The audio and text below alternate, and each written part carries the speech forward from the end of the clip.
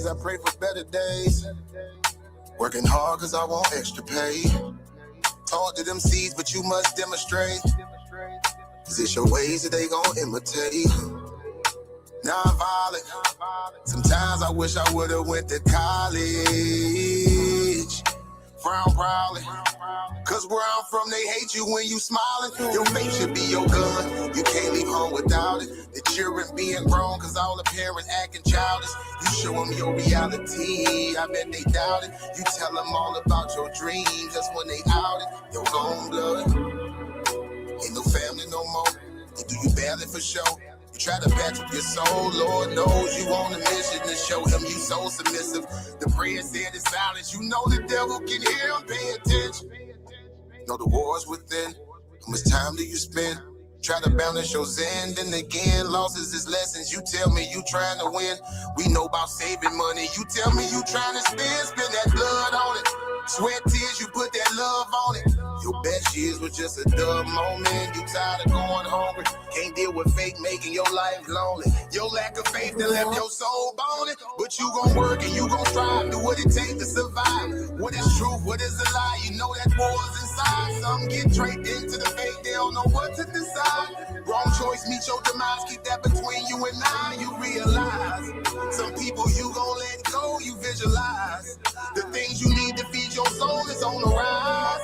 They're not gon' wanna let you go, but it's alright. It's cool to bury what's gon' grow. Went from wrong to the right and to the dark to the light. It was a hell of a fight. You give it all your might. Gotta hold on tight and you stay strong and precise. You fight the war that's inside cause it might change your life. From wrong to the right and to the dark from the light. It was a hell of a fight. You give it all your might. You just hold on tight and you stay strong and precise. You fight the war that's inside cause it might change your life. I ain't the person that I used to be. So what I do today ain't things that you used to see. Stay the same, no, things change usually. Some folk I may know might get reintroduced to me. Yeah, I ain't the person that I used to be. So what I do today ain't things that you used to see. Stay the same, no, things change usually. Some folk I may know might get reintroduced to me. Yeah.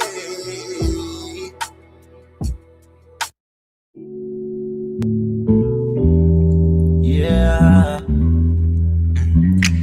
don't be stressing on the dumb shit, cause God is gonna make a way.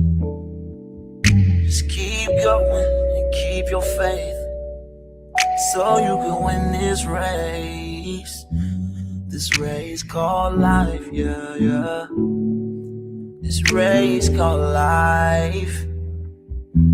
This race called life, yeah, yeah. Race called life.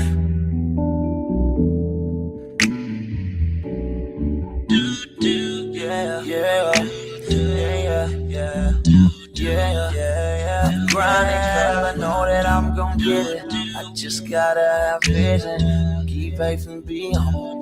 Have some patience with it. I've been A1 since day one, and always on my job. I never been a fake, never had to steal and rob. Cause I do good business, I'm too good with it. And even though I'm on this road, I'm still daddy to my children. You know I do good with them, and don't like being missing. But I hate when my bills are thicker and my pockets get thinner. But I can't stress up on the dumb shit, cause God is gonna make a way.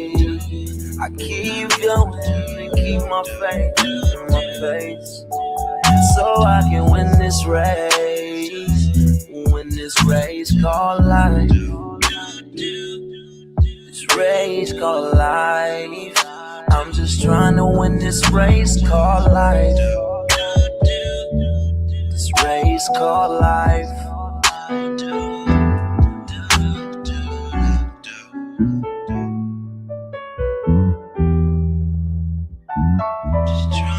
This race called life, yeah.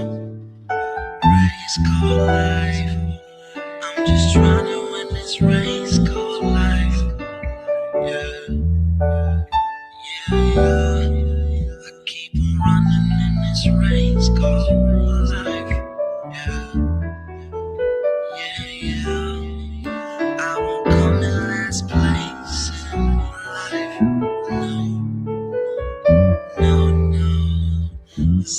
Just trying to win this race called life. This race called life. Girl, I just gotta win this race called life. This race called life.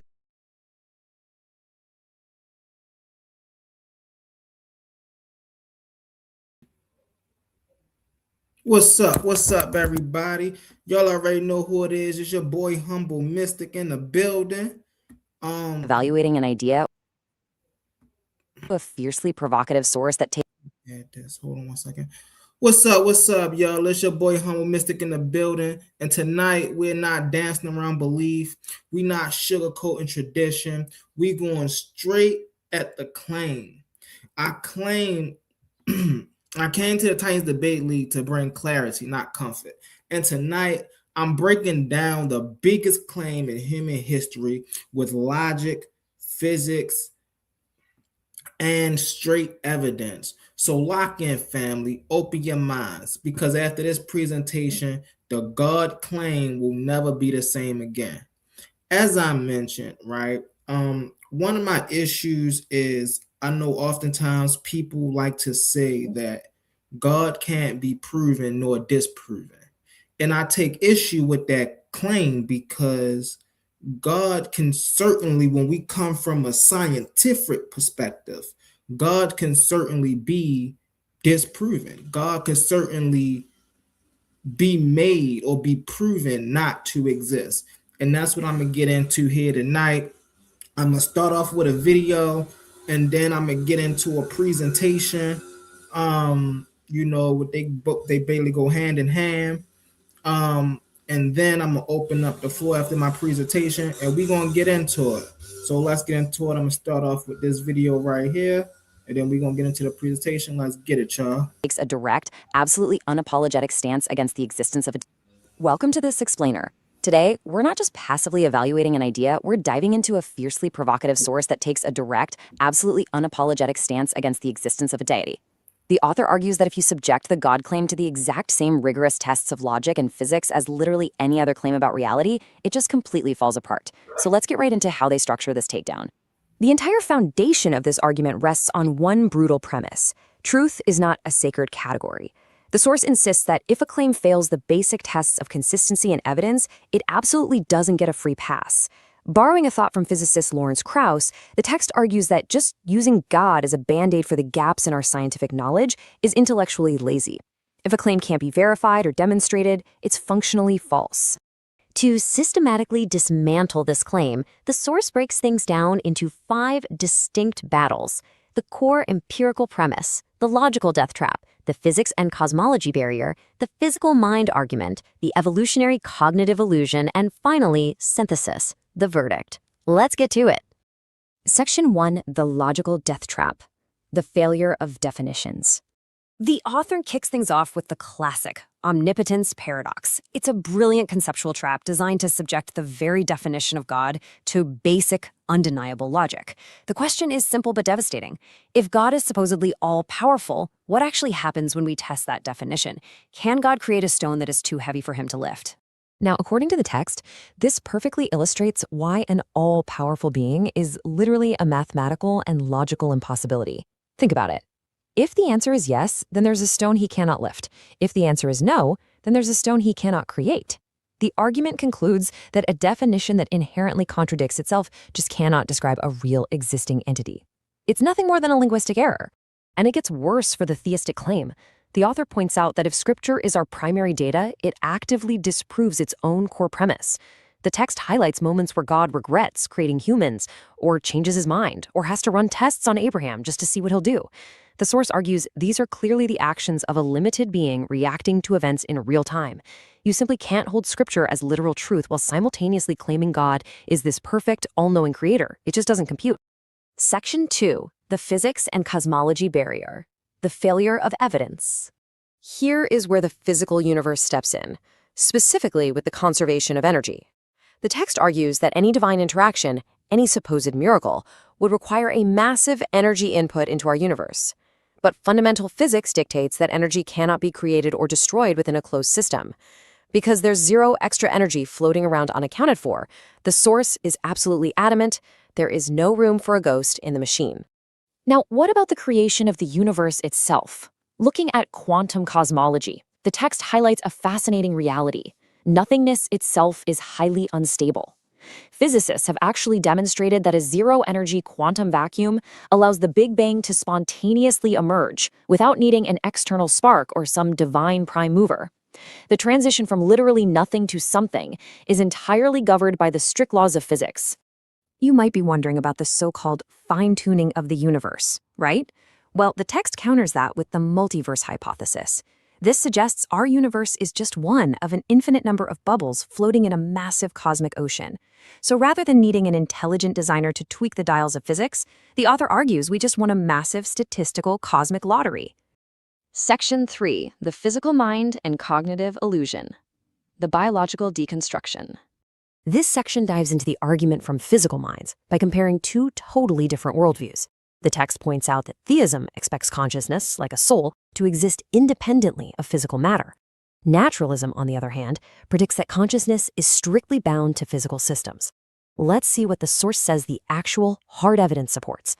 The source leans heavily on neurobiology here, arguing that science overwhelmingly demonstrates human thought is 100% the product of a functioning physical brain.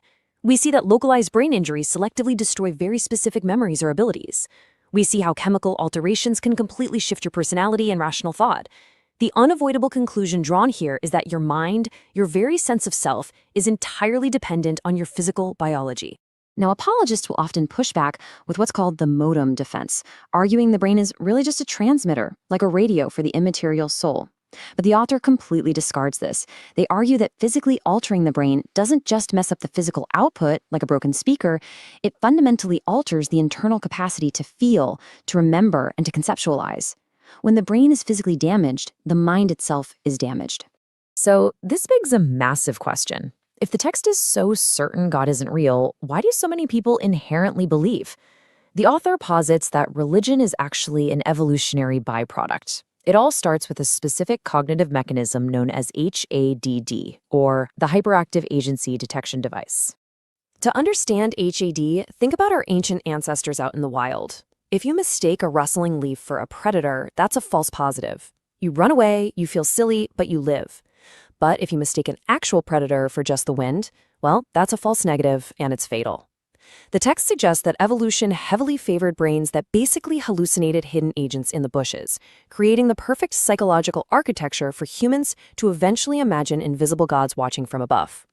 The author synthesizes all of this by describing religious belief as a highly contagious cognitive byproduct.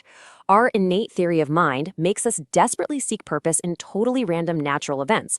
Add to that the fact that slightly supernatural or minimally counterintuitive concepts are just incredibly easy for our brains to remember and share.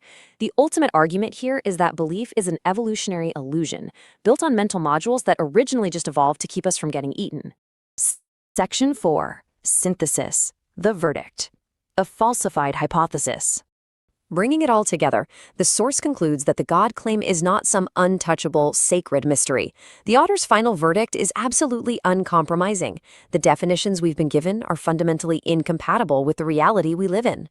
When subjected to the unforgiving rigors of logic, physics, and cognitive biology, the concept of a deity stands as a comprehensively falsified hypothesis.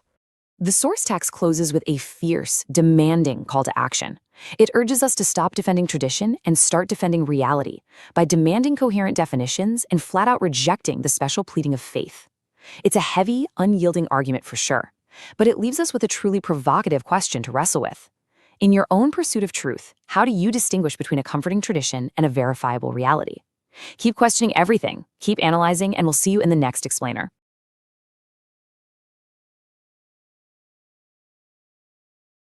And we back, family, and we're back. I know a lot of y'all was talking about, I was showing a video of the explainer, and I was showing a video. And the reason I showed the video because I'm going to be getting into a lot of this, and I'm going to be taking different turns. I'm going to be talking about a lot of this, going into detail. So I wanted to give an overview before I actually went into it. Yes, I do have a slide presentation. No, I'm not an atheist. I saw that comment, who asked me, was I an atheist? I'm a naturalist. So I'm not an atheist. So let's get into it though. We about to get into it. Family tonight, we not tiptoeing, we not evaluating, we not exploring. We are demonstrating with logic, physics, and with the text itself that the Abrahamic God is defined by believers cannot exist. Cannot exist. If a claims into the area of reality, then it must obey the rules of reality. And when we put the God claim under those rules, it collapses. That's the whole point of this presentation, is the fact that once again, a lot of people say, oh, well, God can't be proven and God can be. No. We can't prove that God exists, but we can prove that God does not exist. And that's what I'm going to get into tonight. If a claim cannot be verified, demonstrated, or reconciled with the laws of physics, it is functionally false. And this is an issue that I know a lot of believers have when they deal with their Bible.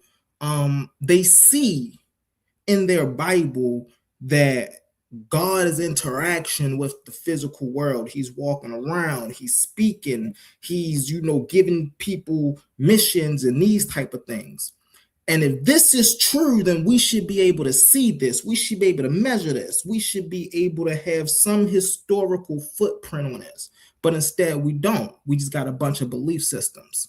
And once we question those belief systems and put those belief systems under the same scrutiny that we put other things such as evolution, such as abiogenesis, such as energy, then we could actually get to the root of what a lot of people call the God of the gaps. So let's understand, let's get this understood, y'all. Truth is not a sacred category. Truth is the result of a test. And when you test a hypothesis and the test fails, right, then everything about that test becomes false. You can't put something under a test of scrutiny and it don't hold up and we still say, well, this is true. No, that's not how things work. That's not how things work. So tonight, we attack the claim on three fronts. Logic, as I explained earlier, the failure of definitions, the omnipotence paradox. Physics, the universe show no trace of divine interaction, the failure of evidence, as I spoke about earlier. And textual, the failure of consistency, internal contradictions.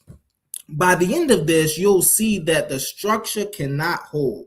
Not because I dislike it, not because I just have this personal hate for religion or I have this personal hate for the Bible, not because it offends me, but because it's incoherent. That's what my man Quantum always say. These are incoherent arguments, and these are unevidenced and self-contradictory. And if we say this about anything else in science, then we call it pseudo. But the moment we say this about God, now we don't know what we're talking about. Now we can't apply these same scrutinies to God that we apply to everything else. That simply ain't fair. The burden of truth. Let's be clear. The God claim is not a philosophical idea. It's an empirical assertion. So believers make the assertion that God exists. It's not a philosophical idea. Believers say God interacts with the world, interacts with people, interacts with history. Well, if something interacts with reality, it must leave a trace in reality, energy, force, information, something. But we don't find any of it. We don't find no measurable effect. We don't find no detectable presence. We don't find no interaction that cannot be explained by the natural processes of physics. This is my claim. This is what we can witness when we walk outside down the street, when we listen to the scientists and the philosophy. This is what the information we get back. So we can't then take an idea and say that it exists, but then we have no parameters to measure if it exists or not. You see what I'm saying? So that's another way of God, that the God of the gaps failed. Just because you don't understand it, you just say God did it. But then when we question that God and you ain't got no questions, all you got to say is, oh, well, it's God. We ain't, no. It fails. If being invisible, intangible, undetectable, and indistinguishable from non-existence, then for all practical purposes, it itself does not exist. Let's get into it, y'all. Let's get into it. The logical death trap. Now let's talk logic. The omnipotence paradox is not a cute riddle. It is a fatal flaw. Can God create a stone so heavy, as the video said earlier, that he cannot lift? Now, this question stumbles a lot of religious believers because they don't know how to answer it. And for great reason, because it in itself is contradictory. If I can create anything, then I should be able to create something I cannot lift.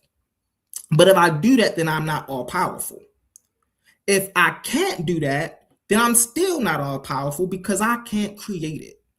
Either way, omnipotence is destroyed by the definition itself.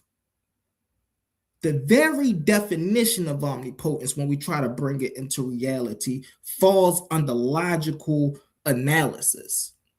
This is not just Brother Humble Mystic saying this. This is logic, right? We all come and we talk about logical frameworks. We talk about philosophical frameworks.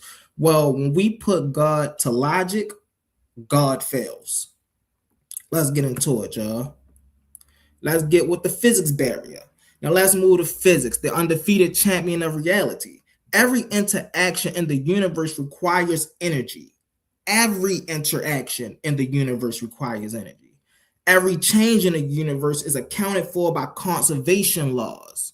If divine beings intervenes, heal someone, move something, influences anything that requires an energy, that requires an energy input. But the universe is a closed system. We've mapped energy flows with extraordinary precision. There is no extra energy, no anomaly, no breaks in the chain. Not one miracle has ever been observed violating a conservation of energy, momentum, nor thermodynamics. There is no room for a ghost in the machine. There is no physical space for a God to operate. This is important, y'all, because again, when we get into that Bible, we see this God interacting. We see this God talking, and people believe that. But then when we measure it on a real scale, we don't see any of those things. We don't measure any of those things. We can't detect any of those things. Sure, we got people who have their quote unquote testimony, right? Oh, this happened, and I was in the hospital for this, and 60 months somebody came and prayed, and I was all better, and it was all God. Yeah, that's your testimony.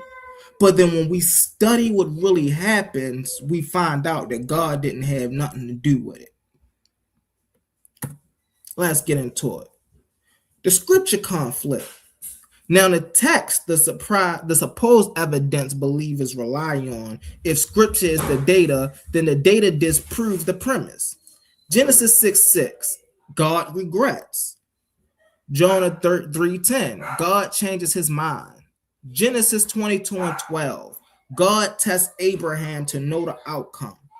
These are not actions of an omnipresent, omnipotent being. These are actions of a limited, reactive, uncertain character.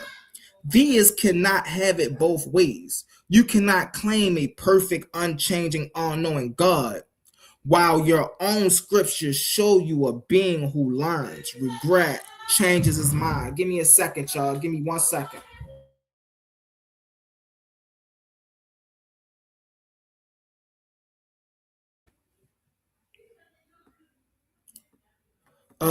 While your own scripture shows a being who learns, regret, changes, and tests, the text contradicts the theology, and when your own source contradicts your claim dies. This is another thing, right?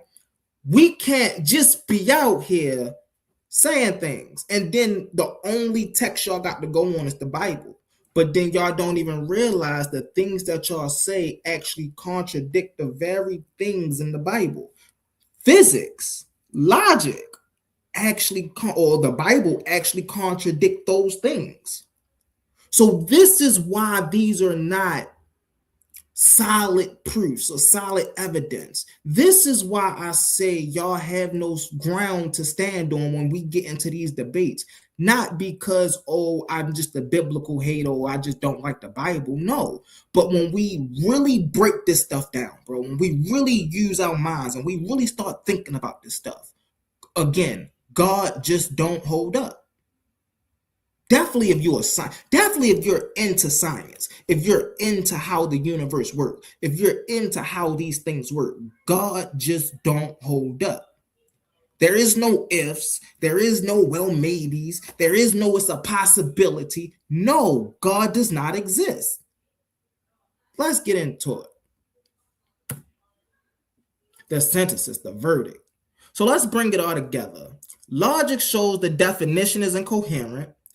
Physics shows the influence is absent. The text shows the nature is incoherent.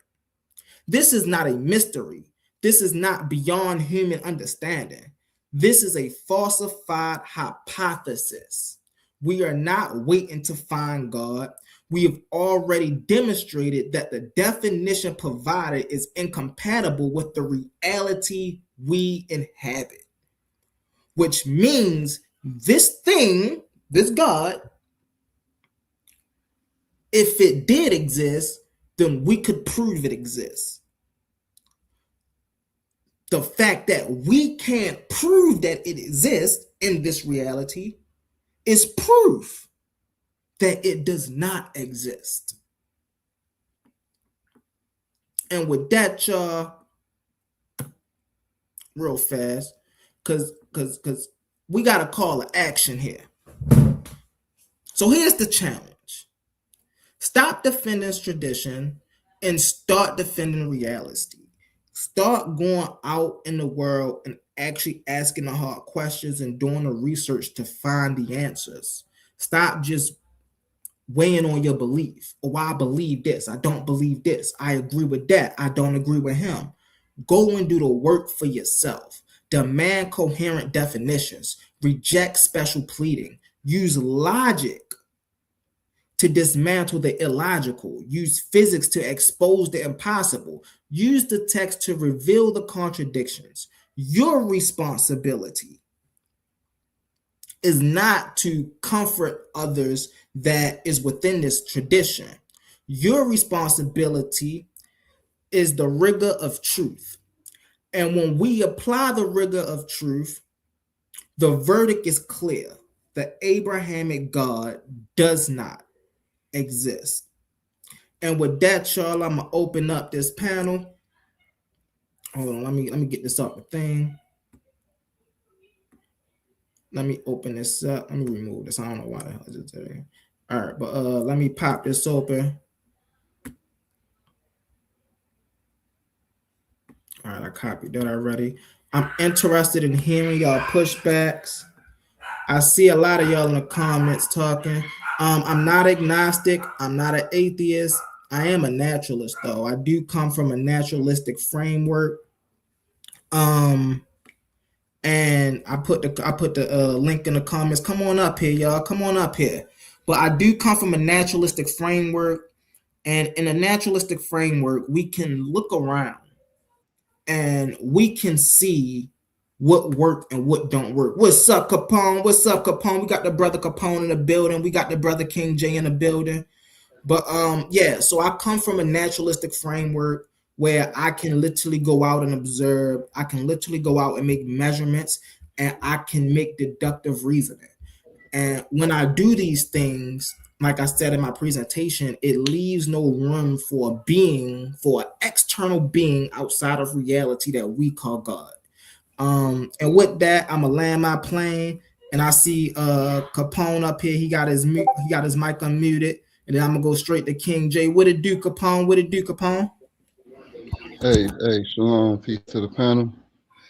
Peace to you, humble, and peace to the people in the chat. So I got one question, humble, about your presentation. Did you the title say that proof that the God of Abraham don't exist? Did you identify who the God of Abraham was and is? Yeah. And what was that? The God of Abraham is the God of the Bible. Unless the God of Abraham. And where does the Bible come from? Originally. You said, where did the Bible come from? Yeah, originally. Because Bible that's just a book. So where did that come from, and what people? That came from a group of individuals with a certain belief system. Okay. I'm just interested. What is? So you saying the God of? Because you say the God of Abraham. So yeah, can you identify that deity? Yeah, we can identify the God of Abraham. The deity that talked to Moses on Mount Sinai. That's the God of Abraham. Okay. But we're not talking about Moses. We are talking about the God. We talking about Abraham's God. I'm not saying that God of Moses is Abraham's God is Moses's God. Okay, I agree. But when you say Abraham's God, won't you talk about the things that it referenced about Abraham in his God instead of going all the way to Moses? Because Abraham's God is Moses's God. They're not two different gods. Well, we understand that it's one God. So right. What I'm saying is, let me just stop beating around the bush. So Abraham God is described as the possessor of the heavens and the earth. In the Bible, yeah.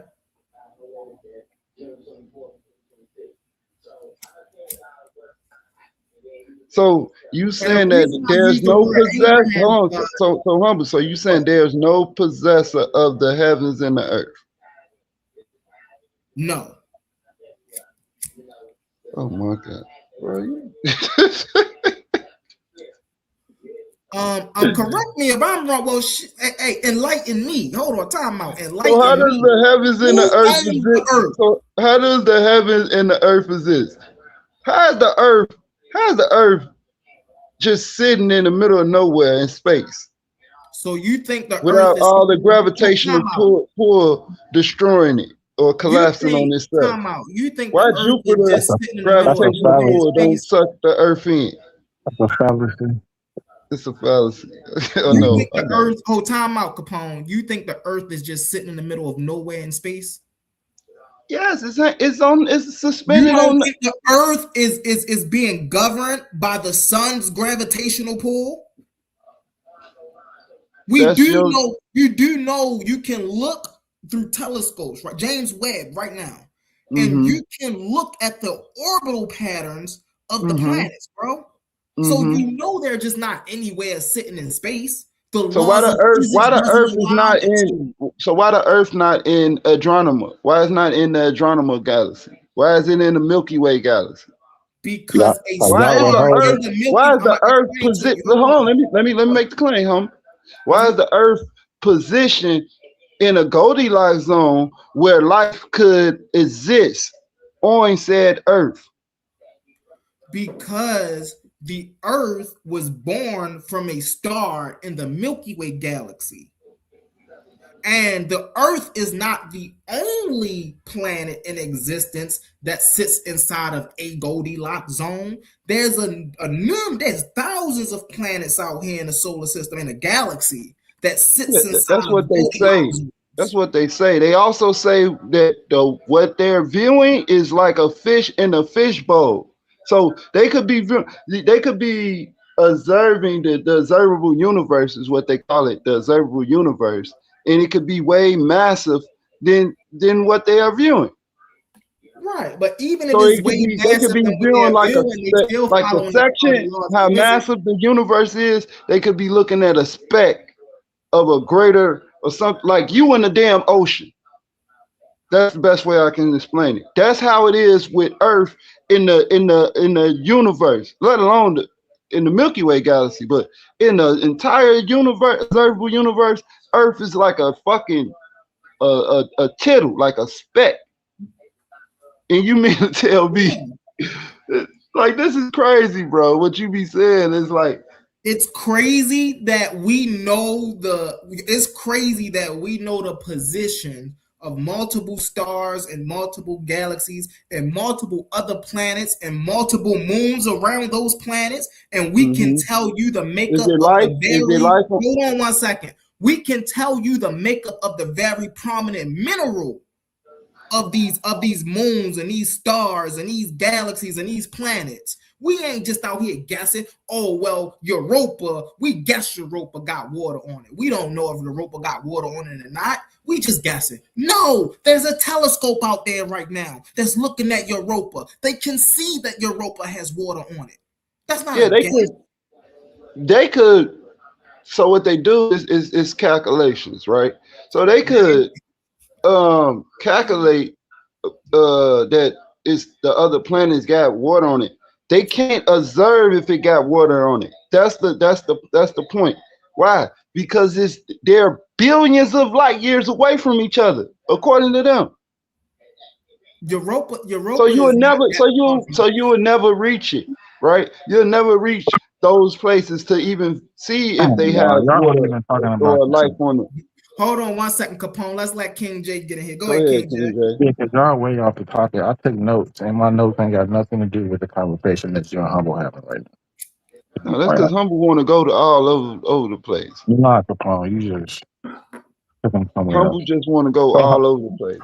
I asked him a specific question, and he did not answer. I just want y'all to know that. Y'all ended up talking about something there. So, Humble, so according to my notes, this is what I wrote down, right? Mm-hmm. So if you're trying to prove a universal negative, right? A universal negative, right? You're trying to prove that something does not exist, right? So the burden of proof is on you, correct? If I'm proving it does not exist, is the burden of proof on me? Yes. You're making the claim, right? Affirmative, yes. So that you're making the claim that God does not exist. Okay. So I'm gonna take you through three quick little steps, right? So first, do you know everything? What that got to do with God? I just answered the question. You'll find out to my next point. Do you know everything? No. Okay. So how do you know that what we're talking about does not exist in the realm of the knowledge you don't possess? Because in the realm of knowledge I do possess, there is no room for... But we're talking about what you don't know, right? In the area that you don't know, how do you know that what we're talking about doesn't exist in that area of what I don't know is pieces of or whether I say gaps in the information that I do know. It's not like I don't know some super sacred information, but I do know all the common information. There's information out here about the universe that I do know, but there's also information out here about the universe that I don't know. Okay, that's the answer. I accept that answer. So next, I want to say that's a category error, right? So like when we're talking about, and you're making the God claim, right? And you're comparing it to the laws of physics, right? For one, when we talk about God, we're talking about theology, right? Talking about theology and philosophy, right? This is the deity is transcendent, right? It exists outside of the material universe, right? So when we talk about physics and the laws of physics, physics is the study of matter, energy, and space and time within our universe. So you're trying to basically use the laws of physics to disprove something that exists outside of physics, right? Now, That's let me crazy. Hold on, hold on, hold on, hold on, hold on, hold on. Go Let me ahead. finish. Go Let me ahead. finish because that's crazy because we don't even have tools to even measure that subject.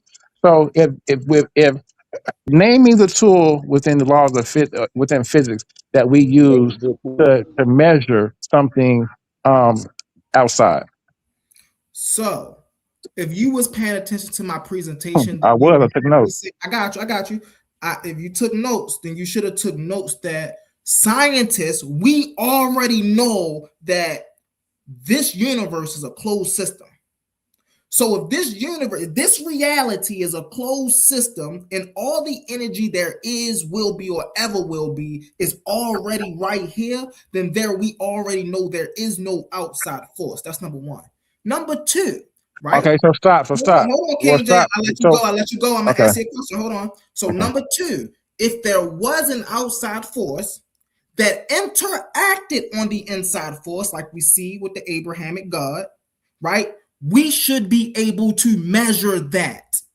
Exactly, and that goes to The the other very part of the fact that fallacy. we can't measure that, right, lets us know that that God either don't exist or he didn't do the things in the Bible that said that he did. What you're describing is called materialism, right? And that's a flaw, right? So that basically states that nothing exists except matter, right? So in regards to consciousness, right? So consciousness, you're asserting that all consciousness must be biological because our consciousness is biological. That is an inducive fallacy. No, what I'm stating We is, cannot measure consciousness, what right? I'm saying is all things that exist come from natural properties, is what I'm saying. Does I'm consciousness not exist? saying Does yes, consciousness exist? consciousness exists. Yes. Okay. So what you're suggesting is that consciousness is biological. It's produced from our physical brain. It requires our physical brain. Without our physical brain, there is no consciousness, correct? There is no awareness. Yes. And that's a fallacy. Without our sensory, And that is a hold on, time fallacy. out. Wait a And minute. that Wait is a a minute. fallacy. Without our It's sensory, called how is materialism. that a fallacy? If I cut off all of your sensory details, then how can you experience anything in this reality? To suggest that consciousness is entirely produced from our physical brain through chemistry and biology is crazy. Consciousness is something that we Okay, cannot King J, see. hold on one second. You didn't answer my question. I If I did shut answer it. I said down, no, that's you did not. crazy. Listen, if I shut down all of your sensory perceptions, how can you tell that this reality exists? Do you have a bar in a car? If I shut Do down you have? all I'm of your answering your question. sensory, I'm answering your question. Do you not have a bar in a car? do you have a And does car? your Yeah, everybody your bar has energy. Yes, it's energy. and does your bar not leave once That's those sensors energy. once it does it not leave, right? Is right? What does that have to do with the Is question I there any asked you? intelligence in your bar in your car? Yes or no? Is there any intelligence in your body in your car? No. There's Okay, no you die right thing there. that we call Let's intelligence within a let's body car. you die right there. There is Can you intelligence in your show? bar. Time out. Can you There is show that intelligence in this your is the bar. You're making a lot of crazy claims, hold on, King humble. J. Hold on, King J. No, And you're you're gonna making the die. crazy claims without any You're dying and you don't even know you premises. just died. No, hold on one second, King J. Hold on one second. So You you're making a whole lot of claims and you're not backing them up. And you you're made not the claim, taking humble. into account. Hold on one second. You're The not burden taking of proof is into on you. account. Hold on, King J. You're not taking into account my answers. You just asked me, right? It's crazy to presuppose that consciousness comes from within inside of a person.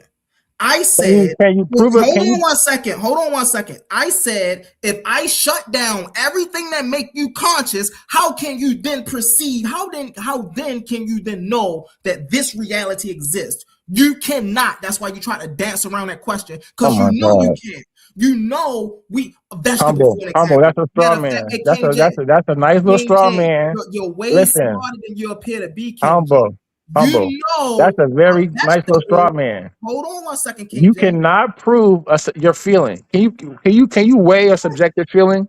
Can you weigh an emotion? Humble. What that have to do with With your consciousness. It has to do with consciousness, your feelings and your emotions. Can you weigh these things? But yet they exist. your sensory They are detail, subjective. bro?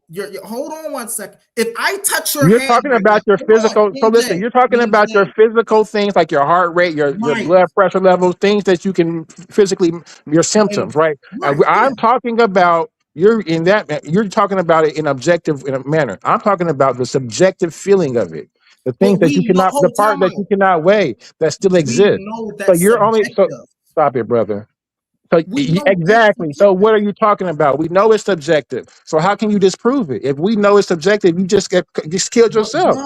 God is not subjective. You're trying to equate God to something that is objective. That I'm is something that is objective. I'm equating God with something just that's something that's a abstract concept, just like emotions. You, in order to pray to your deity that you cannot see, you have to pray. There's rituals and all these things, right? You're praying When to is the something. last? Hold on. When is the last time you've ever heard of an emotion getting up and walking around? When was the last time? Because they're subjective. You're making my point, but yet they No, I'm exist. not making So your point. the You're whole not. point that I'm trying to get to you, humble, is this: that you cannot use physical tools within laws of physics to measure things that exist outside of reality. When we're talking about theology and philosophy, those things cannot be weighed and measured. That's why So I asked this you is what instrument. That's why I asked you what instrument are you using to measure consciousness? What instrument are you going to use to measure these subjective things that exist that we in our physical realm don't have the tools to measure? all right. All right. Hold on, King J. So number one, we most definitely can measure the state of awarenesses, right? This is why we have. Hold on, King J. This is why we have beta waves, theta waves, right? Gamma. That's like heart All of rate. these. Hold And on 1 second. Hold on 1 second. No, they don't measure your heart rate. They measure your level of wakefulness. That's what they literally measure your consciousness. So that right there was just all false. no, We can't measure. I'm comparing Number it to the two, heart hold rate on, when you King J. do and I then just let measure you go, things that King you J. can Hold measure. on, Go hold ahead. on. You got it. Hold on, King J. I'm gonna finish it up and I got you. Number two, we know that consciousness and emotion is within this physical constraint that we call reality. How do we know this? Because we can experience it. We can measure it. How? Oh, people say we can't measure happiness. Well, how do you know the difference between happy and sad if you can't measure happy and sad? We can self-measure these. That's why it's called self-analysis, right? This is why we got to do self-work so we can self-measure and self-regulate what goes on. So even there's still a level of measurement and observation being taken place that we cannot subscribe to or dictate to this thing we call a God. Why? And now, why would we even want to do this? It ain't like we saying, okay, well, God is up there and God is in another realm that exists outside of this existence, and we don't have the tools to find this God. No, this is a being that interacts with this reality. If this being interacts with this reality, we should be able to measure it. The very fact that we can't measure that lets us know that that being does not exist. Because if it did exist, every time it interact with our reality, we would have a measurement of it. Stop You're right right. there. If That's the something is flaw. not outside, Humble. hold Stop on a right second. there. I'm playing with Because this. you're I'm playing with suggesting this. that because we don't have a tool to measure it, that it does not exist. That is the fallacy. Let's stop If right it there. You just interacts, literally said, hold on, brother. You King just J, said because we don't have a listen. tool to measure it, it does not exist, correct? If it interacts with this And I'm done reality, with the then we should conversation. be able to measure it. So you so Name you a so force. so Hold on, watch this, King J. Name a force that I'm done with the interacts with this conversation because reality you that just we can't killed measure. your. I don't think that you're hearing Can yourself. you name You a just force? suggested that. Hold on, brother. You just suggested that since we don't have a tool to measure it, that it does not exist. You think about that comment that you in. Literally just put And that in my. You literally just put that in my mouth. That's not what I I said. didn't I put said that in your mouth. That's what you does not. said. I said if it does not exist here, right, and it interacts here, then it should follow the laws of physics. There's Can no you force. Hold on 1 second, King J. There is no force of nature that's in this reality that we cannot measure. do your thoughts Bro, exist? it's things that Can defy you the give laws me of a physics force? all the Do Hold your time. on. do your Humble, Now, thoughts humble, Capone, do can your you thoughts give me a exist? force on humble, this humble. reality It's that I'm we things. done. cannot measure? Hey, I'm humble, done. humble. It's stuff that defies the laws of physics all the time. Can you give me no? They what? Humble, you tripping, brother. And I Can just you want to let you It's again? know. Can you give bacteria. me It's a force? bacteria Hold that on. can survive out in space. It's That it's don't. How does certain I'm gonna insects let the palm beat you up a defy little the bit. laws of physics through how does that? their How does that? biological mechanisms. What are you talking about, humble? How does tardigrades? How does tardigrades defy the laws of physics? Because they survive out. What is a tardigrade? What are you talking about? One of the, how you don't know what you was just talking about one. A tardigrade is a micro insect, a microorganism that can exist in extreme Yes, environment. it's alien. Yes, and But now, if that it thing is measurable, hold on. If that thing is measurable and that thing causes a cause, and it causes an effect within our reality, and we can measure that, how is that thing right? Don't exist. Like how does that defy the laws of you can't gravity? just because Is being, everything has a name and a classification. That don't mean that we can measure it. yo, we can most definitely 100% No, measure. it doesn't. No, it doesn't. What about what they call it? Dark matter. Can we measure dark matter? Can we? Yes, we can measure dark matter. We don't know Show what me the dark matter. measurement for show me the measurement for dark matter, humble. What We tool do we use to measure? What tool do we use to measure dark matter? we use different light measurements to measure dark matter. What do you mean? How do we measure? You This is the making that problem. humble? You Yo, making time that out. up? Time out. You I Humble, make you making it made up? that up, brother. You what the. making it up? Okay. See, I Is get dark it because matter y'all are not photons? scientific, Is so it I get it. photons? What mass does it have? What dark matter? What's the mass of the dark matter? Since we can measure it.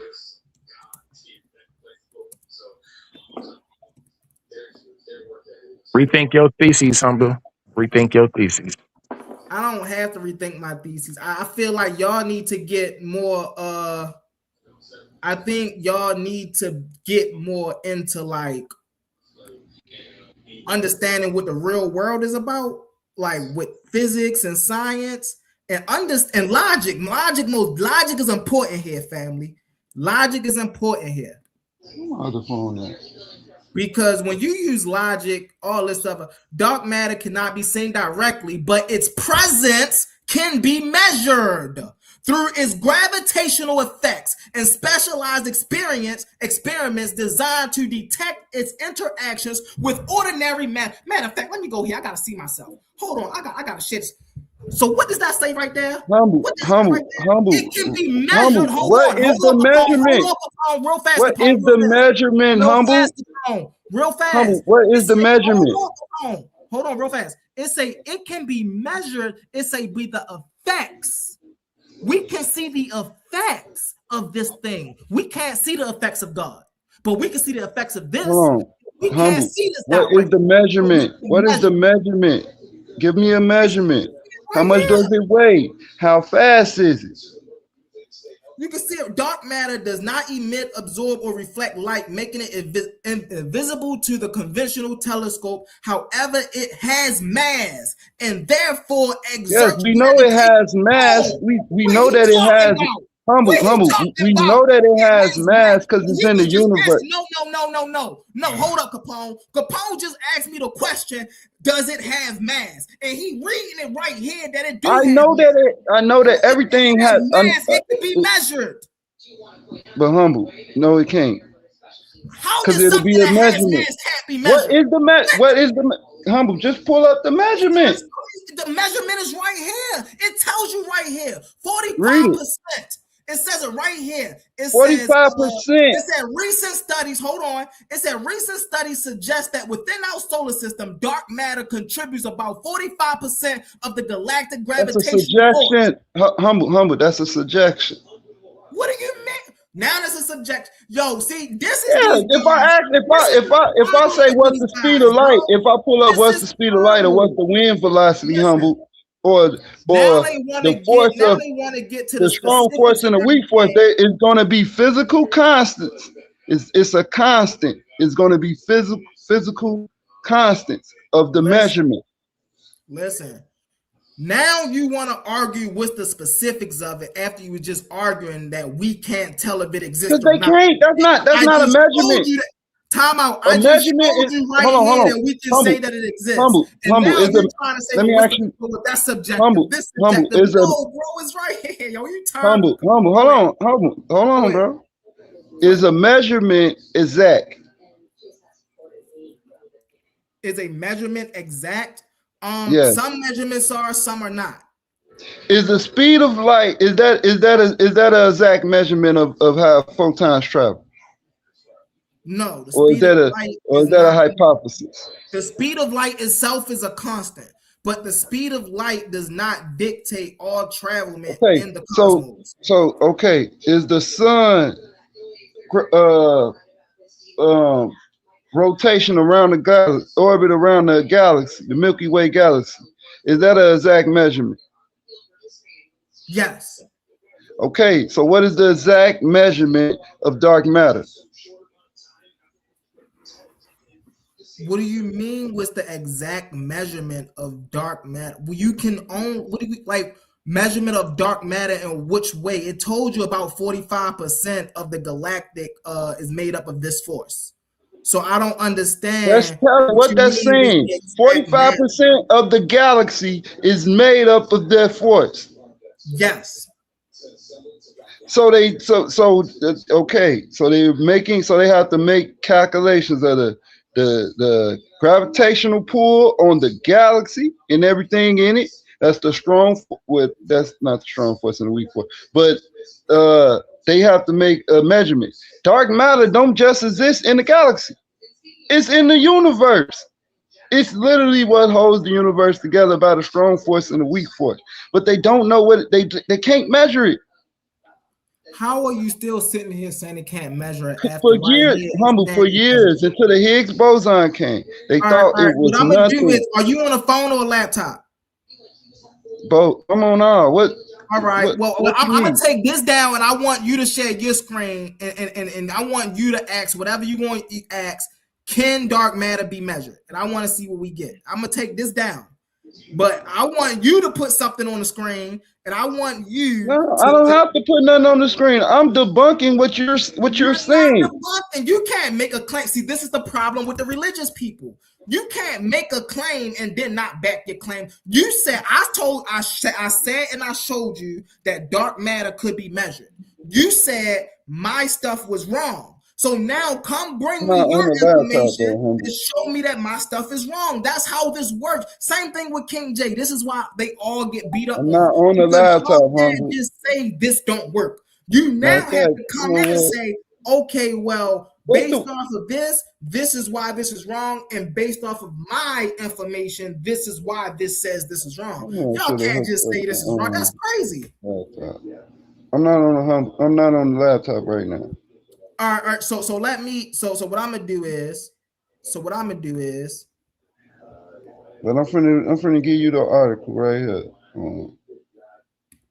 I brought this out of my debate against S. So we're gonna do some on a panel learning today, y'all. Some on a panel learning today. Can dark. Well, I always gotta spark the interest for you to study, humble. You make a ridiculous claim, then I gotta come here to put the inkling of a thought in your head for you to study. Now what? Now you gotta ask yourself. Already studied. Now you gotta ask yourself. What causes Capone to say something that Capone, I didn't know? Read this on the screen, Capone. Go ahead. It said I asked it. I asked you said dark matter. You said dark matter cannot be measured. What? Yes, Give me the dark exact measurement. matter. Hold on 1 second. Yes, dark matter can be measured indirectly through its gravitational effects through the advanced detection method. Although direct measurements remain significant challenge, understanding dark matter matters. So when you asking can it be measured, you're saying it can't be measured directly. Of course, you know dark matter can't be measured directly. But you didn't know that until you just read that, Humble. Quit lying. You didn't know that until you just read that. How? That's in my presentation. What are you talking okay, about? Humble. Is an indirect measurement. Is that a is that subjective? Is the indirect measurement subjective or is it objective? It's objective. You can objectively see the effects of dark matter's gravitational effect. How is that subjective? Bro, you just saying the same thing, mixing the words up. That don't make it make sense, Humble. Bro. Ask the question: is indirect measurements are they? No, it ain't, because it's subjective to the measurement that you're measuring it off of. If you say that the speed of light is instantaneously, right? But we know that light travel through what they call it, through not a vacuum, but what they call it, a medium, right? You need a medium to measure the light, right? The light velocity or the speed of light. So, matter of fact, hold on, time out, Capone. If you remove that medium, do that mean that we don't have a speed of light, or that just mean that we can't measure it? Which one? Hold on 1 second. No, we can most definitely measure the speed of light. But hold on real fast. No, because what we did with dark matter, I want to get back to this real fast. You see how I just asked, can we measure dark matter? And it said yes, indirectly. Why can't so indirectly? Okay, so indirectly. Go ahead. Let me ask you a question. Why can't we measure God indirectly like we measure dark matter if God exists? So Humble, I can say the same thing and say indirectly we can prove God. How? You would then have to do that. You can't do that. We have. That's why we got written text that say so. That's the indirect measurement. Hold on, Humble. That's the indirect proof. Is the text. That's not indirect proof. Yes, that's the indirect. That's the indirect proof. Is the text. This is terrible. That's the indirect proof. Is the text. So listen, this is why I wanted to bring it back. So now, what is the indirect measurement that they're using? The effects of the gravitational pull. The effects of the gravitational. Hold on, Capone. Hold on. The effects of the gravitational pull is objective. What objective trait do God have that we can measure? Hey, hold on. So you just using words, bro. That's all you doing. You just rephrasing what that just said. You not proving it. Don't you know a title? Don't you know a thing? They can give you a title of an abstract, but in an abstract, it could be saying something completely different. What is the indirect force that is what is that? What do that consist of? This is listen. This is what we call we could just go research. Don't take a lot of research, bro. There are three main avenues of research. Hold on. How it don't take a lot of research if directly we can't measure it? Hold on, I'm about to explain to you. You just said it's a challenge directly. Hold on, real fast, Capone. Once you dive into this and you get deep enough into this, a lot of this stuff is just searches. People have already did the work. We don't have to act like, oh, this is groundbreaking stuff and don't nobody know what this is. There's people out here who've already measured dark matter. There's physicists out here, there's astrophysicists out here who've already done the work. All we got to do is go research and research the work. And so that's why stuff like this is so easy. All you got to do is go, hey, can we measure dark matter? Yes, we can measure dark matter. Okay, in what ways can we measure dark matter? These aren't let me come up when I say this. These aren't mind-blowing, mind-bending things that we can do this. No, the mere fact that we can do this, but we then can't measure the effects that God have on reality. That's the thing that killed the whole religion. It's the fact that we can measure these things that we can't see. So if religious people are sitting up here saying God is a force that we can't interact with, but God interacts with our reality, then the question, just as we're doing here, the question becomes, why can't we measure God's objective effect in this reality? Just like we can measure dark energy gravitational effect in this reality, right? We can't see God, we can't see dark matter, right? But God and dark matter supposedly, right, influence this reality. We can measure dark matter through that way, but we can't measure God through the same thing. That's crazy. But God is supposed to be this force. And so when people like the agnostics, like, I don't know if King J, I don't know what King J is. I don't know if he a Hebrew Israelite. I don't know if he rocking with Kim. I don't know what he is. But for the King J's and the Hebrew Israelites like Capone's, the issue for them being is the very fact that this being cannot be proven to have an effect on this reality lets us know that this thing does not exist. We have already met the strong force, the weak force, the nuclear force, these gravitational forces. We've already mapped these things out. So why do y'all think now we just can't map out the force of God? That's crazy. You feel me? So this is the issue that I be having when we get into these religious debates, is the fact that religious people feel like they can just say, no, that don't make sense, without bringing their own evidence on why what a person said don't make sense. They no, that don't make, just like King J was saying, oh, bro, you saying just because we don't have the tools to measure something is not real. No, what I'm saying is if something is interacting on our reality, then we should be able to measure it. And if we can't measure it, then it's not acting on our reality. That's all I'm saying. And so when we read the Bible, when we listen to testimonies, when we listen to the preachers, what we hear is God interacting on our reality. And if we know that, if we quote unquote believe that God is interacting in our reality, we should be able to measure that, to then transmute that belief that we have that God exists to a knowing if God exists. And the very fact when we try to measure God, we can't measure God, that literally lets us know God does not exist. So this is where we throw away the King J's, right? With the, oh, you trying to prove a negative. No. I'm just letting you know that the force that you think is here ain't here, right?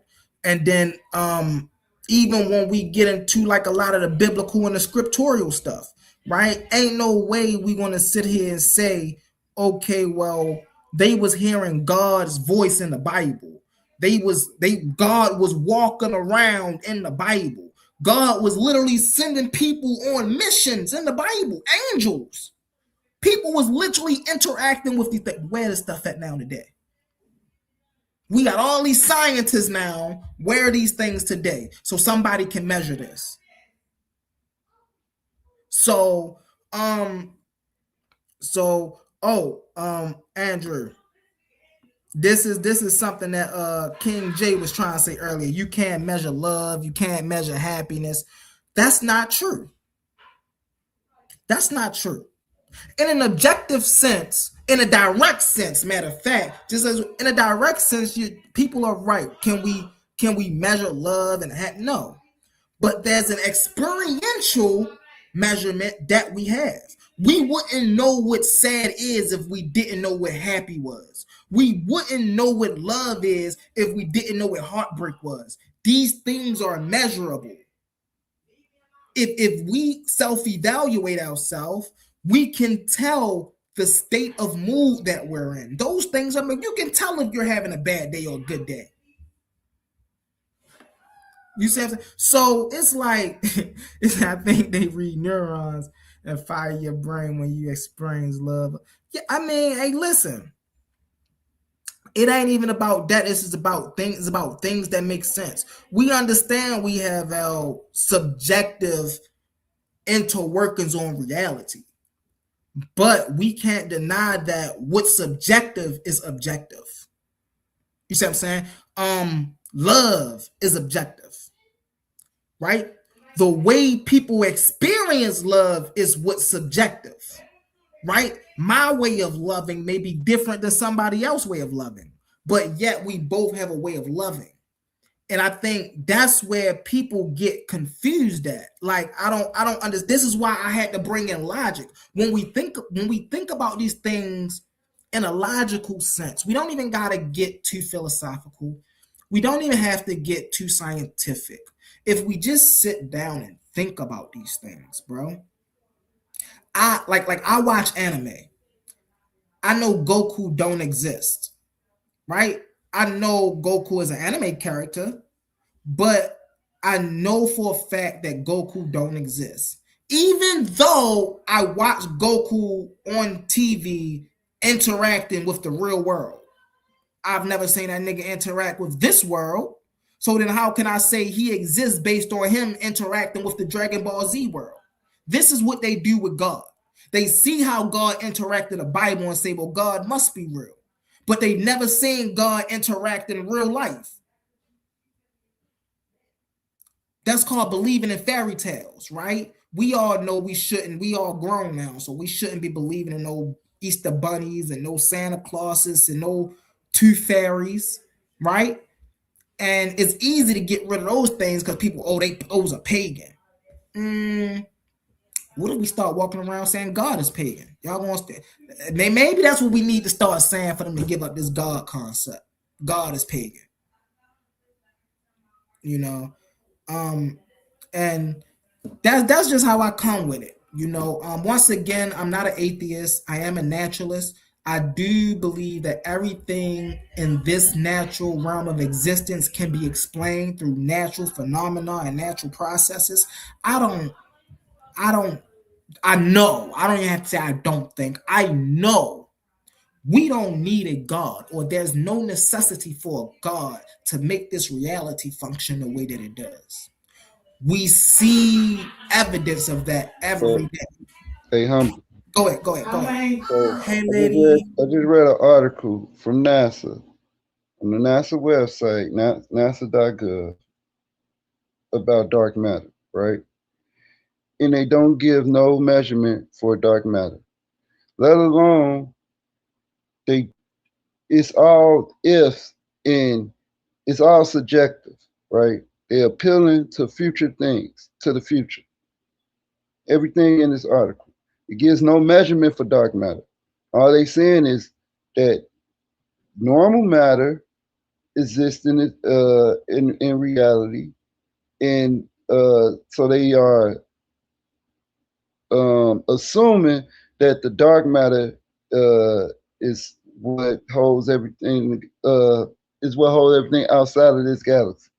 Like it's an estimation. It's a assumption. We don't have a tool to measure it. I'm gonna read one thing real quick. Read from that, because this is saying something completely different. Hold on, I'm gonna read this. Let me see if this is okay. Right here, this title, what is dark matter? Right? It say there is currently a wide range of dark matter candidates. We don't have a very good idea what the mass of dark matter particles might be, which makes it difficult to work out how best to search for them.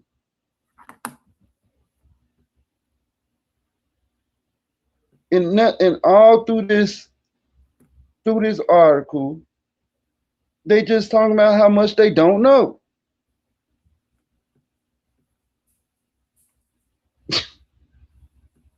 It's crazy. It's on NASA.gov. Put in dark matter. All right, now let me read this. Go ahead. Right?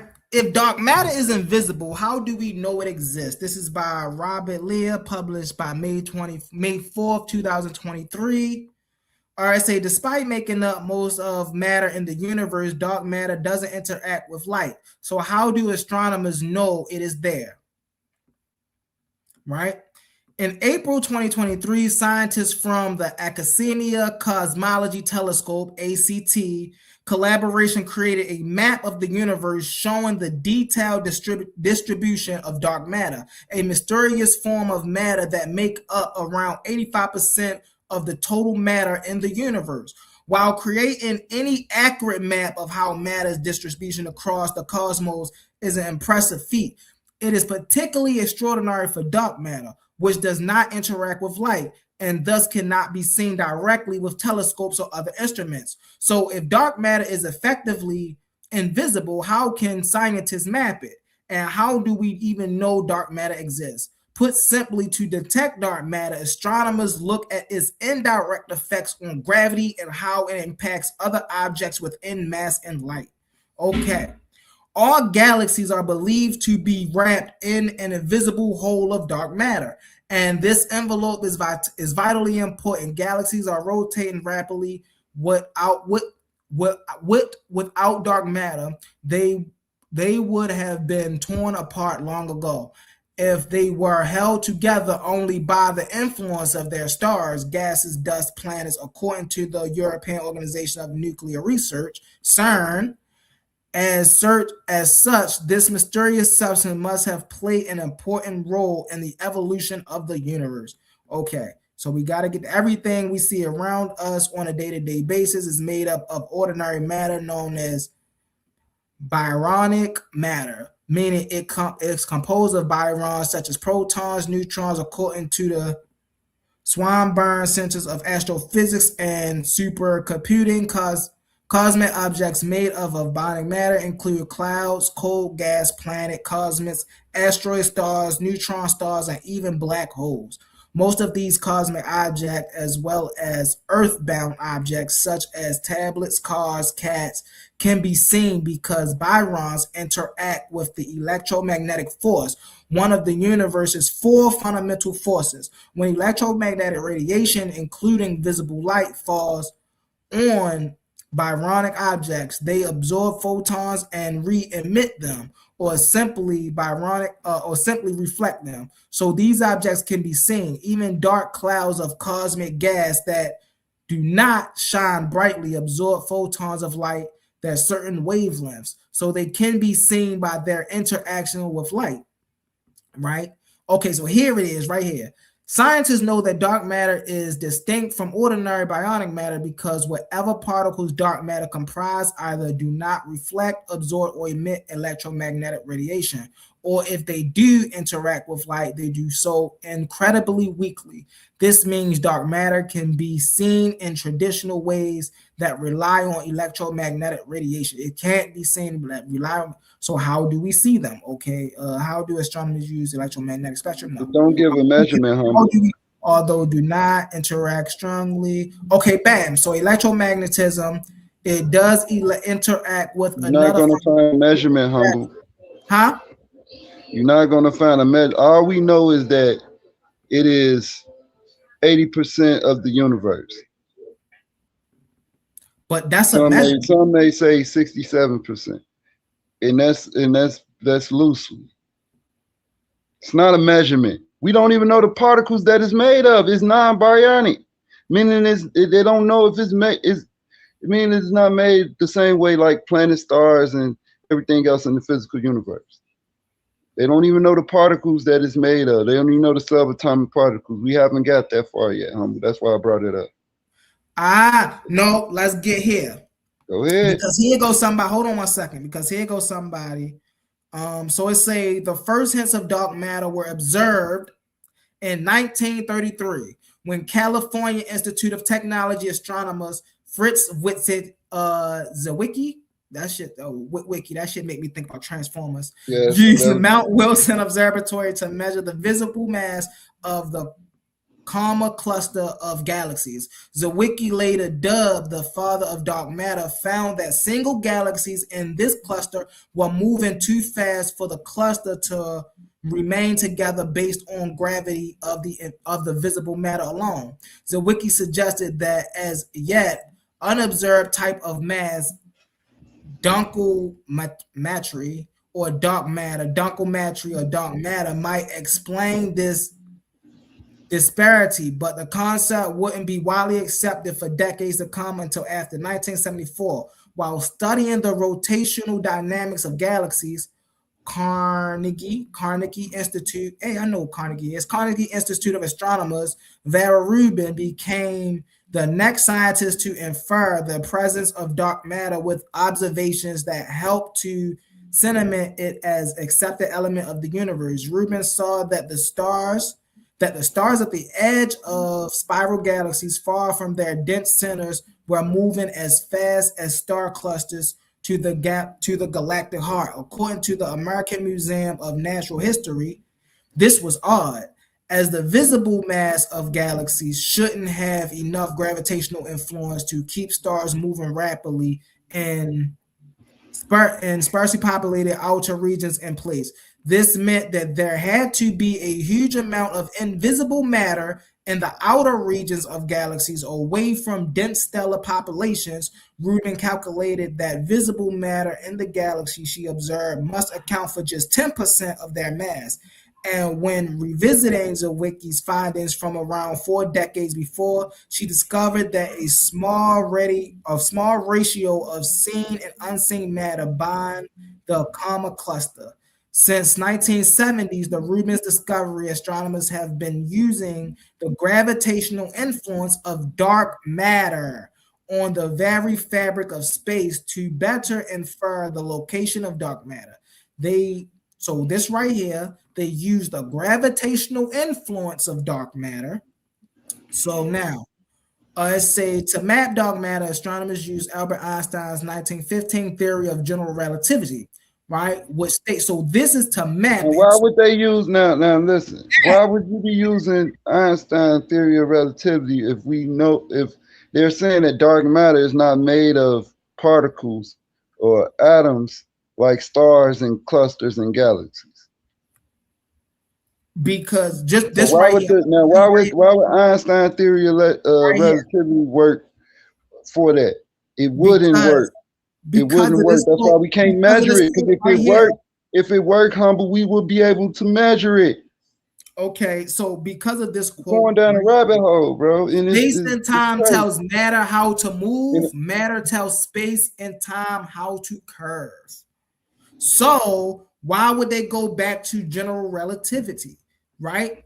Because if this is a force, like the gravitational force, then it must be affecting time and space in some way. So this is how, that's not a right. Well, okay. So that was an assumption, right? That was an assumption for them to then test the falsifiable proof, right? Okay. This is all I'm saying. All I'm saying, you can't make them know something that they don't know. No, it's like not if I ask you, how big is the ocean? That's you would have to. The whole ocean isn't even mapped out yet, so we wouldn't know. Okay. But it is mapped. Okay, so you know, scientists and astrophysicists, they're okay with saying we just don't know. Okay, you know so that, right? Listen to this. Listen, I think this is where we're missing each other. We're missing each other, even based off the question you just asked me. We're missing each other because you just asked me, well, how big is the ocean? We don't know how big the ocean is, but we have measured the ocean. So let's apply that to dark matter, right? Where is dark matter? We don't know. What about the depths of the ocean? Hold on, Capone. Hold on. Because we can't observe it or measure it with the scene. We can't deal with it directly. But the fact that we can deal with it indirectly lets us know that we can gather information from it. That's what you're failing to realize. You're talking about gathering information. I was talking about measurements. You know, the universe has physical constants that are measured. So Planck's are you saying? So equation, hold on, speed of Capone. light. Answer this question for me real fast. Hold on, real fast. Answer this question. Are you saying that we can't measure the gravitational forces of celestial bodies in space right now? No, I did not say that. Okay. Are you saying that we can't measure the gravitational force of a black hole in space right now? I didn't say that, and Okay. even that, So why are you is not sitting here full. saying And that we even can't that, measure the? Hold on one second. even that is not exactly Hold on. I'm gonna measured. land my plane right here. I'm gonna land my plane right here. So The then how can you horizon sit of here and say, hold on one second, hold on one second. the So then black how hole can you is sit here measured. and say that we can't measure the gravitational pull of dark matter? Because we can't, humble.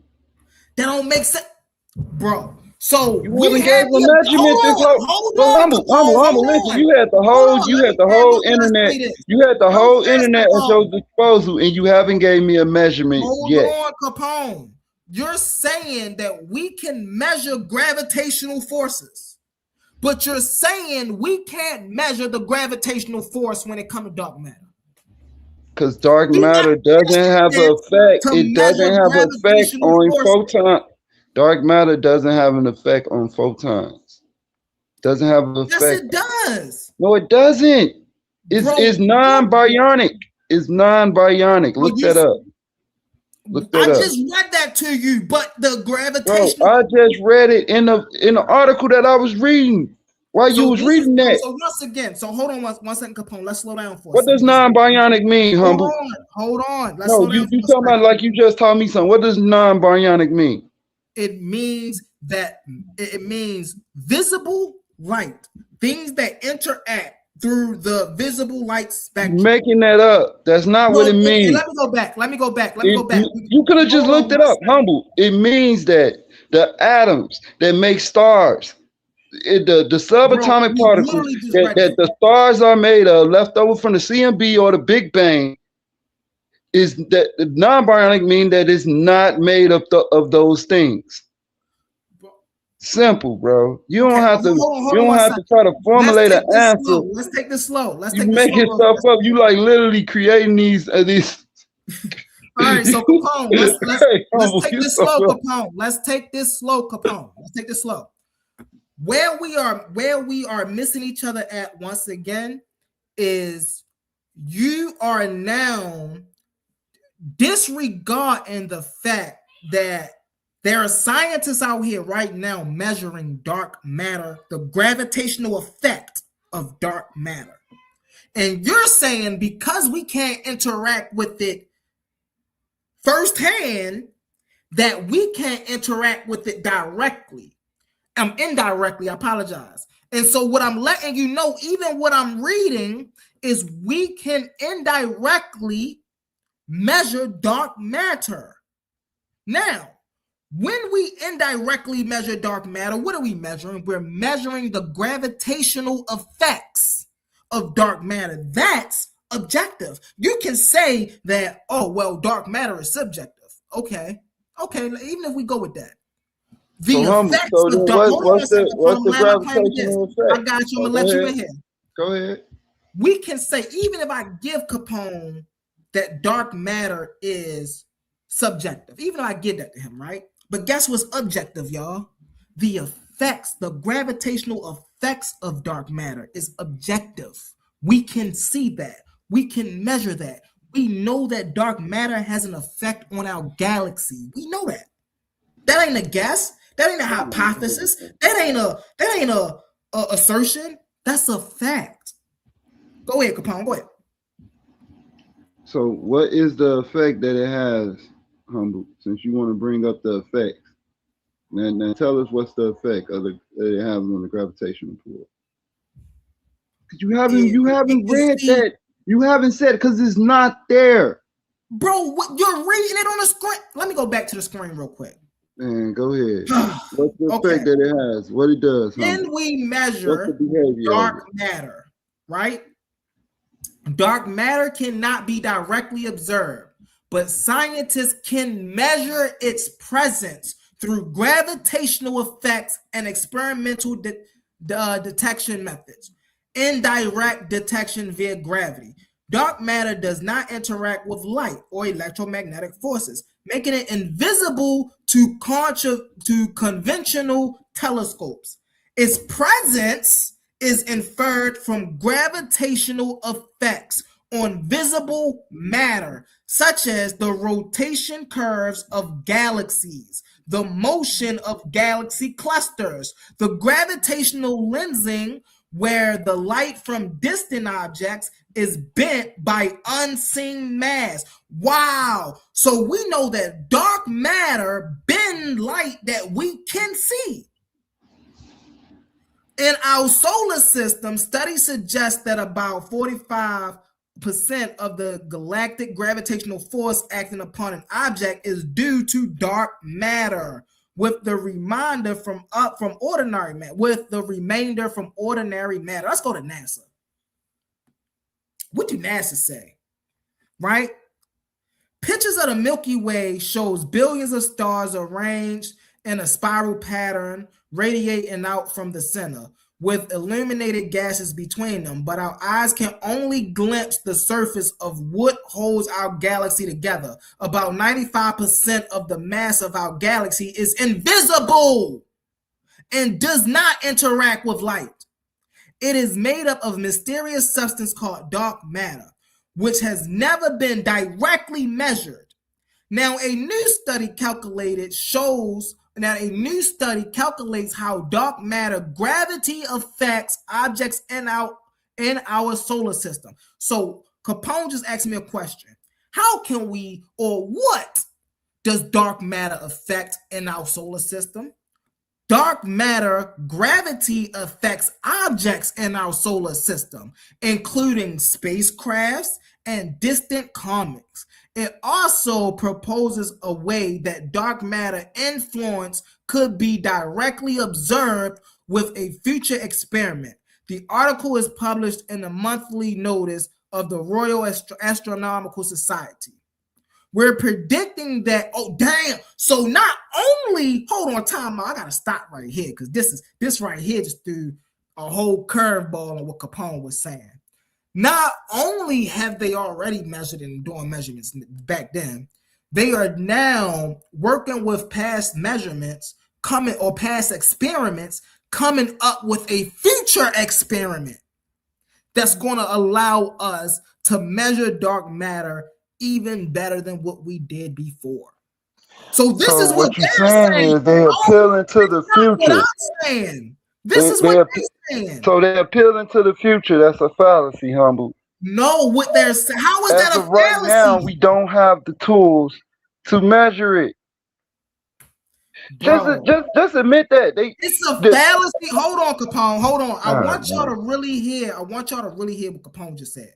Capone just said it's a fallacy to bank on the fact that you're going to be able to come up with a future experiment that can measure dark matter more precisely than any experiment in the past. How is that a fallacy? Last time I checked, right? Isn't that what science does?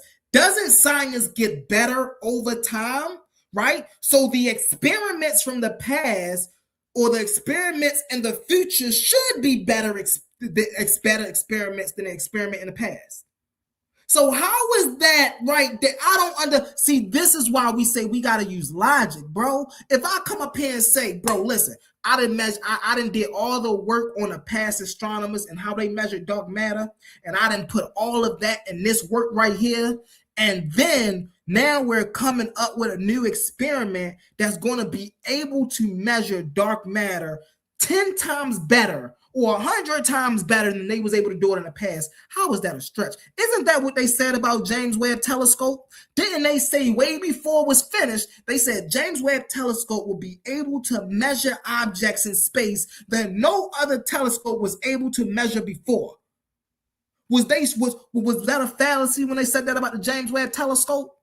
So now why is that a fallacy when they're talking about new experiments that's going to be had here in 2026, 2027, I believe they set up to 2030 with from 2026 to 2030 about dark matter. How is this effect? So what Capone is saying is they just blowing smoke up the chimney. These niggas just saying shit. They don't believe the shit they saying. Listen, they coming out and they telling us they're going to have better experiments, but we ain't going to see no better experiments, which I personally very doubt. I think we are going to see better results from these experiments that we do now than we did back in the past, because we now have we now have more valuable tools. We now have more useful tools to measure these things and make better do better experiments and better calculations and things of that nature.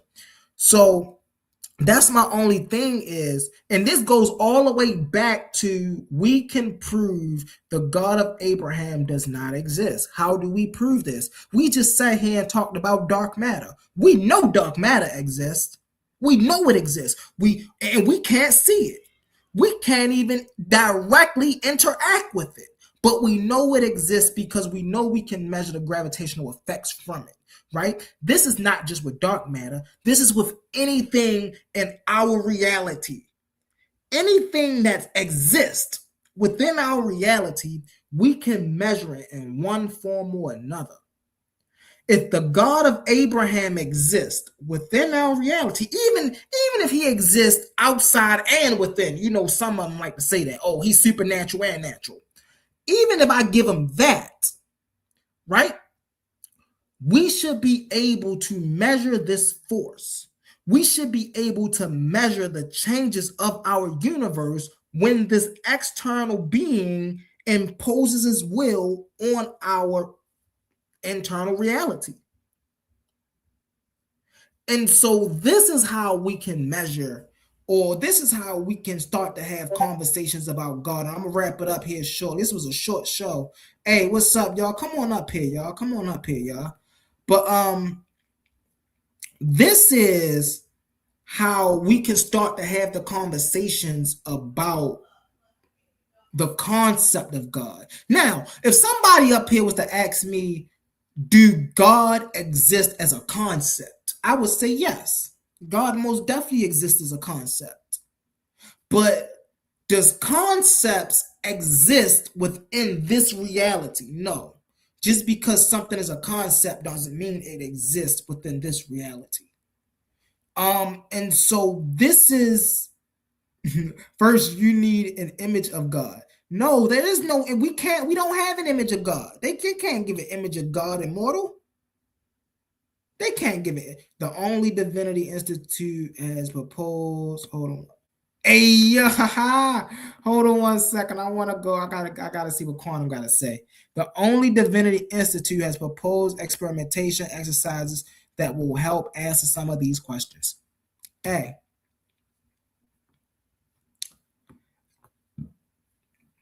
First, you must find an image of God. The issue is God don't have an image.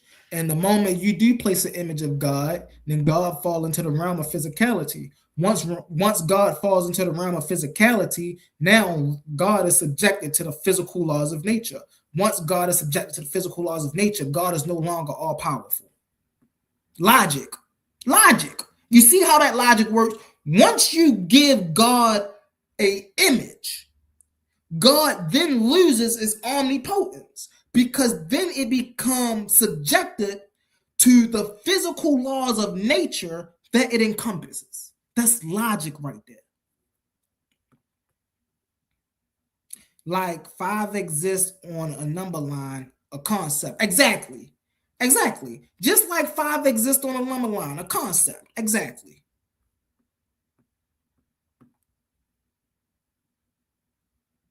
It exists, it's just not literal.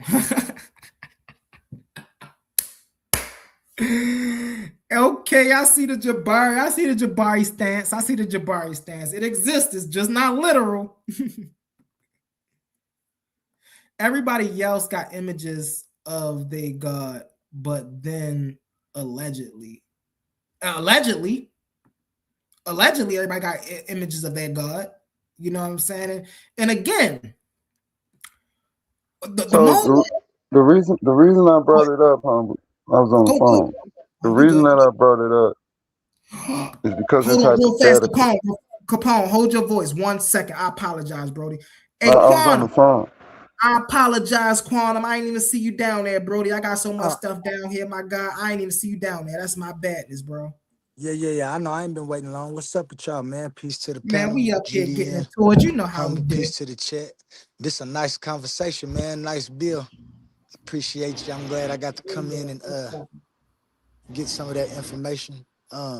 In the end point, I'll just say I agree with you about the proposed experimentation that science and other departments that question reality are going to propose the right questions to look at it from the right perspective, and we will find those things like GDN said, it's something there, but we don't know exactly what it is, and we don't measurement, and that's what you saying.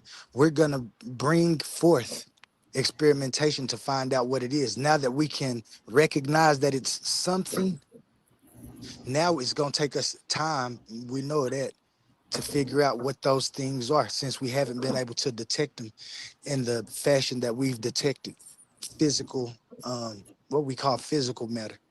And it's gonna be a flow of something. Watch, it's gonna be that thing that we say, "Oh, that's what makes the events go." So how they But don't you that's know how neither here they? nor there. I was just wanting to say, man, nice bill, man. Appreciation to Oh, y'all. I appreciate you, Quantum. Hey, do you want to say anything to the topic? How you with the presentation, things of that nature? Was you watching that, Quantum? So humble.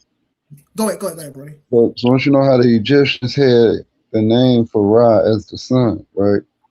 So in the Hebrew tradition, what holds the universe together is what scientists is calling dark energy, dark matter. My bad. That invisible force that's holding it together would be what they call their Elohim. It's not made up physical. They don't even know what type of particles it's made up of. Well, hold on, time out now. We can't make that leap now. And the reason we can't Can you tell me what particles dark matter is made up of? Hold on a second. Hold on. The reason we can't make that leap is because we've never seen dark matter come down here and interact with us. We've never seen dark matter answer a prayer, heal a person. You don't know that. This. You don't know that, humble. We do. You don't know if dark matter. You don't know if dark matter. That's the very thing that what they are saying is holding the universe together. That's invisible. That it has a force because you say it's have an effect on the gravitational pull of galaxies and the galaxies and everything, and star clusters and nebulas and things of that nature, right? So you don't know if that has an effect on our consciousness, but it has an effect on everything else. So of course it has an effect on our consciousness, and that probably could manifest in a nocturnal state.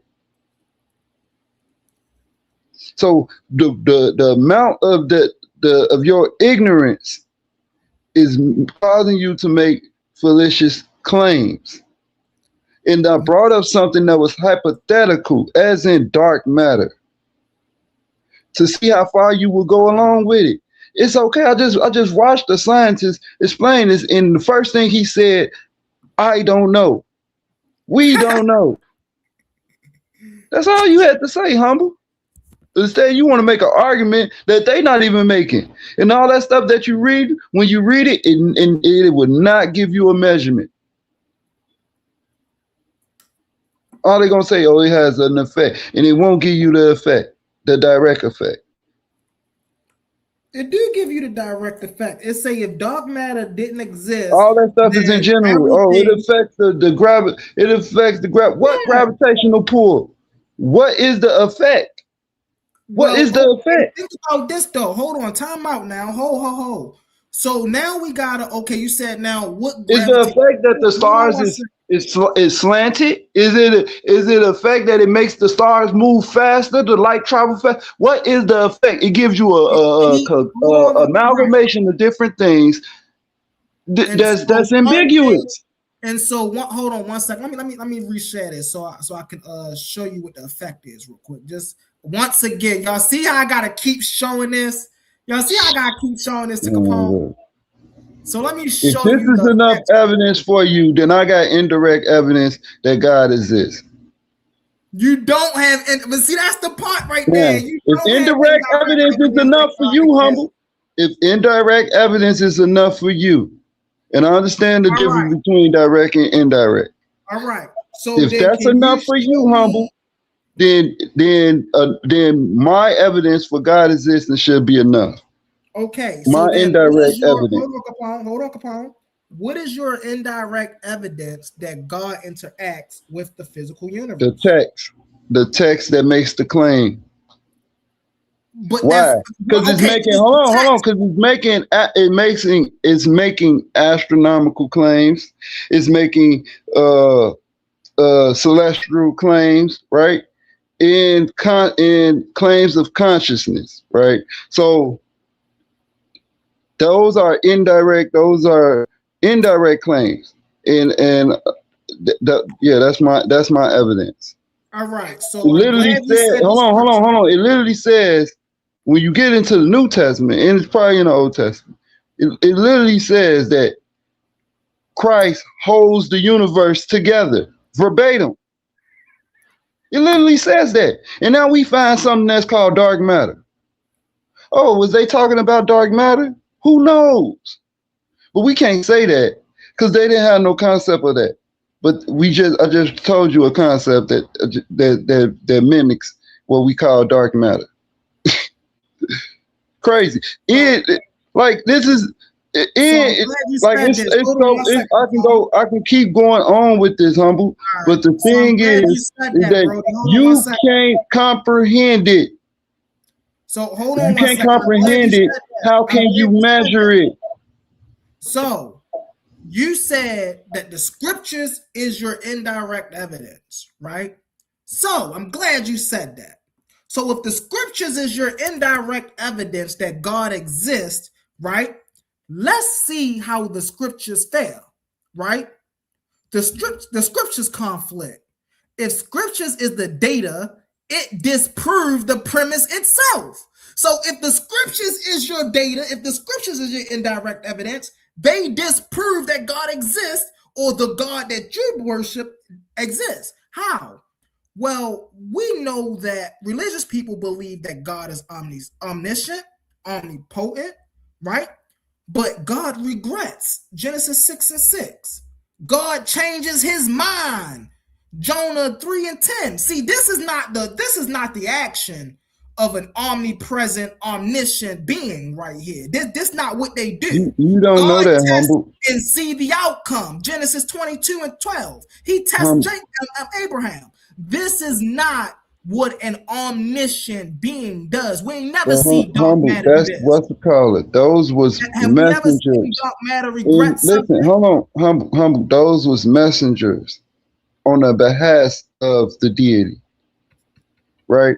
And the messengers on the behalf of the deity was the ones that was speaking to the people. It even tells you that the earth, nothing on the earth could fathom the presence of the deity. That's why it's a proportion. That's why it's a ratio, an aspect of it. It's unfathomable. And this is hold on, Humble. And this is the thing. Just because people personify in ways that they could comprehend what the deity is doing, it doesn't mean that it doesn't exist, that it was fabricated. This is how they comprehend it. If I was to tell you to recall a dream that you had, you would try to use words that I understand, correct? You will speak, for one, you will be speaking in English, right? And for two, you wouldn't get so abstract. You would try to say things on the simplest terms so your audience will be able to understand what you're talking about. or else it's like you speaking gibberish. But the dream is You not. wouldn't But say, "Oh, I here's the seen the difference, though. gravitational pull the stars back. The gravitational pull affect the stars, and light bend it." But You we will know not that say the that. dream is not a we know that the dream is not a thing that's really happening in this real world. So I wouldn't be able, or so that's like you asking me, "Hey, humble, can you go and prove your dreams to me? Can you go and Our measure your dreams dreams?" prophetic, humble. I can't. I can't do that. Our dreams prophetic. Do they come? Do things that you dream about? Do it manifest in reality some type of way? Sometimes, Sometimes I agree. but that's due. But that's due to something called focus, right? Focus on reality. The what it called? What is called? That's What? called focusing on.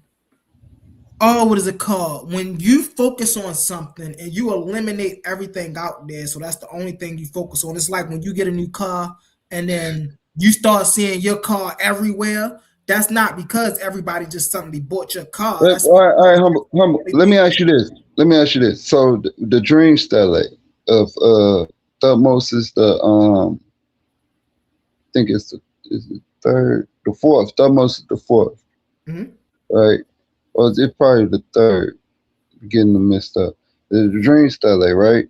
Mhm. He had a dream that the Neter or the Neteru told him that he was going to be Pharaoh. I mean, he was going to be a Nasu Biddy, right? And did that. Now, this is one thing. Now, did he become Nasu? Did he become Nasu Biddy? He wasn't the firstborn son. You said, did he? Yeah. Right. So that dream came to fruition. Was that dream fake? Was it fabricated? No, you Was ain't it a got to. figment of his imagination? Or did that drive him to do the things that he needed to do so he can take the position of a Nusubidi? First thing first, one thing we have to understand we deal with Kemet is the fact that oftentimes a lot of people linked a lot of the newness or pharaohs and the suits, they link their royalty to something divine because it connects them to divinity. If they have a divine lineage, it puts them at a higher stature. So a lot of the Nasuts, a lot of their stories are they had dreams or they had visions, or the Netra spoke to them and said this would happen. But this goes along with the motif. This is not something that was taken to be believed.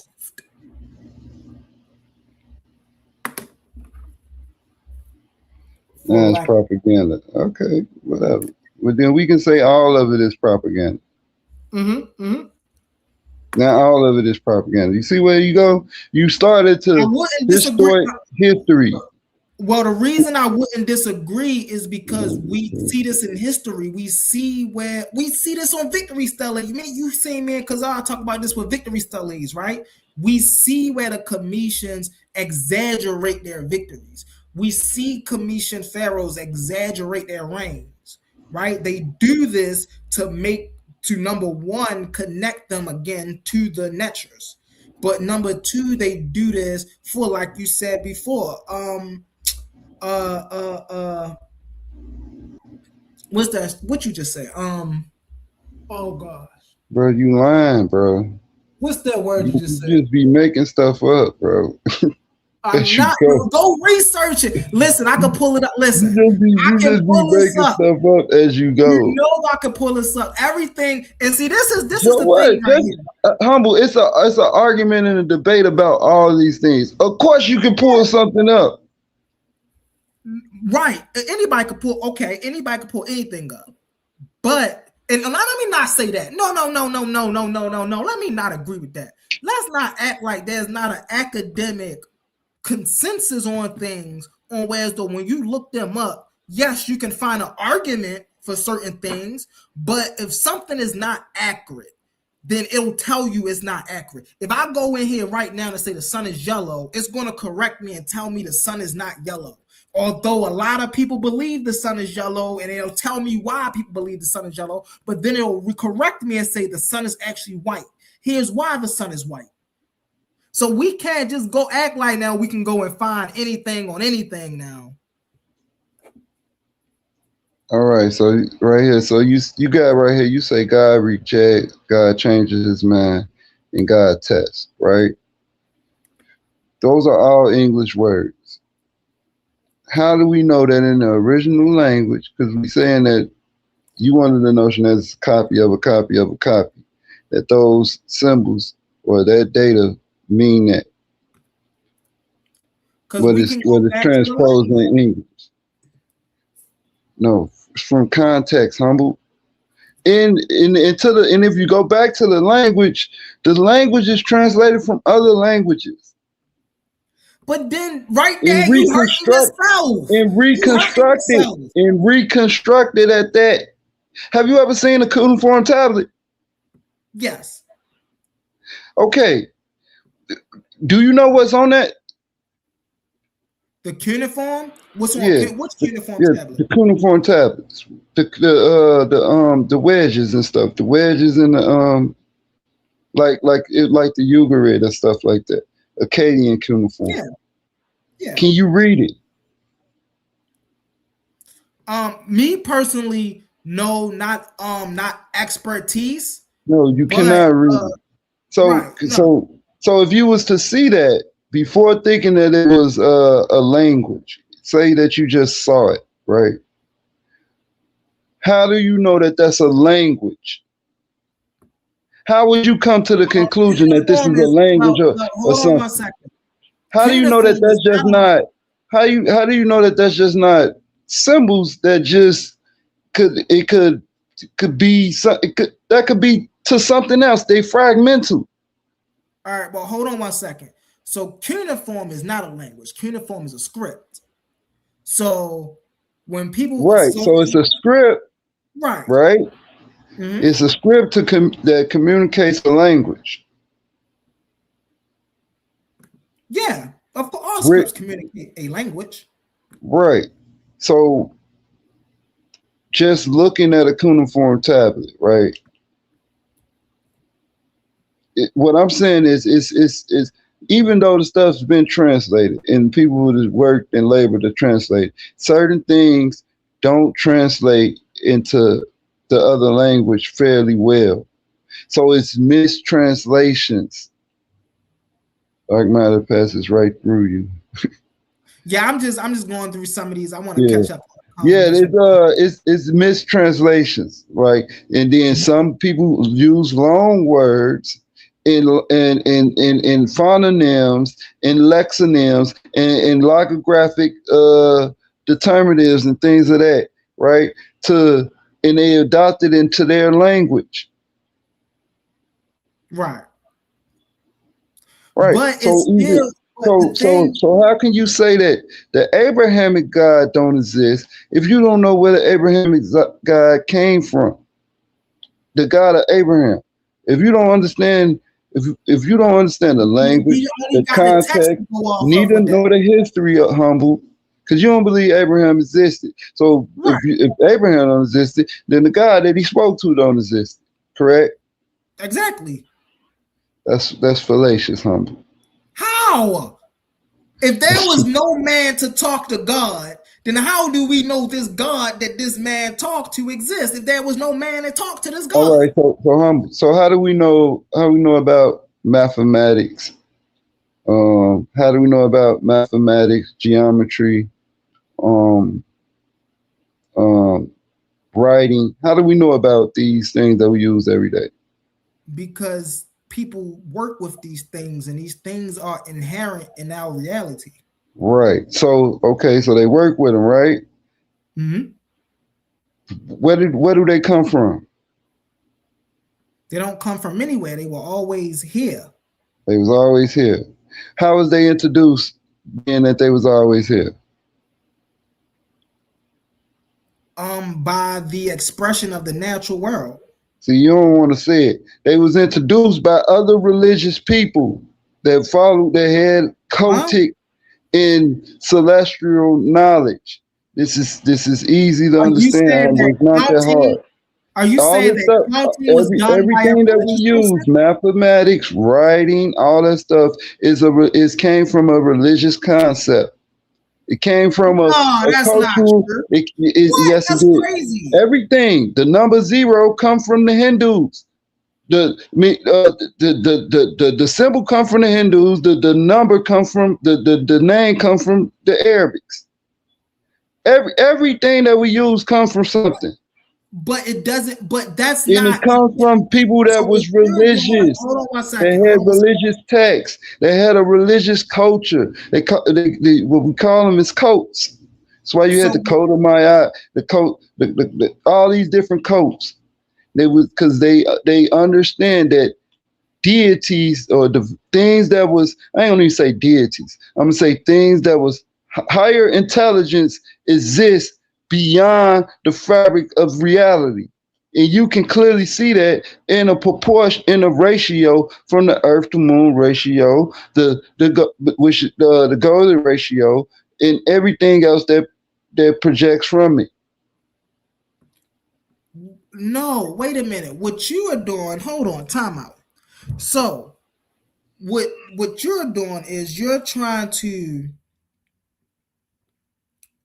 Oh God, hold on, time out. That was crazy. This man Capone be crazy, bro. What you're literally doing is you're trying to say that writing, mathematics, geometry came from or was invented by religious minded people, which is false. Do you know the first time the earliest writings that we find didn't have anything to do with religion? It had something to do with tax codes and land grants and trades and things of that nature. The first religious text is the what is it called? Is it not the Book of the Dead? It's the pyramid text.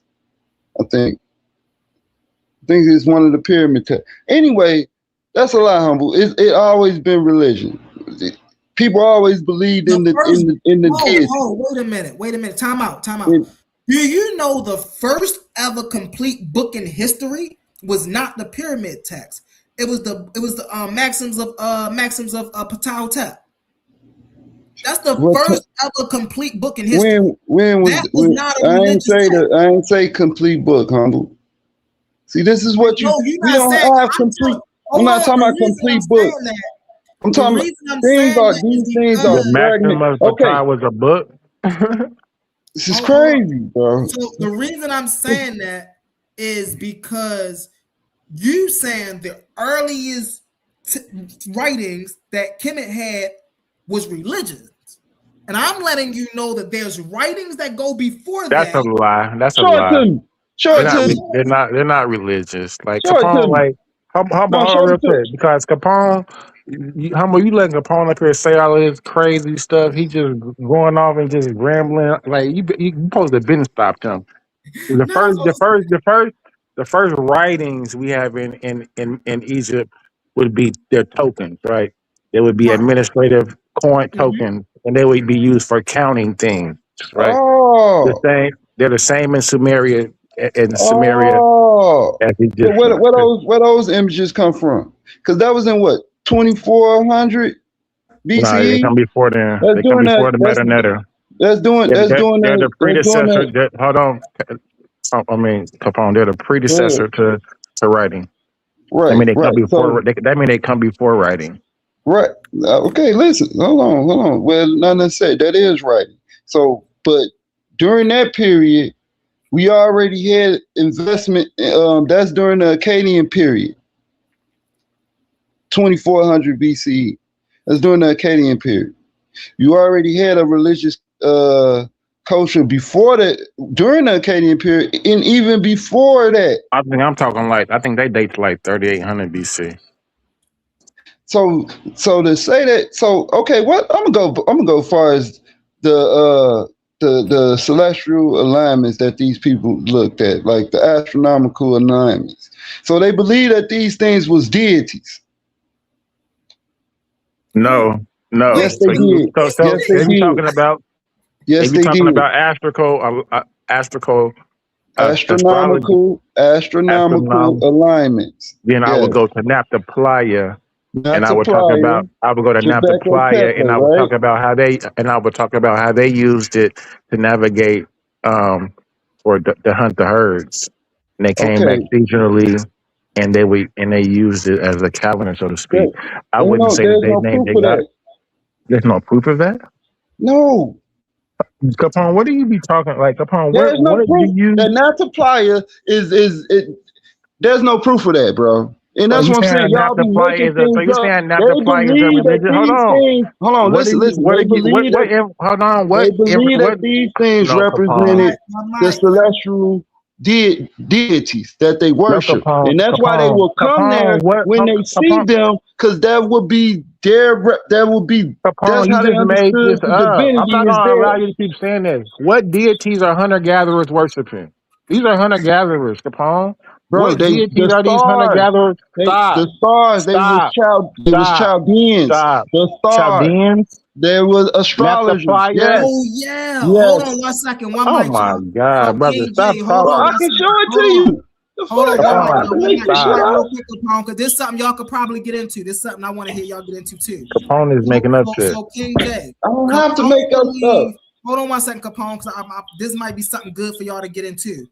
King J, Capone believed that the Chaldeans, right, were way earlier in history than the 9th, 8th century BCE.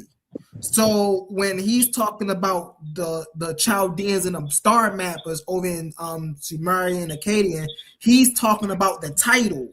So now he's So hold on real quick, Homo, because he done stole my argument. He done stole my talking point. Y'all Now I'm asses. trying to use Right. it because, for one, the word is Kasdim, right? It's not Chaldean. That's the Greek word, and that can either refer to Kaldu or Kasdim. What's I this So thought Wi-Fi? y'all already if had y'all. Who's Don't so, y'all fucking already got so y'all crazy? debate? hold on, Don't y'all? brother. Hold on. Come on, you've been talking up there for 2 hours.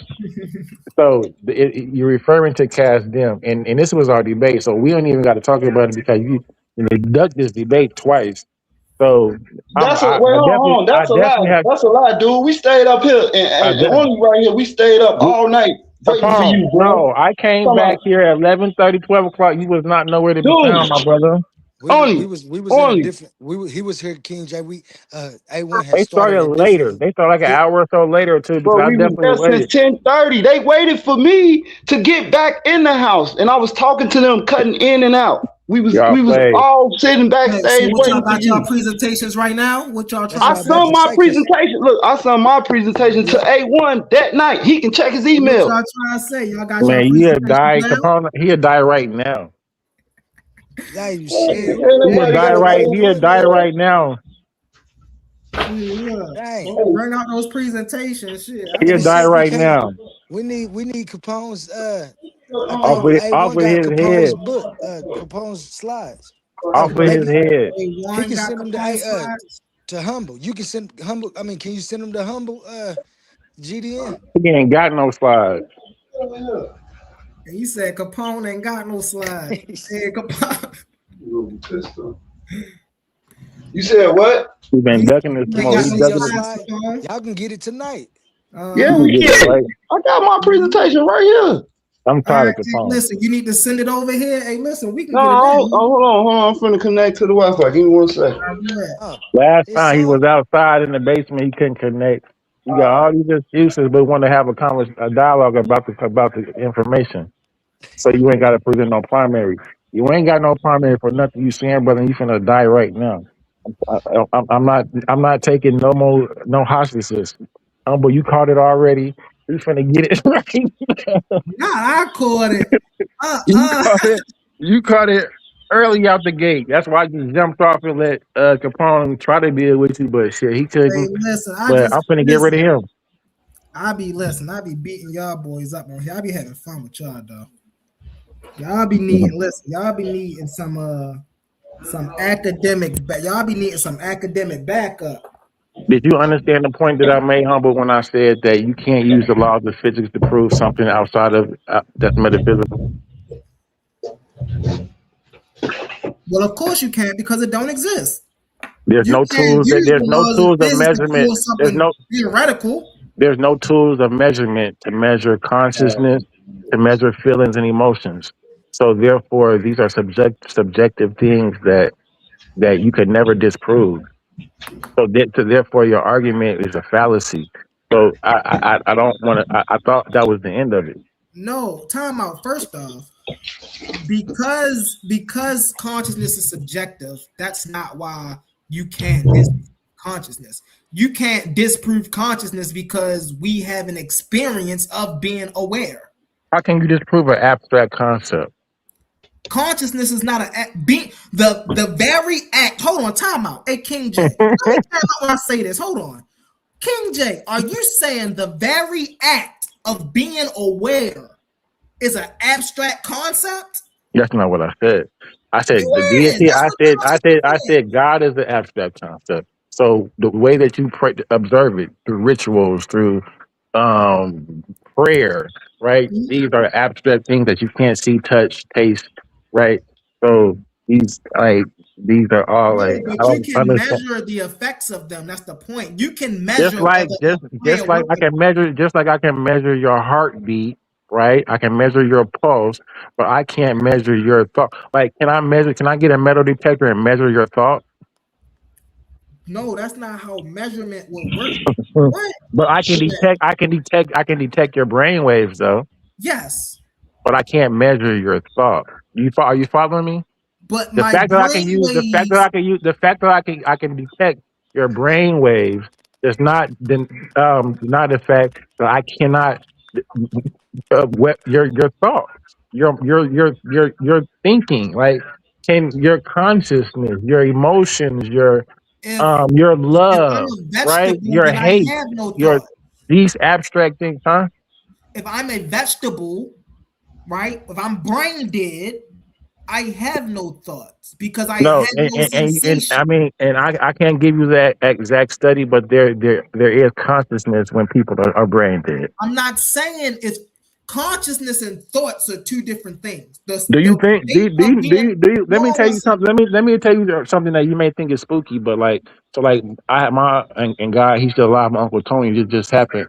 Uncle Tim, I'm sorry.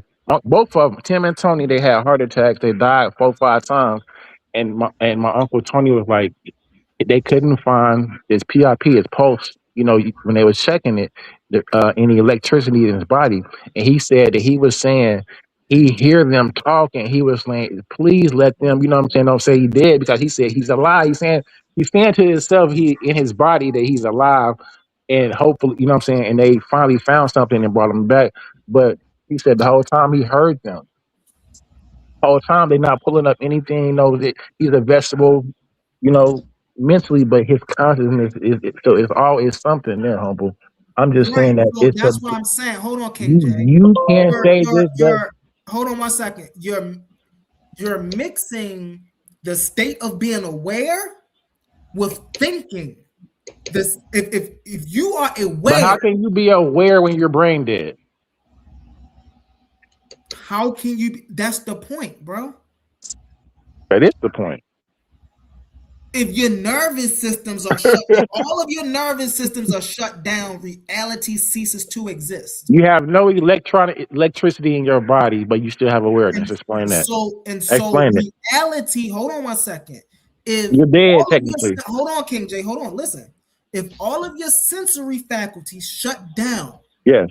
reality as you know it ceases to exist. You can't feel nothing, you can't hear nothing, you can't I see disagree nothing, with that. you can't taste anything. Uh-uh. I So disagree with how do that. you okay, watch this. Watch this. Since you say you disagree with that.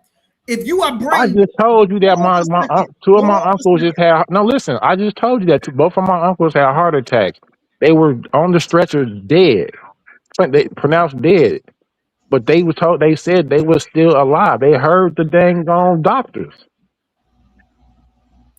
That's all I'm saying. So I don't That's a agree with state of that. awareness. That's not. Okay, That's not. but they're That how are they? has But nothing to just do with but your how are they brain. aware if they have no brain function? Your mind have Does nothing. your thought Hold on one second. are your Hold thoughts on. in your mind? Your mind is not in your Are your brain. thoughts in your mind? No. No. Okay. So this is why I'm saying a state of awareness is different from thinking. Right? So now when you say, okay, well, he was dead and he said he heard them and da da da. Okay. Where do you store Hold your on one thoughts at? second. Hold on one Where do second. you store your thoughts? You don't store your thoughts. Really? You no, your thoughts are a part of you. Your memory is a part of you. So So real fast. they're not Let stored me just in talk your for a mind, in second. your brain, right? So hold on, huh? They're not stored in your brain, right? No. Okay.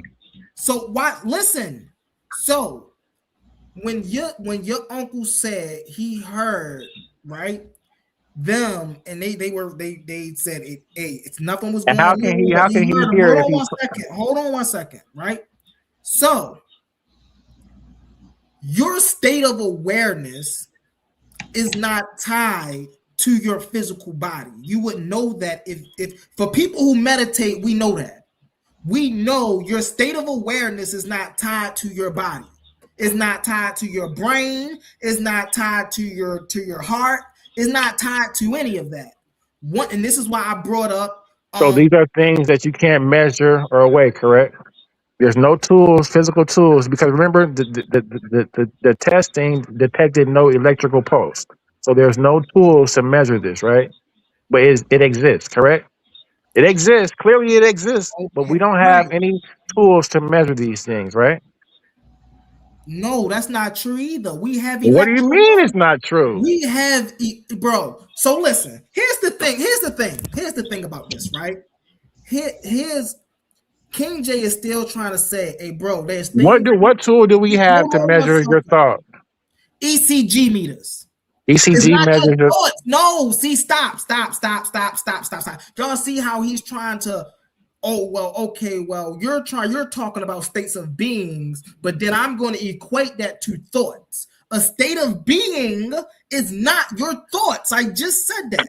Here, you see hold how on one second. you see Hold on how one in second. philosophy hold on, do you Hold see on how in one second. theology and philosophy, humble, we can just theorize and none of it Right, have to but be hold on though, King J. plausible in the physical reality of laws and physics? King J, We can hold on one second. see how we can philosophize, right? No, And none of these things have to be plausible in laws of physics, here's right? the thing. And that's Hold what on you're one doing. You're second. mixing both. No, the state of awareness is most definitely fundamental. Metaphysical, No, it's because not you said metaphysical. okay.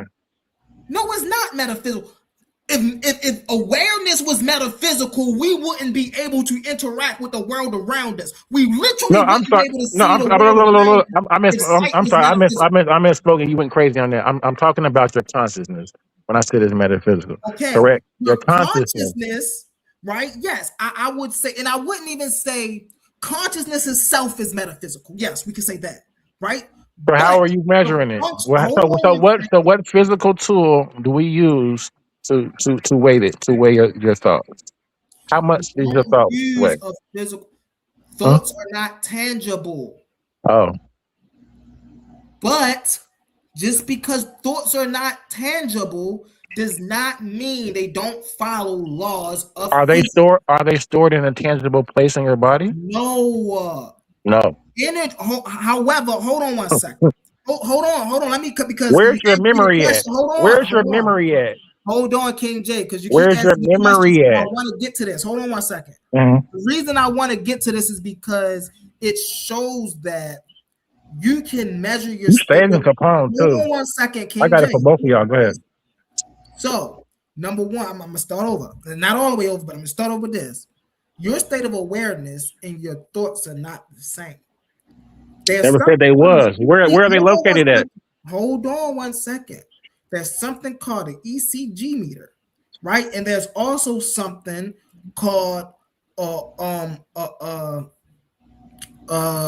photograph. It's the photographs where you can track the electromagnetic aura off of your body. These two things, these two things measure are states of beings, right? So let me explain. So if you put an EKG meter around a person, not on the person, around the person, if a person is meditating, right? Or if a person gets frantic, Gonna or pick up their aura. happy. Hold on 1 second. Or It's gonna register orange or red. No, listen. Or if a person gets frantic, or if a person gets angry, or if a person gets sad, what happens is you can measure the result of those things energetically. What do they do to your body? Now, when we talk about the pictures with the auras, things of that nature, right? What do that measure? That measures the electromagnetic field around your body.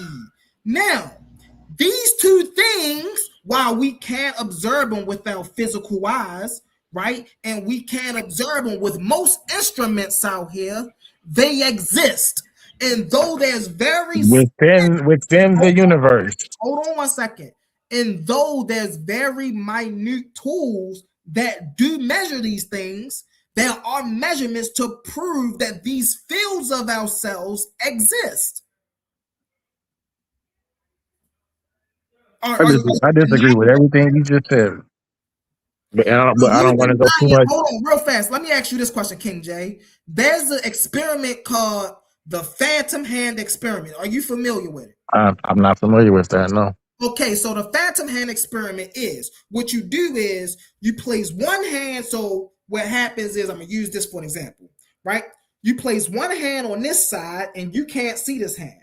And then you place one hand on this side. What happens is the person who's conducting the experiment, they take your real hand and they replace it with a fake hand. Right now, you can't see this because you're looking over here. So what they then do is they take a hammer and they smash the fake hand. Now, what happens? Because of their result, because of their mind, right? Because of their thinking, they feel it. It's called a phantom experiment. They feel an effect that never had anything to do with them in the first place. This is also closely related to what they call, the placebo effect. Why are these things so important? Because they let us know our state of awareness, right, allow us to be connected with things subjectively. And it causes a reaction. It causes an effect. When she slapped, there's no reason, if I was looking at the two, if I was looking at the fake hand and the real hand, and she slammed the fake hand, I wouldn't have had that effect. But because in my mind, she slammed my real hand, I had an effect to that. That's measurable. We can't say that's fake. So then when people try to say stuff like that, is fake or it can't be measured, or it's we know it's real but we can't measure it, that's not true. We can't measure it in the sense that people meant to measure physics or people measure matter or things of that nature. No, but we do have experiments that can set up to measure how our mind works. And of course, is a habit that every time somebody talk about their mind, even though we innately know that our mind is not in our head, we always point to our head when we talk about our mind. That's so crazy. But we got real fast before we keep going into a King J. It's a great conversation. Hey, what's up, Babylon Dunn? Hey, chilling. What's up, brother Humble? I'm chilling. How you doing tonight? You want to give any inputs on what you heard tonight? Yeah, just a little bit. I was gonna keep on listening, but on the part where King J asks, how can a person be brain dead and still be conscious? That's because there are levels to consciousness, and it's not just awareness. A level below awareness would be to be alive. You have to be alive first, and then you be aware. So alive, awake, aware, and alert and alarmed. These are the levels of consciousness. So a person can be brain dead and still be alive. So if the person is alive, that person is conscious. That person don't have to think or have thoughts or memories or none of that, because none of that is tied to consciousness. That person don't have to have access to mind. They can lose their mind and still be alive and still be conscious.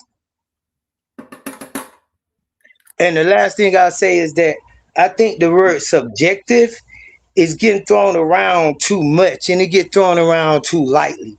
Like when people say facts over feelings. I think the word subjective is becoming like, like kind of like, like what they say, everything everything is a social construct. Right. Like it's becoming like the word aspirin or pill for medicine. It's like a catch-all name for everything, and it's not. Subjective experience is just tied to the noumena, but subjective experience should not be. Now, this the part you won't find in the book. Subjective experience should not be only tied to feelings, because the mind is just as subjective as feelings are. Your mind is as private as your feelings are. Your mind is as abstract as your feelings are. So how are we gonna say the mind, pretend the mind is objective and the feelings are subjective to the mind? That's not being realistic. That's just putting ego and intellect and intelligence and thoughts and thinking and all the things the mind can do cognitively above consciousness, and that's wrong. So I stop right there, though. Most definitely, Brody. I appreciate you for that. Quantum, you want to get in there, Quantum? I know you dropped down and you came back up. Yeah, I couldn't hear GDN when he started talking. You know, I had to be blitzing out sometime. But no, I ain't really have too much of a opinion on the topic right away. But it's a good conversation to listen to. Just listening to all the perspectives. I know that it's something we trying to answer for. We just in the correct phase or state. I was thinking about dark matter and thinking about how we can't detect it and make mathematical equations to account for it. But then I just think about different states, phases, and forms, and I'm just wondering if it's just in a different state or phase or form, and we're not able to You talking detect about it yet. Schrodinger's? Well, We yeah, talking about dark matter. you can look at it from that perspective too, because it's a point of probability.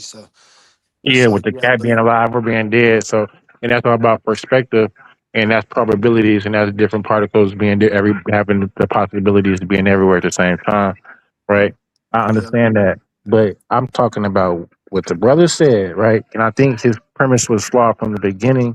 I think he said it set up a failure, trying to prove a universal negative. I would assume you have to be omnipotent yourself to be able to know and having the ability to know everything, right?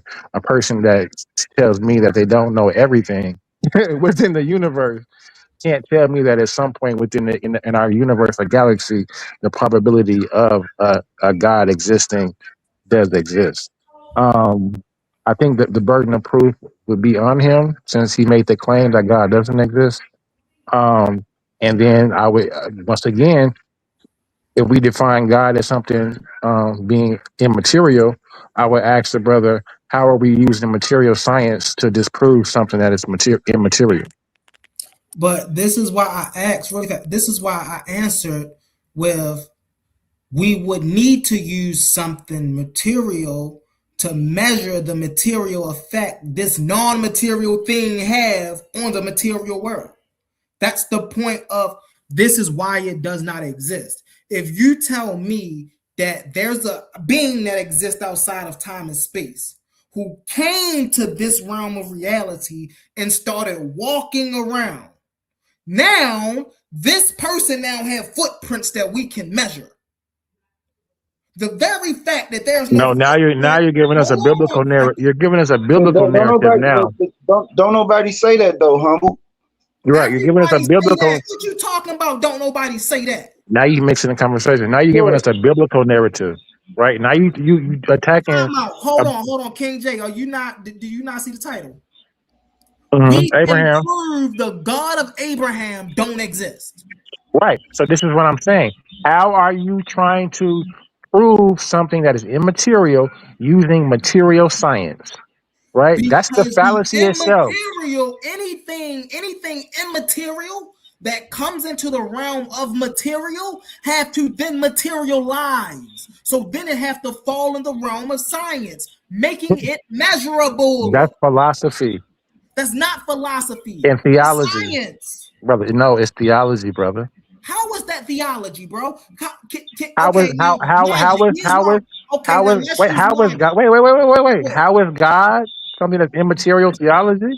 Are you serious?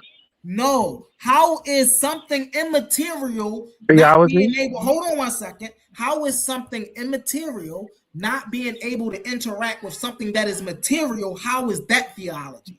That's called logic. No, the point is that there is no material tool to measure this immaterial deity, right? You can't. And so what you're hold on, King J. What you're missing is once this immaterial deity. Hold on. So the part that you're missing, King J. No, we starting at point A. Hold on. You're jumping to point B. No, I'm not. Hold on 1 second. Once this immaterial being, entity. That's why your premise is flawed. Hold on. Once this immaterial being or entity enters the realm of the material, now, hold on. Now it's subject to the material laws, which make it measurable. Brother, everything you just said is theology. How is that theology? Can you name something here that's not measurable? Because you combine because hold on, brother, because you're doing what the ancient Egyptians used to do. They combined the metaphysical with the physical. They didn't separate their science from the metaphysical. That's what you're doing, right? So you have to separate. Yes, you have to separate. Listen, you have to separate the metaphysical in order for it to be science, brother. Science contains no. Listen. What? King J, let me use an example real fast, right? You're trying, and I'm asking you the questions, but you're not answering them. Hold on 1 second, King J. Okay. Let me use this example. I used Goku early. I'm gonna use Bart Simpson this time, right? We know Bart Simpson exists in the Simpson universe, but Bart Simpson don't exist here. Now, if Bart Simpson was to walk out of his universe into our universe, Bart Simpson would then have to adopt aspects of physicality.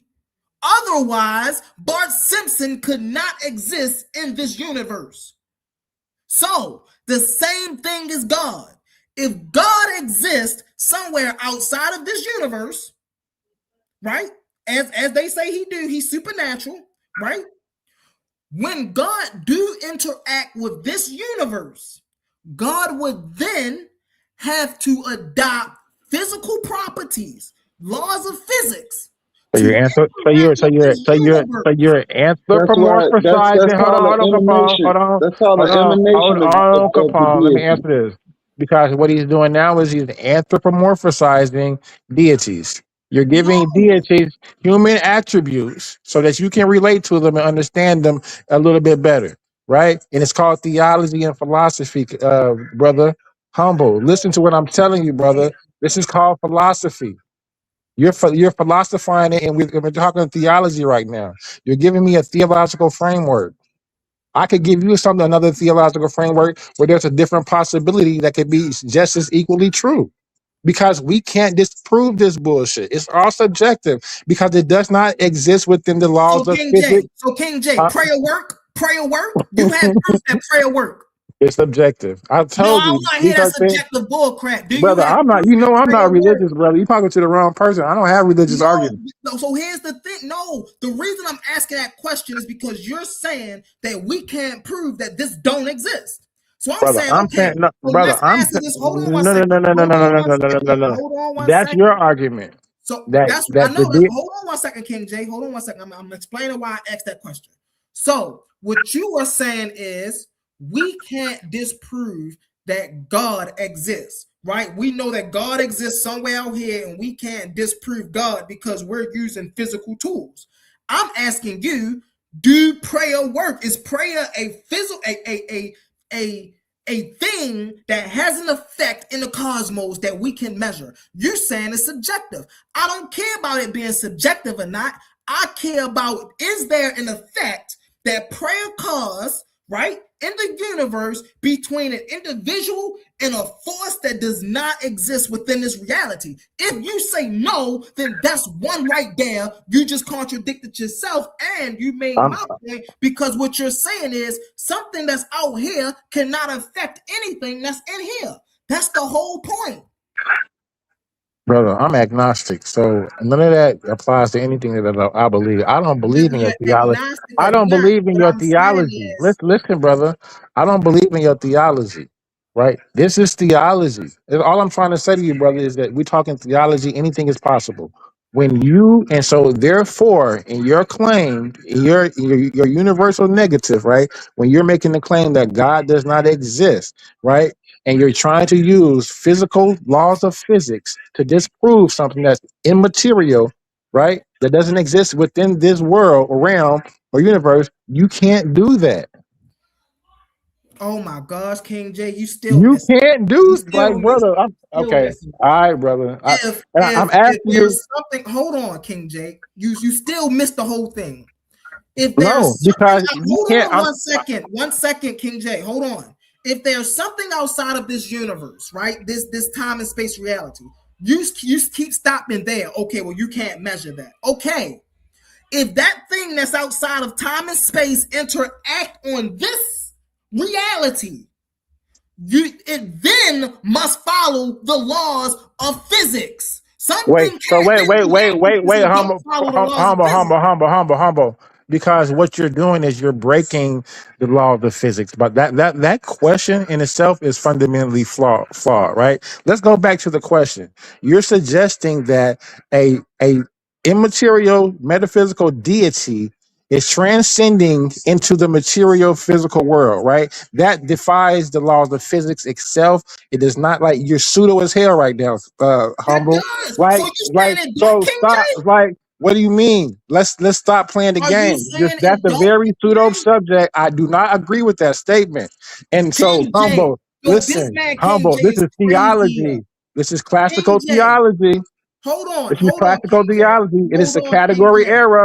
This is a category error. So I look. here's I my wish I question. could just flash a sign right now and say category error. Category So error. here's my question right now, King J. Here's my question, and you keep dancing around this because you can't answer it.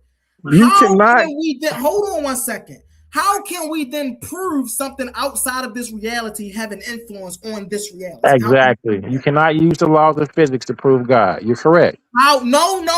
Don't then agree with me. Answer the Brother, question. I'm not How can agreeing with you. something Humble. hold on, Humble. King J. Humble. Your How argument. can I'm something humble. outside of this reality, right? If it interacts with this reality, then how can we Fallacy, measure it? category error, right? So it can't. If that question right there itself is the category error, is the So then fallacy. how did Because God, it be hold hold on, on, how wait, did God hold walk in the on. Garden of Eden? Let me fully answer the question. Then don't ask me no biblical questions because I'm not religious. So the question that you just asked is is the error, is the fallacy, right? Because that what you're claiming would not apply, would break the laws of physics. Therefore, Duh. So then I'm correct. this is theology, and now you're talking Bible, biblical Oh narratives, my and God. therefore you're debunking your own self with what you're saying because you're trying to disprove this God. Okay, so hold on, King J. Let's You're back up. saying that God doesn't Hold on exist. one So second, King J. hold on. Listen, hold on. Let me Go make ahead. this point. Hold Go on, ahead. because you're arguing that God doesn't exist. So now you've even conceded to the fact that God does exist, and now God has transcended into the physical realm. Get You don't even out of here. understand This what you're guy is saying in regards terrible. to your argument. This guy's terrible. Number one, hold on one second. Let's. Did y'all just hear King J agree with me? You just conceded that Hold God on, does King J. exist. Hold on one second, King J. Hold on, I got you. I ain't gonna be long-winded. So, King J literally just said that it is physically impossible by the laws of physics for something outside of this reality to interact with this reality, which I've been saying this whole time, which me and him can now agree with, right? Bam. That right there is proved the Abrahamic God. Why? Because the Abrahamic God, which we know they call him what? Supernatural. But when we read the Bible, we see him walking amongst the people. We see him blowing breath into people's nostrils. We see him talking to people. We see all of these things happening, which we know goes against the laws of physics. But then now we sit right here and say, well, we can't use that to disprove God. That's crazy. Brother, humble in theology, you can you can use theology in theology. The narrative does not have to coincide with the law of physics. It's a story made up. Yo. You can do things do you understand that? It's the philosophy. So I think what you're missing, King It J, doesn't is have you're to. Uh, pulling God out of the realm of theology. no, humble. I'm keeping God in the realm of theology, and But I'm simply saying that in theology, you have to keep things and philosophy into that theological framework. You and this can't is try. why these things don't You can't exist. try to. Hold on, brother. You can't try to say in our theological story, let's take a physical tool in our material world and try to weigh our theological thoughts. That doesn't Hold, work like that. hold on one second. No, no, And no, that's no, what you're trying to do. You're no, trying no. to use a metal. Listen, you're trying to use a metal detector to try to find our thoughts. You can't No, do no. stuff like that. That's craziness. Oh, King J, hold on. Do you understand what I'm saying? No, So because listen, you're if the, misrepresenting no, what's I'm going not. on here.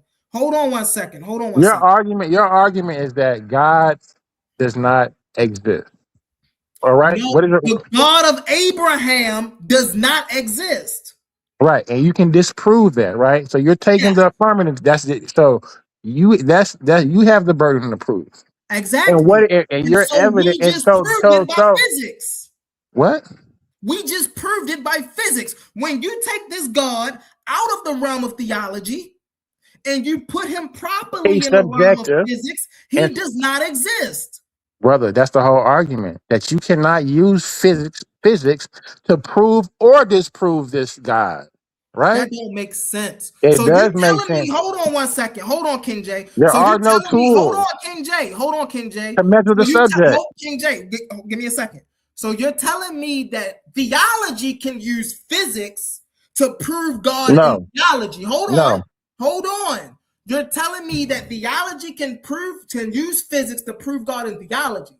But physics can't prove physics to prove God or disprove God in reality. That doesn't make sense. I'm saying that theology you can either disprove or prove because it's theology, and anything that's within the laws of physics, we should be able to have testable, repeatable experiments And to, so to, if to you have prove. a Hold on, to theological, prove or disprove it, right?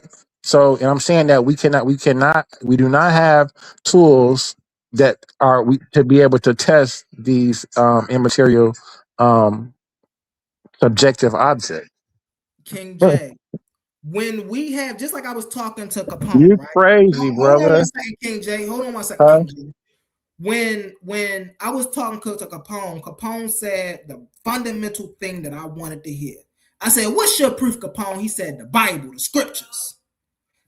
That's good. You know why? Because in the scriptures, we have proof that this man or this being is interacting with the physical world. And so if a theologian is going to use that as proof, that this being is interacting with the physical world, then we can only use the science of that physical world to measure how this being is interacting with the physical world. That But is so anytime, just for your just to put into your wheelhouse, anytime a person is talking about a deity of any sort, it's theology. It's theology. When they talking when about a deity, theology it's enters the realm theology. of physics, it It have to does not. follow the When laws of when physics. when listen. When theology enters the realm of physics, that's when you know you're pseudo Well, then because it that's why doesn't I'm talking exist. about the God of Abraham They is don't. pseudo. Because So the God of therefore, so Abraham therefore, so enters the listen, so realm of listen, so physics all listen. the time. So therefore, there is not a tool that we can use to prove or disprove it. Yes, there is. If the God What of is the tool then? Abraham, Name the tool. hold Name on the one second. tool that we can use to disprove or prove this subjective God of Abraham or any other Prayer, God of somebody prayer else. and observation, prayer and observation. Right in the Bible, it tells you if you pray to me, I will come to you. If we sit up a Christian or Hebrew And or they Jew, believe, and they hold believe on that. one second, Capone. Hold on one second, King J. If we set up any religious person and we get them to pray and we measure the results, okay, if you pray to this God told you if you pray to him, he'll answer you. So go ahead, pray to this God. Let's see if this God answer you. If this God does not answer you, then we know that this is not this is not a real being. So You humble, can't. so humble. If we hook that person up to a lie detector test and ask them if they thought they were praying to a real God, they would pass, and because they would be yes. That's not They the. think they're praying. Your That's the whole point. belief has That's the no whole point of ramification them on what the praying. empirical Yes, data and is. humble. Guess what? They believe, and we can't wait or lie detector test. They believe.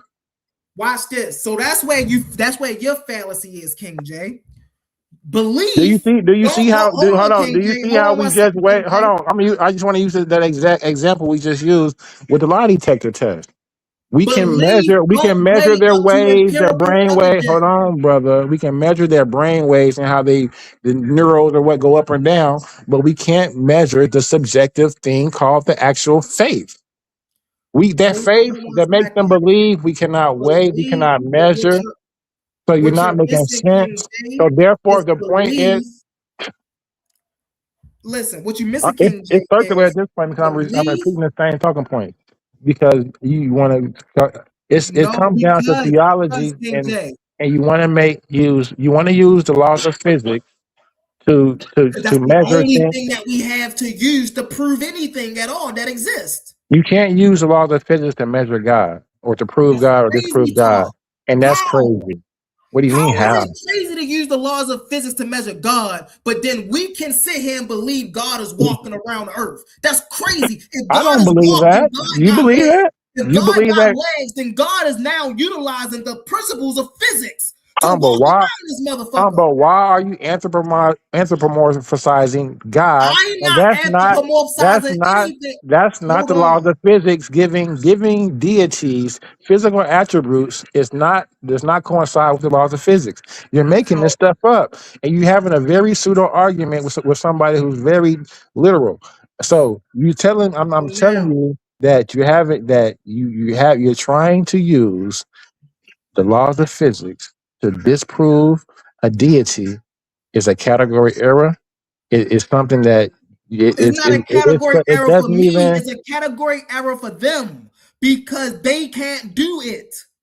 That's what You're you're trying to failing to do it. miss, King. You're That's what trying to. you're missing, King J. You're No, I'm missing trying to the tell fact. you that everybody's logic is like so. Your logic, I can't disprove. My logic, if you tell me you have Yes, a we can divine, disprove you logic. if you have a divine experience, who am I to say you that really didn't happen? Just like you can't dispute my Because you divine can experience. no, that's not true. That's what I'm That's not saying. true. Belief, hold on, King J. Belief don't equate to empirical data. Belief don't equate to truth. Just because you believe something does not make it true. But what if it happened to me? It does not make it true. So you're Everybody so you're believed in proving Santa my Claus so at you're one point. proving We my know so you're that nigga proving so ain't now you're lying. arguing my point that anything that because it's subjective, right? You're saying that my personal experience can be falsified. No. What I'm saying is, number one, let's back up a little bit. Here's why I'm talking about the God of Abraham, because the God of Abraham, right? It is a link in the comments. I'm gonna drop it again. Hold on, give me a second. The reason I'm talking about the God of Abraham, and I actually chose the God of Abraham for a specific reason, just so I can let the agnostics know, and I can avoid I'm very agnostic. dealing with the agnostics on God being a force. I can deal with that, but I'm like, I'll give it to them because they're not making the same claims as religious people are making when it comes to dealing with God. This is why I'm particularly talking about the God of Abraham. Because when you deal with the God of Abraham, then you're dealing with someone who's interacting in this physical world. You're Well, see, dealing but with then that's the whole hold on, problem that I King have J. with your argument, though. Humble. Hold on, King J. You're dealing with a being who is supernatural, like King J said, like I said, who is interacting with the natural, which is impossible, like King J said, like what I said, right? But it's happening, and they're saying that this exists. And so now what I'm saying, that can't exist because it's philosophical, it's based off of the laws of physics, it's impossible. Based off of the laws of logic, it's impossible. Based off of the laws of conservation of energy, it's impossible. But then King J is saying, no, everything you just mentioned did not disprove this God. It's just simply saying No, that that's hold on. this Let's stay thing is right. in a different realm. I'm Let's stay like, right. yes, King J, but Let's if stay this right. God, hold on one second, King J, I got you. I'm gonna lay my plane here, and then I'm gonna introduce these two people. But here's what I'm saying with King J. I'm saying, yes, King J, but if this God is interacting with the physical world, that means it now becomes measurable by default. Therefore, we should be able to measure it. It can't be supernatural in the natural world. That does not make sense. So if it stops being supernatural and it becomes natural, now we can measure it. When we go to measure this thing that became natural, we find that it has no measurements, not because it's blessed or because it's ascended or any of that. It's because there is no impact on the physical world from this supernatural space of existence. That's why that's the case. I'm gonna land my plane there. We're gonna go to Hootie Afar and then Prince Amen. We're gonna get back into a King J. Hold on, we're gonna let it Okay. rest for a bit. Okay. Hey, what's up, Tahuti? How you doing, Tahuti? Hotep family of BB Toomey. How's everybody doing? We doing good. We doing good.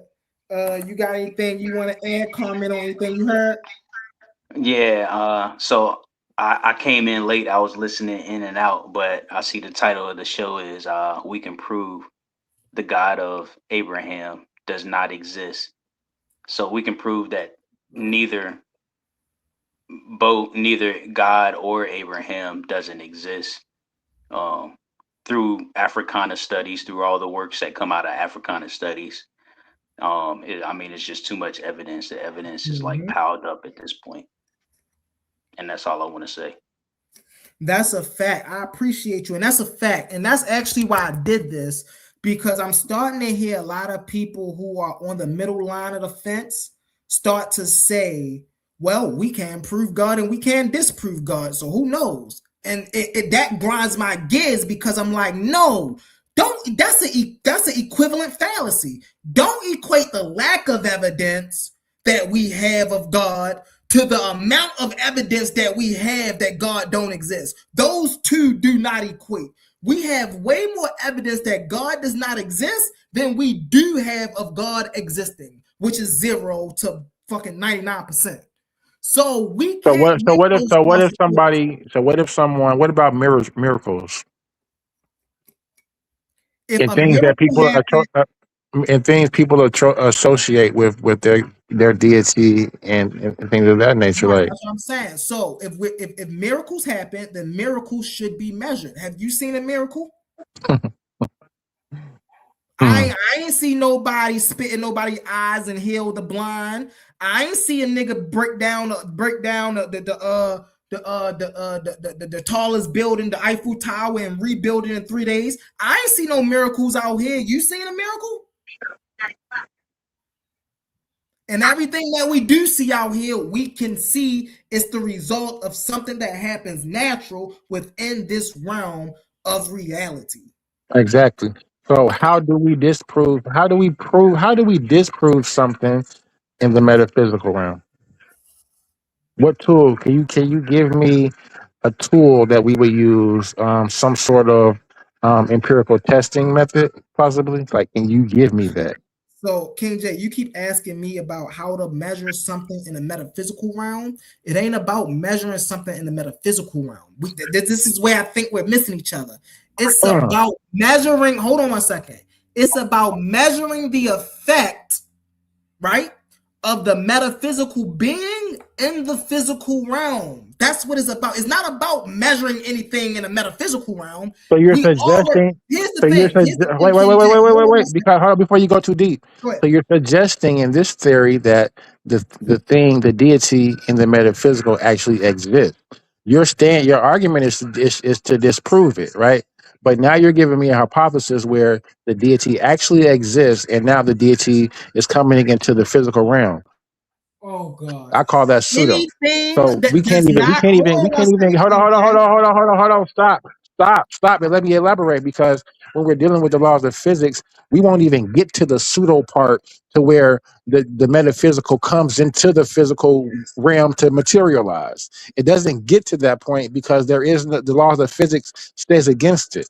So you're giving me theology. And I want to be clear on that you're giving me theology and philosophy, and it has nothing to do with laws of physics. And when you're giving me theology and philosophy, we can theorize anything. So And therefore, this when we're is there, and once we get to theorizing anything, now we're not disproving, right? What is your core argument is that you're trying to disprove this. But now we've established the existence of it. Let no. me let me address First that off, real quick. Tahuti, please click. I don't go ahead, Tahuti. Yeah. So if you put up my what I said in the live chat. So first off, you brought up how do you measure something that doesn't exist or something that you arbitrarily put in the metaphysical realm. First, the realm that belongs, or the realm that God and Abraham will belong in would be the supernatural fantasy realm. So, being that we don't have the tools to even measure the supernatural fantasy realm, the only conclusion we can make is that they definitely don't exist. And I land my plane with that. Thank you, Tahuti. Thank you. And it's not even only Well, that. See, he doesn't. Well, he hold does. on He's one not second, agreeing. King Hold J. on, humble, because he's not agreeing with you. Because when he Go says ahead. the supernatural fantasy realm, we're talking about theology and philosophy at that point, right? So, and for you to try to bring that over and compare that to the laws of physics is pseudo humble. Like, that is the pseudo King J. wisdom that you're trying to use, and then you're trying to suggest that. So are you? If you're going to try to suggest to me that we're going to just use logic, which is fine, to theorize that about the existence of particular deities and the existence of deities, then that's fine because we're using logic and we're theorizing and it's philosophy. And at that point, the whole conversation is metaphysical. We're having a metaphysical conversation, so it's fine. But when we start to bring this over and to say, hey, well, let's bring some of these deities and materialize them into the physical realm, then that's the very pseudoisms. And then when we We try to didn't say, do that. They did that. you did, no, Hell no. Nigga, you read the Bible before. Nigga, you know fucking God is material. Listen, I got Connor. You read the Bible before, King J. You know I'm not bringing this supernatural God into the physical realm. You know it's all in that Bible. So but how that's am your I argument. doing That's your that? argument. You're entertaining it, and you're suggesting that it's true, and now you're trying to use physical tools to measure and weigh and make these sensational claims. Like, I don't. No, King J, you are this guy, No. King J. We gonna get the Princey Mind. I seen him just drop down. What's up, Princey Mind? Let's get the. We gonna get back to it, King J. What's up, Princey Mind? Shalom, my peace, hotel. So just the got a couple of questions, but one direct immediately. Mhm. You believe you got a spirit? Do I believe I have a spirit? Um, no, I don't believe I have a spirit. I do grasp the concept that there's a there's a energetic me and there's a physical me. And the energetic me is the me that people classify themselves or classify in general, or religious people say spirit. But we know that that's energy. So you saying what one would call a spirit, you call it an energy. Yeah, or I don't really call it an energy. That's what it's measured as. I don't call it that. That's what it is. Yeah, so what's the ancient what's the ancient Kemetic word for energy? You familiar with it? The ancient Kemetic word for energy. Yeah.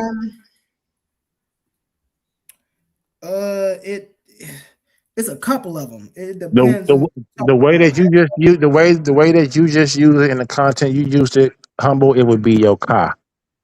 Yeah, that's what I'm saying. We could have yokai. We was just talking about the ba and the ka It earlier. would be a So buy yokai. And then yeah, my next question would be to follow up what the brother asks, does this have any type of intelligence? This energy, this consciousness, right? This abstract consciousness. And I want to know how we want to empirical test it. How do we know it so exists? How do we know it exists? we know your energetic body exists because you have nodal points that if you hit too hard, it will shut down a function of another part of your body. We know the inner body exists. We know the energetic body exists because we radiate light. We know that the inner body exists because if you study biology and if you study electromagnetics, then we know that we are electromagnetic in nature and we are bioelectrical in nature. These are facts. These aren't something we gotta guess. Mm-hmm. So real quick, there's two things to that. I still don't think that you measured it with your explanation. I could get why you think that. But most of the things that you just use to explain it are subjective. Do you know there are many things that can make something magnetic? You said there are many things that make something magnetic. Yes, there are Well, many things that let can me make address the something spirit part. How you know we magnetic. have spirit? No, So go one of ahead, the bro. ways, yeah, one of the ways you know we have spirit, and first off, Wait, hold on. So um, you already disagreeing with him. So just make that clear because he said energy and you're saying spirit. well, you initially asked about spirit, right? And then it morphed into energy, correct? Yeah, yeah, yeah. That's So correct. like, let me address spirit real quick because it's real easy. So Um, you believe that we have a spirit? Yes or no? well, I know we have a spirit, and I'm about to get into how we know we have a spirit. Humble said we don't. He doesn't have a spirit though. Exactly. But keep going. Let Okay, him I get into mean, it. Let him get into it. He ain't gotta so agree so with me. first, right? So first, everything is not up to like empirics and lab uh data, but when it comes to spirit, we know we have spirit simply because we dedicate a lot of emotion and time into something so lowly as sports. So if you go to a football game, right, and you get hype based on the events that occurred during a football game, you have spirit. If you played sports and you uh, gather around as a team and listen to your coach give you a pep talk before the game, and you become more inspired to play that game, you know you have spirit. You also know that they call liquor and alcohol spirits. So when you become drunk, you per se become uh, possessed.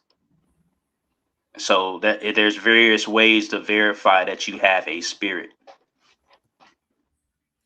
And for that, I would call that energy transfer, right? I'm someone who plays sports and I'm someone who watch sports, and I most definitely understand what Tahuti is talking about. When your team scores, right, and motherfuckers get hyped, yeah, man, yeah, that's what I'm talking about, right? And you know what? You know what's to interest me? When I used to play football or basketball, and we losing by like 4 to 6 points, right? And the team just playing bad. And then somebody, myself, one of our teammates, they might make a big play, right?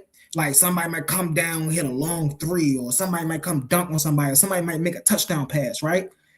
That energy, right? That hypeness that Tahuti was just talking about has the ability to spread, right? So bang, your homeboy hit a three, y'all on the court. Wow, he hit a three. Yeah, man, that's what I'm talking about. Somebody else run over there. Yeah, that's what I'm talking about. Before you know it, the whole team is hyped. Yeah. Now, before you know it, your whole team hitting threes and dunking on people. You said we see this in football as well, right? Football, bang, running back, make a big play. You see what I'm saying? He get the crowd into it. They all hype. And before you know it, the third string wide receiver who haven't been catching the ball all day cut across the middle and grab a one hand like this. Why? Because that's the momentum. It's called momentum shifting. You see what I'm saying? So these things, and that's why while most people would say me and Tahuti disagree, I would say that me and Tahuti agree based off of what I said earlier. People would call this spirit. I call it energy because I understand the functions of how it maneuvers, right? I know when I'm watching a game, there's energy transfer. I know when I'm listening to people, there's energy transfer. I know when But Humble, you're there's arguing that this emotion, energy. there's You're arguing. energy transfer. I'm not cutting you, Humble, but you're arguing that this energy is not intelligent. That's a totally different argument that I guarantee Tahuti will argue that his spirit has some sort of intelligence to it. I guarantee you, I don't even know I the mean, brother, and I guarantee you he will say that his intelligence, I'm sorry, that his spirit has some intelligence to it, right? And you're arguing that your energy does not. You have two different right. arguments. And so what we call intelligence and what we call a function of nature are two totally different things. This is the thing. This is why I love mycelium and fungi, right? Because they say these are the most intelligent things on the planet, right? They spread and they know how to do this. But when you really watch them, they don't have a brain, they don't have a mind, they don't have any of this, right? They're just following the fundamental byproducts of nature. They're not thinking about what they're doing. They're thirsty. I need some water. Where's the water source? I'm not thinking if the water source is over here or the water source is over there, but I'm drawing close to the nearest water source. I'm not thinking if the sun is left or if the sun is right. I want as much sun as I can get. This, they call, the people that study these things call these things intelligence. However, when you study enough of these species that operate in nature that does not have the organisms that we have, then we understand that this is a byproduct of the function of life, right? Jellyfish, for an example, right, does not have brains, but they function perfectly fine. Right now, why is this? Because the jellyfish is not sitting up here thinking about being a ballerina or a singer. No, the only thing that's on the jellyfish's, the only thing the jellyfish is worried about is eating. Wait, hold on, Humble. Does the jellyfish? How does the jellyfish do anything if it doesn't have a mind? Go ahead and answer me that. A brain don't. We talked about this earlier. Brain don't equal mind. That's So you don't need pseudo. That's pseudo as you don't. fuck. By the It, way, it is. So you don't need to have a brain to have thoughts. Who said they have thoughts? separating the brain and the mind is pseudo as fuck. If anybody wants to look that up right Separating now, the brain and the mind is bro. We live in the ocean of motion. Come on, How some is boy. Come separating on, the boy. brain from the mind is crazy when where same thing King J was saying. Where in the mind, where in the brain can we store the mind?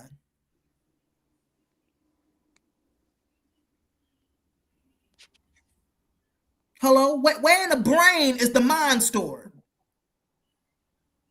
I Where in mean, the brain is memory stored? Where in the if you this want to thing philosophize, that's cool. That's is not Exactly. about Humble. Them being was the questions that I asked philosophizing. you and that you never answered. Where is memory stored? And then so you understand. What did I tell you? I told you memory is not stored. Memory is you. That's not stored. That's you. Your ancestors' nose is sitting on your yeah, face. you philosophizing right now. Exactly. You're Humble. not You gotta learn the speaking difference. facts, bro. Humble. That's not Learn scientific. This What is you're saying. crazy. exactly. And I was trying to get him to understand, like That's you're not talking scientific. theology and philosophy So versus the the laws of fact that physics. You got to hold on real separate the two. fast. Wait a minute. The fact that we replicate our parents' genes is not scientific. Replicating your parents' genes. Yes. You're talking about gene inheritance and wise men. You talking about Is natural. that not scientific? Yes, it is. That's So, scientific. So when I Yes. say so you are sitting, hold on one second. When I say you're sitting there with your ancestors' nose on your face, that's scientific. No. Because No. because for your mother, right, to get the nose she'd had to have adopted it by one of her parents. They had to have No. adopted it by one of their No. parents. No. You don't just No. come up with a random nose. That's not how that works. See, this is the problem with y'all Your not nasal, your understand. Hold on one nasal, your second, King J. nasal whip Hold is on real determined fast, by King your J. geographic Hold on real fast, location. King J. Hold on real Humble. fast. This is the problem y'all have It when was it bred comes to. or Hold on one second. This is the problem I have this is the problem y'all have when dealing with science. Y'all don't understand how different parts or different fields of science work. I don't know everything there is to know about science, but I know enough about science to know we replicate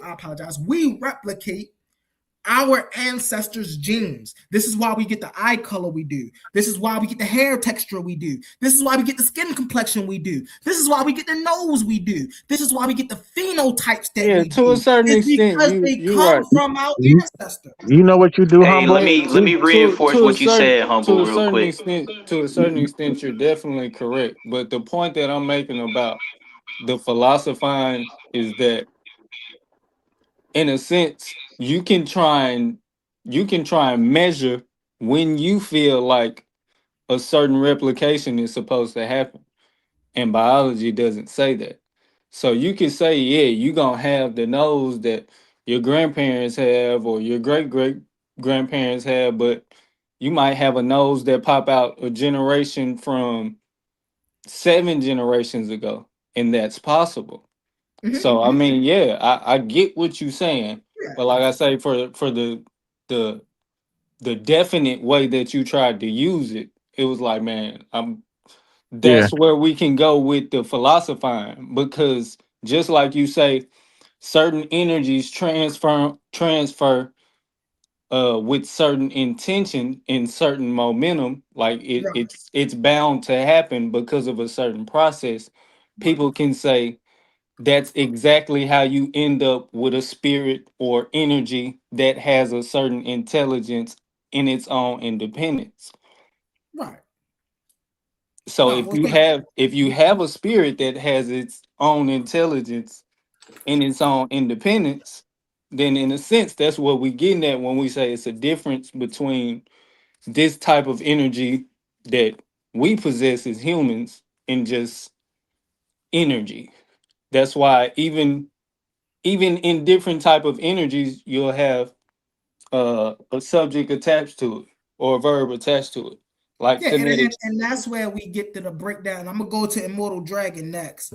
That's where we get to the breakdown that there's different types of energy, but it's all energy. You see what I'm saying? So what you were saying, Prince Iman, yeah, we got different types of energy, and again, like some people might call that spirit and things of that nature. Yes, energy manifests itself in many ways in this reality, and we classify that energy based on what form it takes. So we classify water, waves, air, electricity, Ancestor spirits, right?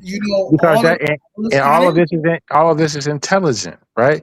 So when you're saying that your energy, your spirit that you within you is non-intelligent, you're contradicting yourself at the So same time no, by saying because by mentioning ancestors, and right, you're mentioning ancestors and saying this energy or spirit is not intelligent. You're contradicting yourself. I think bro, you're we arguing have just to to argue understand. and not making and comprehending the argument that you really making, thinking it through thoroughly before you make the argument. Because if you're saying that ancestors exist, then I would assume that these ancestors are consciousness or conscious. They're passing down your nose. How they know that? How you get the same nose? You said ancestors gave it to you. Was they conscious Genetic. or not? Humble. Was the ancestor conscious that gave you your nose or not? Yes or no?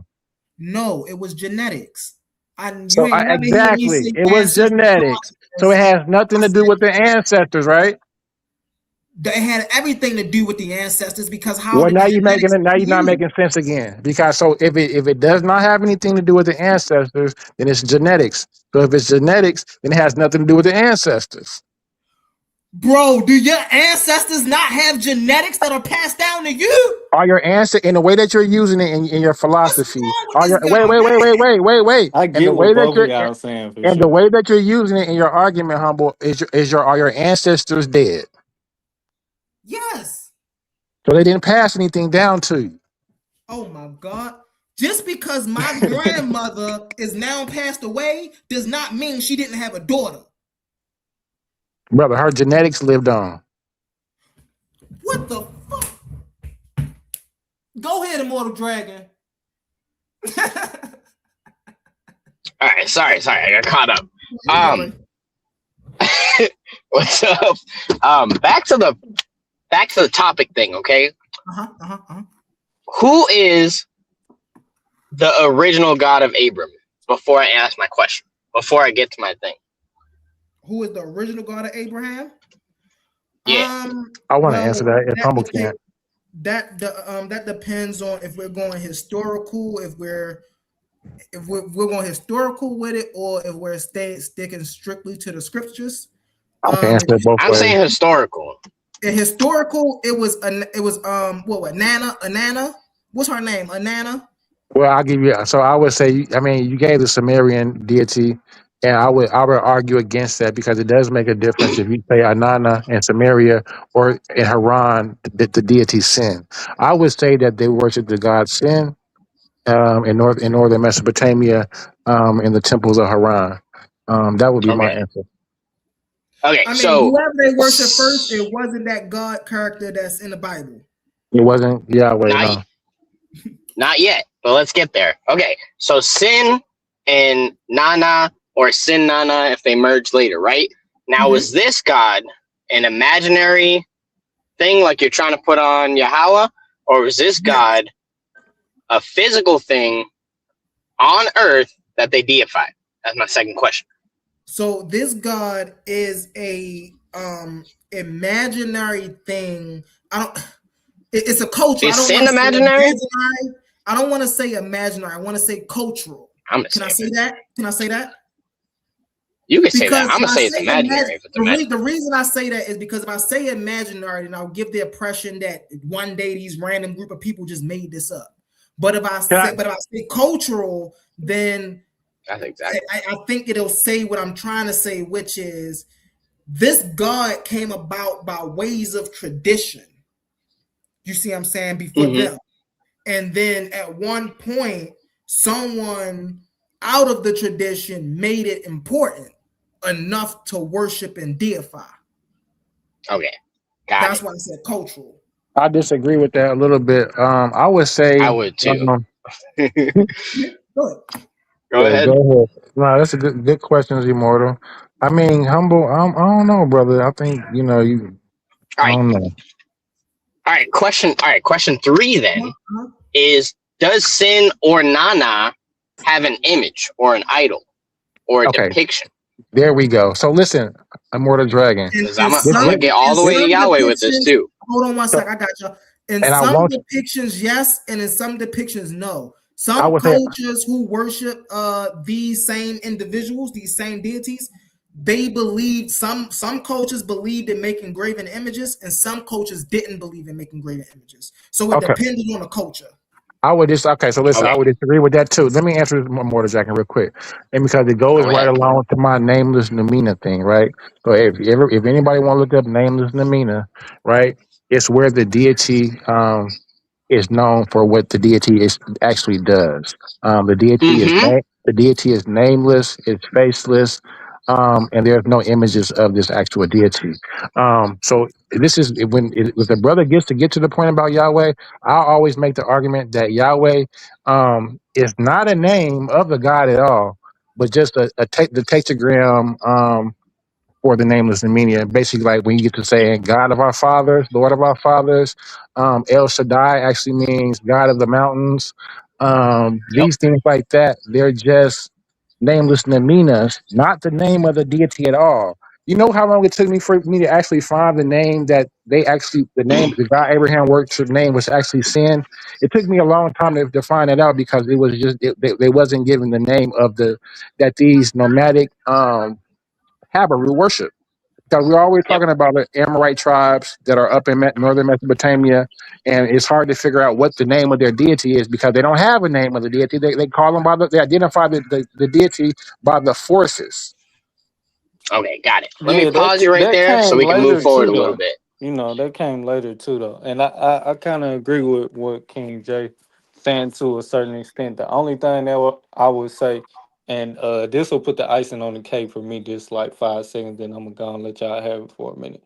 But when I was starting off with you about the spirit humble, pretty much what I was getting at is I don't think anybody would get bold enough. Well, I ain't gonna say anybody, but not on the panel right now to say that spirits don't exist.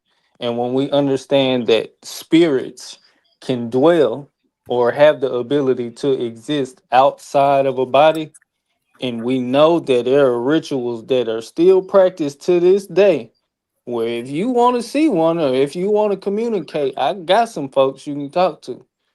So uh yeah, just know though to get bold enough to say spirits don't exist is a bold stance. So Right. once you get the understanding that there are people like myself that believe that or understand what people call or give the name Yahweh or Yahuwah, Yahweh, Yeah. whatever you want to mispronounce it and call them, is to understand that there is a spirit that exists that had the ability to manifest, and it's not telling us that we don't have the same ability. So there's a spirit that teaches spirits. There are spirits with an S. I'll put it like that. There are spirits that teach spirits, So and so it that's there's a That's school one for part. spirits to go to learn. Wait, wait, No, No, wait, I think the brother kind of meant wait. basically that it was more like a verb, right, describing an action in regards to the tetragram. Like I look at it like past, present, and future when I hear the tetragram. You know what I'm saying in regards to time. Yahweh, yeah, to That's be. That's fair. places of what I'm Yep. saying. Mhm. Let me give it 2 more questions and move Go ahead, forward through go ahead, this. Mortal. You good? Go ahead, All brother. right, so now the Sin and Nana had an image thing, right? And then you said the nameless Namina thing. We'll say it transitioned back and forth, correct? Like there was an image, and there was another group of people that didn't have an image, but they knew what the thing represented and what it did, right? Just Well, say yes or no, and even then I'm that, gonna move forward. right, but even in that though, that's kind of complicated. So this is why I want to bring this up. It ain't gonna be long, bro. I promise you, it's not. I just Go want to ahead. put some things in perspective. I promise you. So I looked this up really fast, right? We was talking about Sin and Inanna, who are known as, they literally known as the same God. They're known as the God of the moon, associated with wisdom, fertility, and the lunar calendar, right? So you see here that sometimes her symbol is the crescent moon, but then sometimes she's represented as a bull's horn. Sometimes again. she's represented as something else. You see what I'm saying? Sometimes she don't have an image. That's why I was saying what I was saying. That's why I said. But that's what I'm about to get into. That these things are literal things, which means you can prove those gods existed, just not in the imaginary way that's going to come later with Yahweh. But for the next thing, now that we get the sin and the Nana thing, now we go scripturally, let's say, when they move into their next phase of writing the book per se, in that stage. Now, who is the first God that Abraham has in the scripture at the time it's being written? El Shaddai. Stay right there. And stay El right Shaddai. there. Stay right there. Stay right We got there. one El Shaddai. What are you saying, King J? Let's get it out. Because remember I just brought up about the God of the mountain. Yep. And the God of the mountain had breasts too, and it was a female, and that thing had an image. Do you have an image of El Shaddai or not? Well, hold on 1 second. When we stick into scriptures, we're talking about the first God that Abraham we encountered, right? The first God, or the first time we see in the scriptures that Abraham deals with God, the God of the Bible, he deals with Melchizedek. And Melchizedek is a priest king of Canaan, and he is a priest of El. And him and Abraham both renovated their worship to El. So this is why I said El Shaddai, because that's what happened in the scriptures. Not true. And El has a physical description. Hold on. The name Melchizedek itself literally means king of Salem. Yes, it does. Yes, and Salem is also a deity. Zedek is also a deity. All of these are deities. Well, Salem was a land, and it wasn't Canaan. Salem was a land, but Salem, and it wasn't also Canaan. a deity over that land. It was the God over that land. The people who built Jerusalem, they worshiped Salem. Well, you said that wrong. You said that wrong, kind of humble, because Malek Salem, it means simply king of Salem. Salem.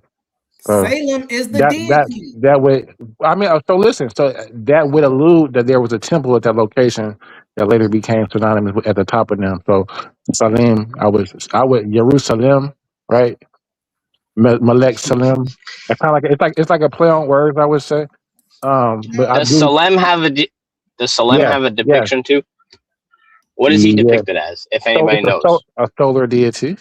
Yes, a solar. Okay, we got a solar. We got a moon. We got a couple cows in here. We got a bull. So now we get to El, and El was a bull, correct? Yes. Originally. Yes. Okay. El, the few depictions that we first see is he's an old man, but he does have the bull horn helmet with the horn. That's El. Let me say something about El. Enlil. You talk about Enlil. No, I'm talking about they're the same depiction. Old grandfather type of a deity. El worship to me represents the old time worship, the old deities. Baal ends up replacing El. We see that in the Baal cycle where you know that whole little scenario goes. But I would argue, I still would argue at this point in time, El is not a deity yet. I don't think El really, and historically, I don't see El becoming a deity until the Baal cycle in the Ugarit text.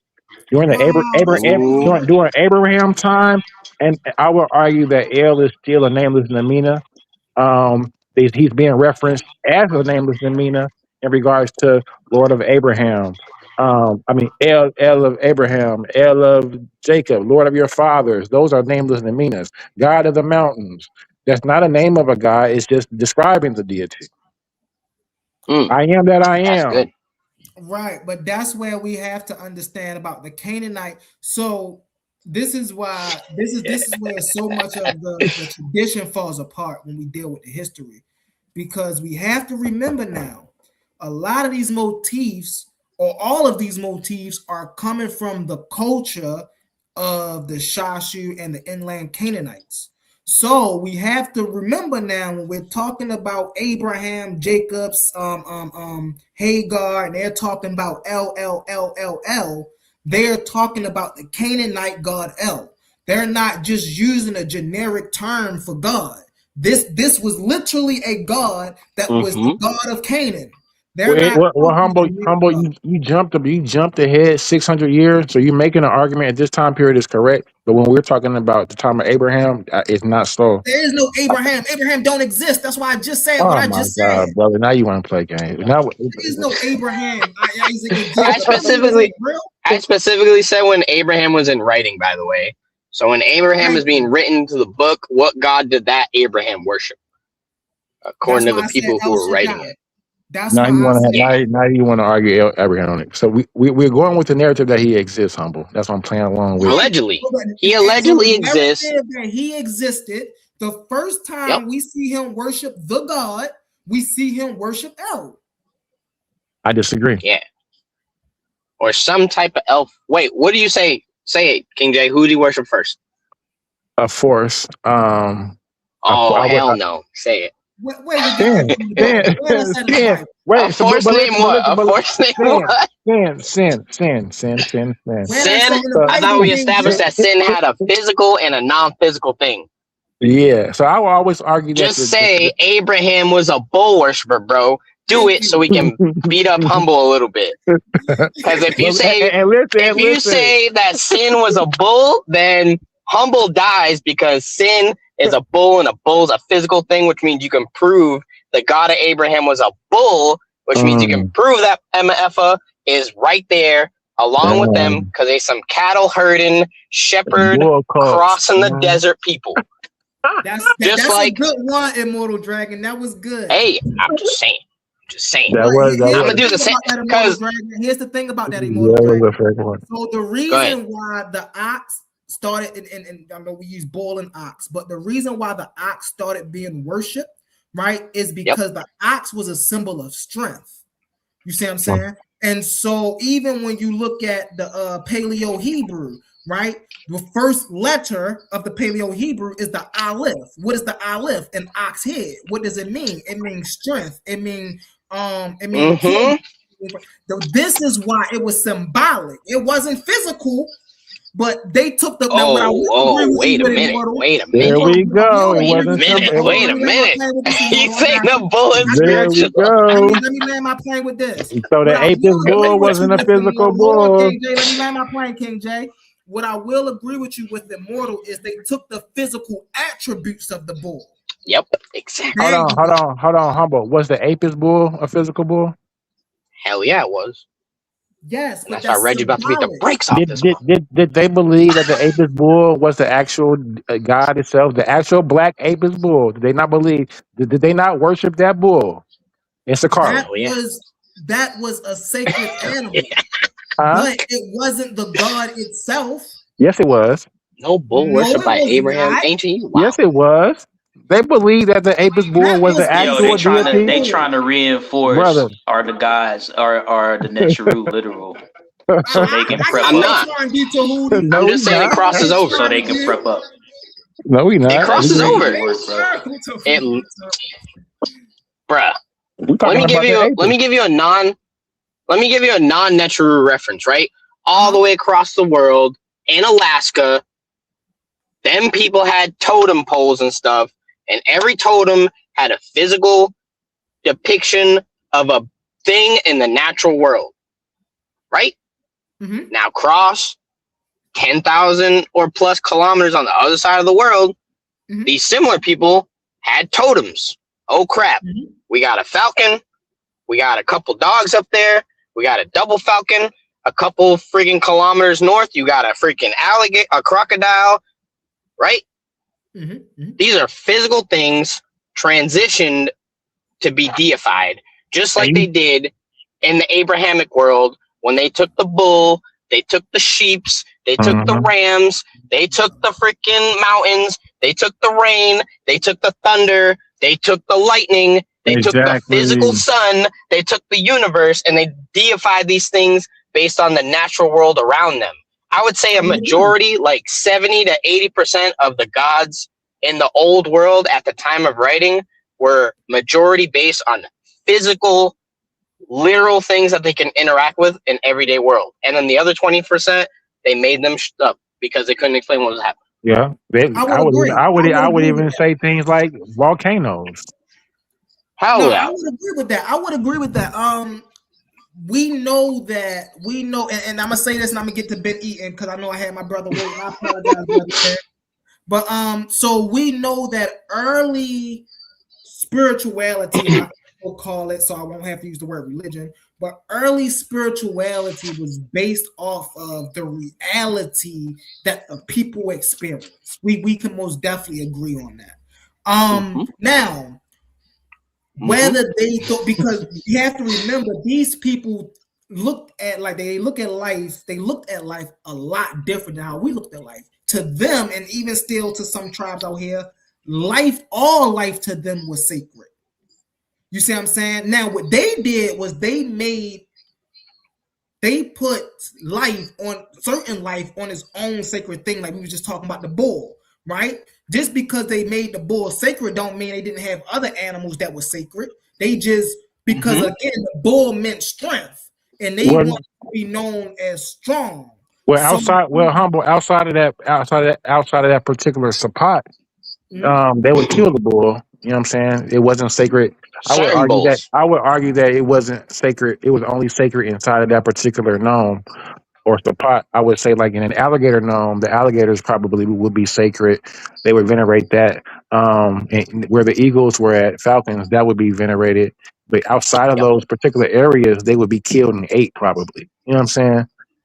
Yeah, that's why I'm saying it depends on their renovation. But they looked at all animals as sacred. This is why. No, they didn't. No, they did. That's what I'm saying. No, they did. I got you. But when we look back at the ancient times, this is why most of them resemble animals. Most of them resemble forces of nature because they looked at those things as sacred. You see what I'm saying? Really fast. I'm gonna land here. We're gonna get back into it, y'all. But I'm gonna let Ben Eaton get up here. What's up, Ben Eaton? What's up, fam? My bad for holding you down. I was getting into it. My apologies. No, man, don't you dare apologize, man. So get out. No. I think it's important to note something. It's important to note that let's take for like, I guess, the Greco-Roman period. The further you go back in time in antiquity, the more that these deities become very, very physical, like have physical bodies, active in the physical world. Even in the 4th century, when you have all of these mystery cults, these people identified these deities as having a physical impact in their lives. That's why, even no matter who you were, whether you were Jewish, whatever cult you belong to, this is why you see evidence of people taking oaths, taking like contracts in other deities' names, because no matter what deity it was, all of them deserved respect, and all of them were seen as having active properties, meaning they can attack you whether you believe in them or not. So, but the further you go back, the more physical these deities start to become, to the point where it's like what Immortal Dragon said. They are just embodying these like animals into more corporeal forms. But that's all. I just wanted to add that. Let me add. So pretty much, I don't know what y'all stance is on the Neteru, whether you think they're literal or not. But my stance is that I'm gonna say it once again, and Infantiji J. Hutamus teaches this as well. But the Neteru are real, but they're not literal. So that supports pretty much everything that was just said, as far as they're more physical as you go back in antiquity. But again, they have symbology attached to them. They have metaphorical meanings. They also transition over time. One example would be Heru. Pre-dynastic Heru was a lion, and then dynastic Heru became a falcon. So in that sense, if you are changing from a lion to a falcon, you no longer can be literal. And again, the definition of literal, it has to be devoid of anything that's symbolic, figurative, or metaphorical. I have a question. I have a question on that. More real quick. Let me get in before you. Okay. Go ahead. Come on. All right. So when Heru changed from a lion to a falcon, can you 100% define those are the same cultural people? And how long was Heru a lion from a falcon? What was the time period between those two? And then King J, you grab it. So the time period, I'm not really sure on an exact time period, but we do know that pre-dynastic Heru was in fact a lion, because you have the Great Sphinx, better known, or not better known, but correctly known as Heru Imhotep. So you have the Great Sphinx as evidence, and then but to answer your question about the people group, yeah, you definitely have the same people group, because all your people groups stayed in Kemet, and then you would have other people groups that would come from the west. You would have obviously coming from the south. So all those people would intermingle. So it would be the same people group, and then it would be the same concept that would develop and blossom in the Kemet. Okay, thank you. So I would have a little pushback with that in regards to suggesting that Haru was a lion before he was a hawk. The brother Immortal even gave a reference earlier when he talked about the Narmer palette and mentioned the different standards that they were carrying. I think it actually probably shows the standard of Neckin. The hawk would be Neckin, the city of the hawk, city of the falcon. In the Greek, probably would call it Heracanopolis in the Greek, but it was really just Neckin. And this dates to about 3700 BC in regards to Heru as a falcon. I think it's a little bit later when we see um, deities like Sekhmet, right? Um, and where Heru took those different forms. Like we also see Heru sometimes synthesized with the sun, with Ra and horizons and things like that. We see Horem, a cat, Heru on the horizon, things like different manifestations. So I mean, I don't have a problem with the trans thing. They're not literal because they transcend different um, forms. But my question would be to you, my only pushback would be in regards to Osiris. I would ask you, Uh-oh. was Osiris was Sorry. Osiris a physical or ever literal?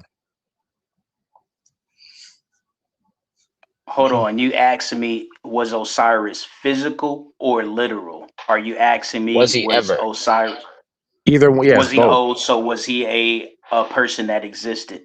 Yes, Is that what you're asking? So yes. okay, so you have controversy when it comes to Asar.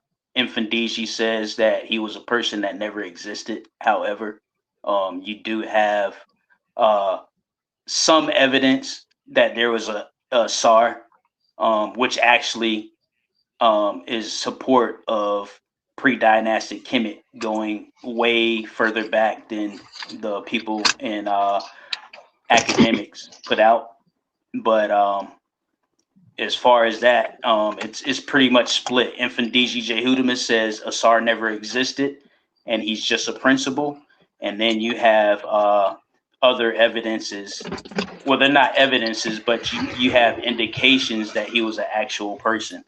Okay. Same thing with Jesus, right? Because wait, let's don't go there yet. Because Osiris, I mean Asar, like you just said, is a Netaru, right?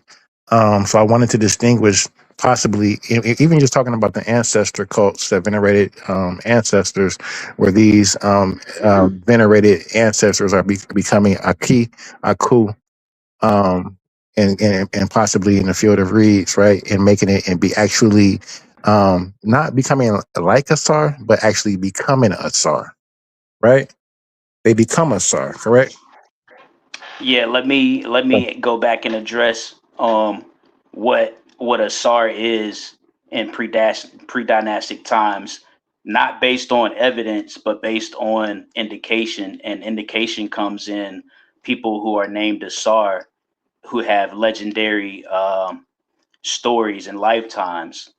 And in African oral tradition, anyway, when you tell your history, you're going to attach mythology to it to explain things to the layman. So even if Asar did exist as a normal person who just achieved great things in pre-dynastic times, that still does not qualify the Neteru as being literal. It's just something that's similar to Imhotep being deified after his lifetime based on his accomplishments while he was alive. Really fast, y'all. Let me get one. I agree. I mean, I agree with that because I will always argue that anything that's happening in the duat itself is cannot be literal if it's happening in the duat. All right, let me get this commercial going real fast. When we come back, we're going to Immortal Dragon, y'all. Attention all debate fans. You've been watching, you've been arguing, you've been picking sides. But now it's time to level up. From this point forward, all debates on this platform are going members only. That means the hottest clashes, the wildest arguments, and your favorite personalities going head to head will only be available to subscribers. You want real scholarship, you want the smoke, you want the unfiltered action, then don't get left outside looking in. Sign up today for as low as $3.99 and get full access to every debate, every moment, every knockout argument. This is Titans Debate League, where legends are made and debates get real. Join now or miss out.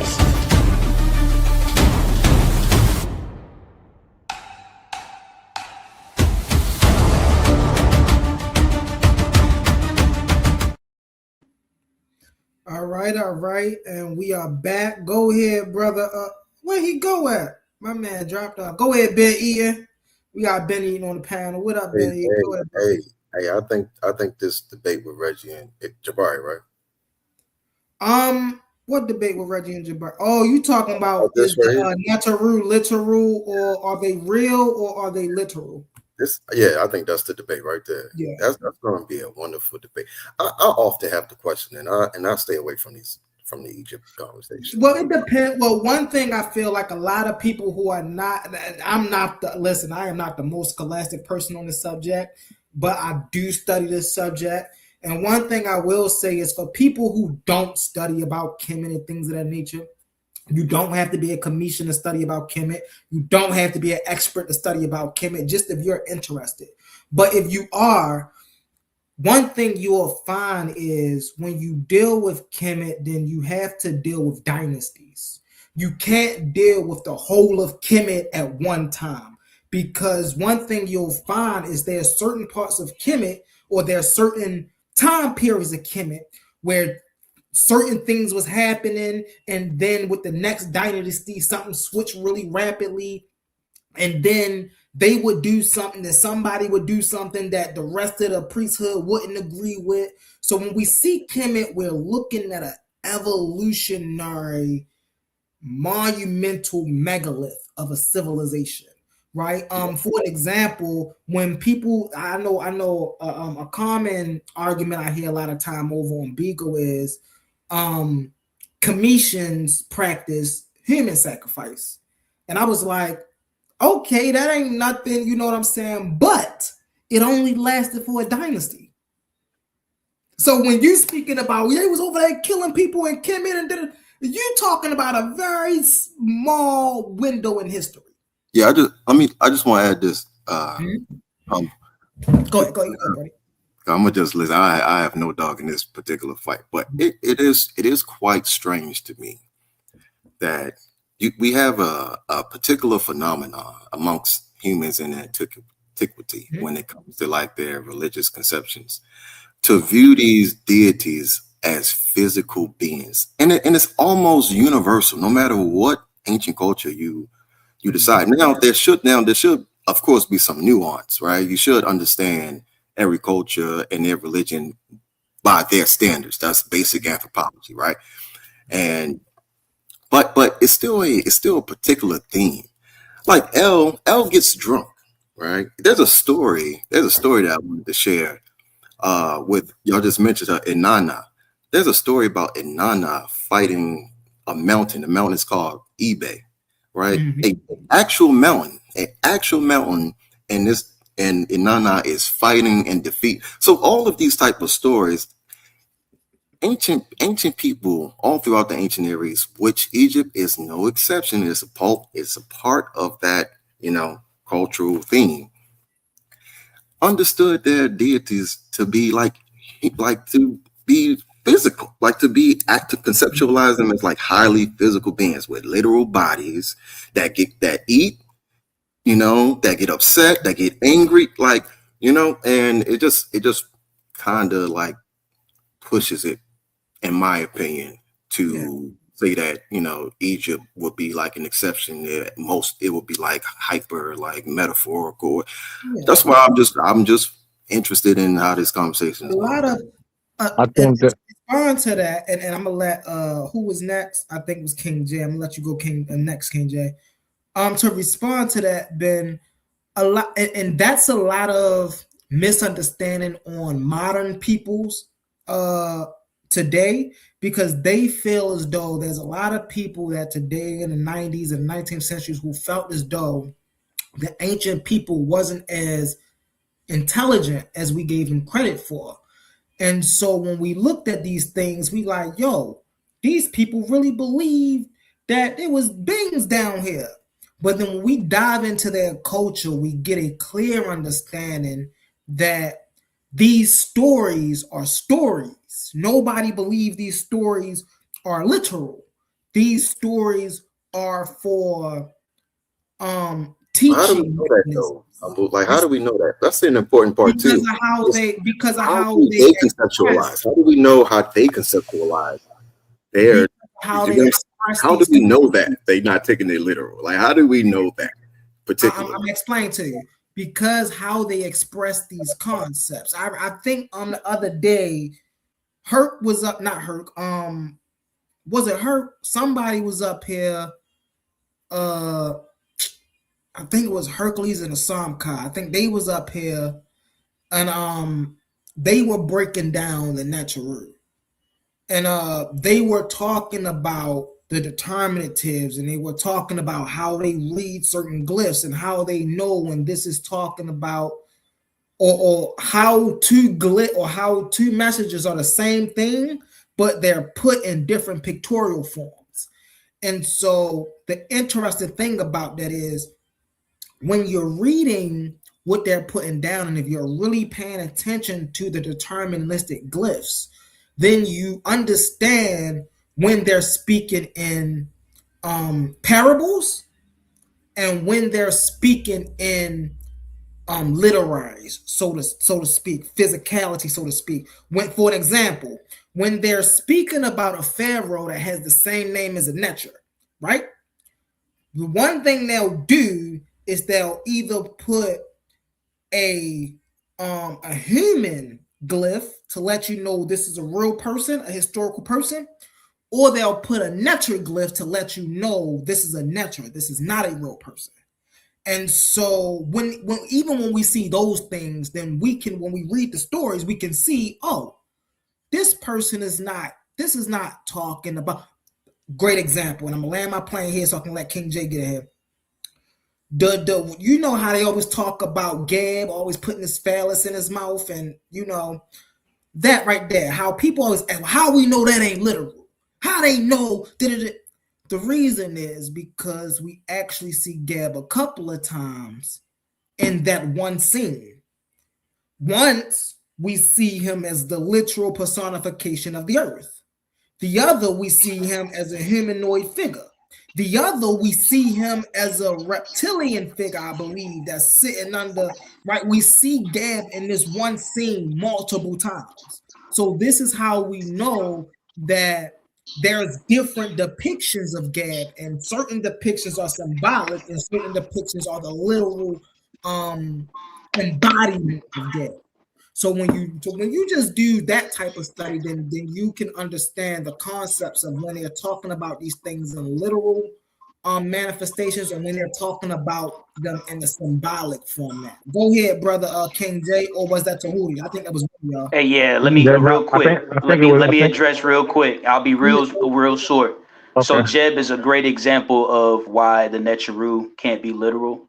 And especially with that creation story, you would have to think that the earth formed a phallus and procreated with the sky, and for you to think that the Neteru are literal.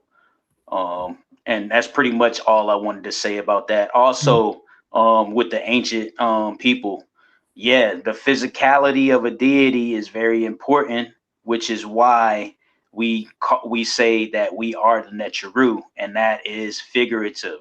When we say that we are the Neteru, we are saying that the ancestors and the divinations live through us. That means they become in us and they inspire us to become a Sar. You know, if you read about Kemet, you know that everybody had a goal at one point in time to become a Sar and having a Sarian burial. All right, and I just that's all I wanted to say. That's a fact. So I would just give a little pitch back because I would try to give an example of where they so a lot of times we like to conflate the different theologies together. You know what I'm saying? We don't sometimes people don't realize that there are Memphite theologies, Heliopolis theologies, Hermopolis theologies, different theologies, right? And they all differ. But a lot of times we like to conflate them together. In particular, when we talk about the theology that concerns Ptah, um, the bull is an L in Egypt. Egypt is represents Ptah. So when we talk about Ptah, in this Apis bull, they thought that Apis bull was the actual literal physical embody. It was Ptah.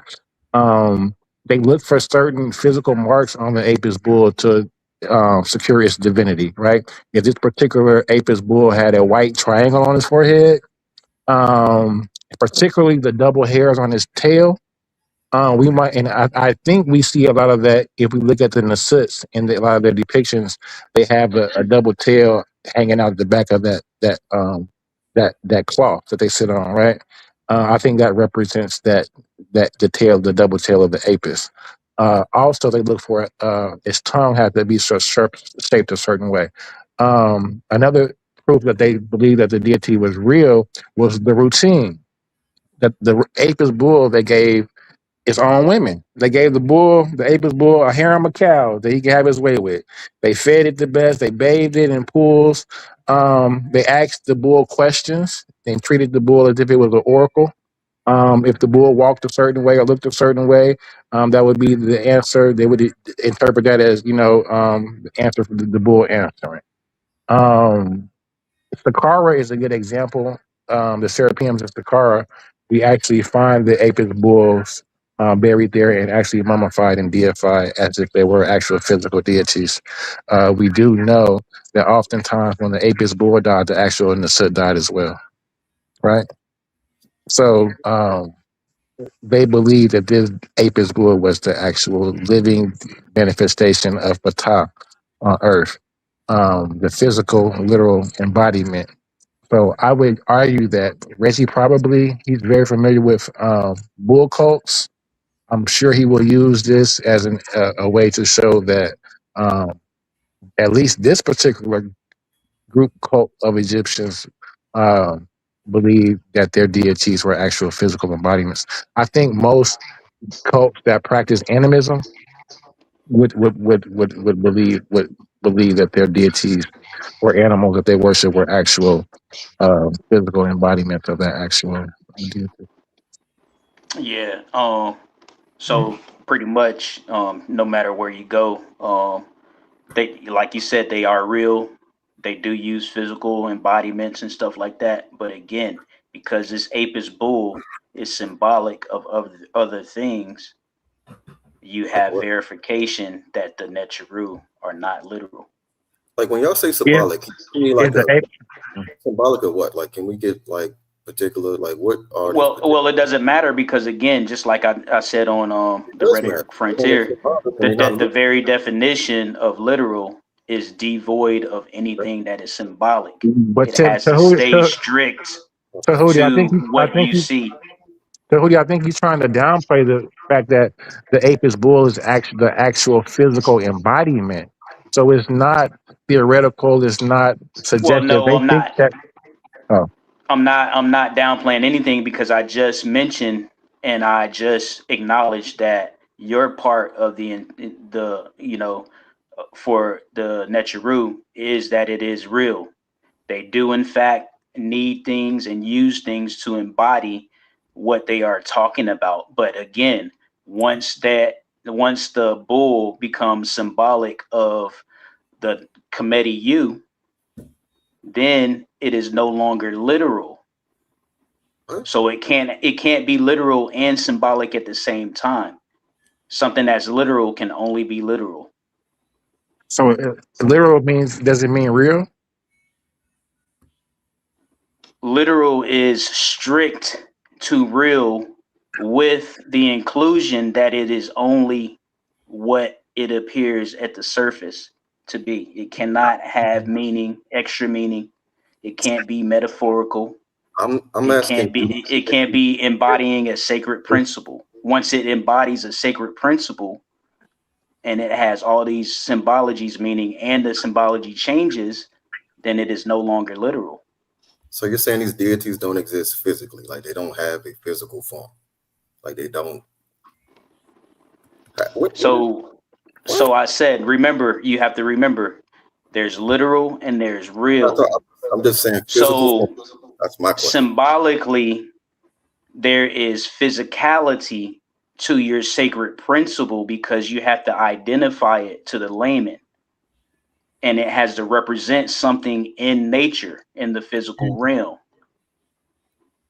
So in that case, it is real, but no longer literal. Wait. So what are you saying? I'm Just in confused on real that. simple terms, Shaking what's your the head, difference humble. Did that make between sense to you? real and literal? Yes. No, because I would Okay, hold so on. let me give an That's something analogy else. that everybody knows because we speak figuratively as a black people, as a black race of people, we speak figuratively all the time. So if I say such and such has no money, right? That's not literal because the person that I'm talking about can have money, but we say it figuratively because he might not have enough money to do things outside of just paying for basic needs of life. So we figuratively tell this guy or say things about this guy that, yo, you don't got no money, bro. Yeah, figuratively ain't If literal. I could bring really fast, if I could quick with it. One of my favorite examples, because they're literally my favorite nature, is Jehudi.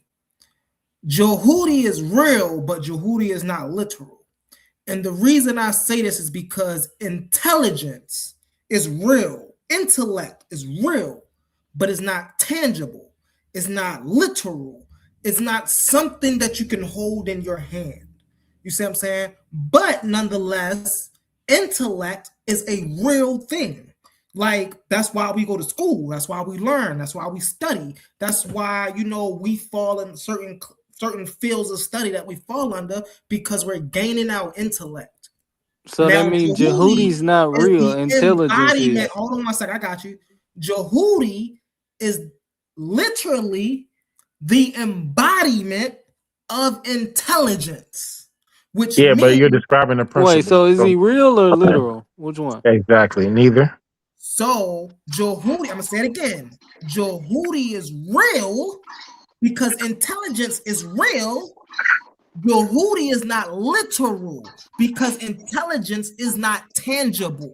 So Tahuti's not a person; he's just a principle that can be applied. Okay, but the Apis bull, when they looked at the Apis bull, they did not think they were looking at saying, "Hey, this looks like God." No, they were saying that is literally God that we're looking at when they saw the Apis bull. That's my argument. They're not thinking literally or theology. They're actually looking at the Apis bull and saying that is God on earth, physically manifested. That's my question.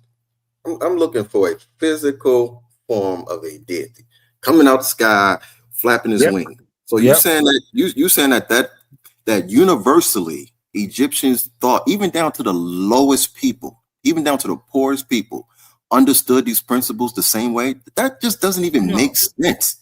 Now, Ben Eaton, that's a great.